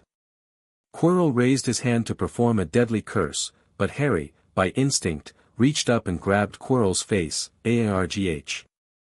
Quirrell rolled off him, his face blistering, too, and then Harry knew, Quirrell couldn't touch his bare skin, not without suffering terrible pain. His only chance was to keep hold of Quirrell, keep him in enough pain to stop him from performing a curse. Harry jumped to his feet, caught Quirrell by the arm, and hung on as tight as he could. Quirrell screamed and tried to throw Harry off, the pain in Harry's scar was building, he couldn't see, he could only hear Quirrell's terrible shrieks and Voldemort's yells of, kill him. Kill him, and other voices, maybe in Harry's own head, crying, Harry. Harry. He felt Quirrell's arm wrenched from his grasp, knew all was lost, and fell into blackness, down, down, down. Something gold was glinting above him. The snitch. He tried to catch it, but his arms were too heavy. He blinked. It wasn't the snitch at all. It was a pair of glasses. How strange. He blinked again. The smiling face of Albus Dumbledore swam into view above him. "Good afternoon, Harry," said Dumbledore. Harry stared at him. Then he remembered, "Sir. The stone. Quirrell. Voldemort." "Calm yourself, dear boy," Dumbledore said soothingly. "Quirrell does not have the stone." "Then who does?" "Sir, Harry, please relax, or Madame Pomfrey will have me thrown out." Harry swallowed and looked around him. He realized he was in the hospital. Something went wrong with this response. "Please try again." Trace ID, 7A790 BC 9-0962. Please begin the next chapter now. The end. Thank you for watching this video. Please be sure to subscribe to our channel and like this video.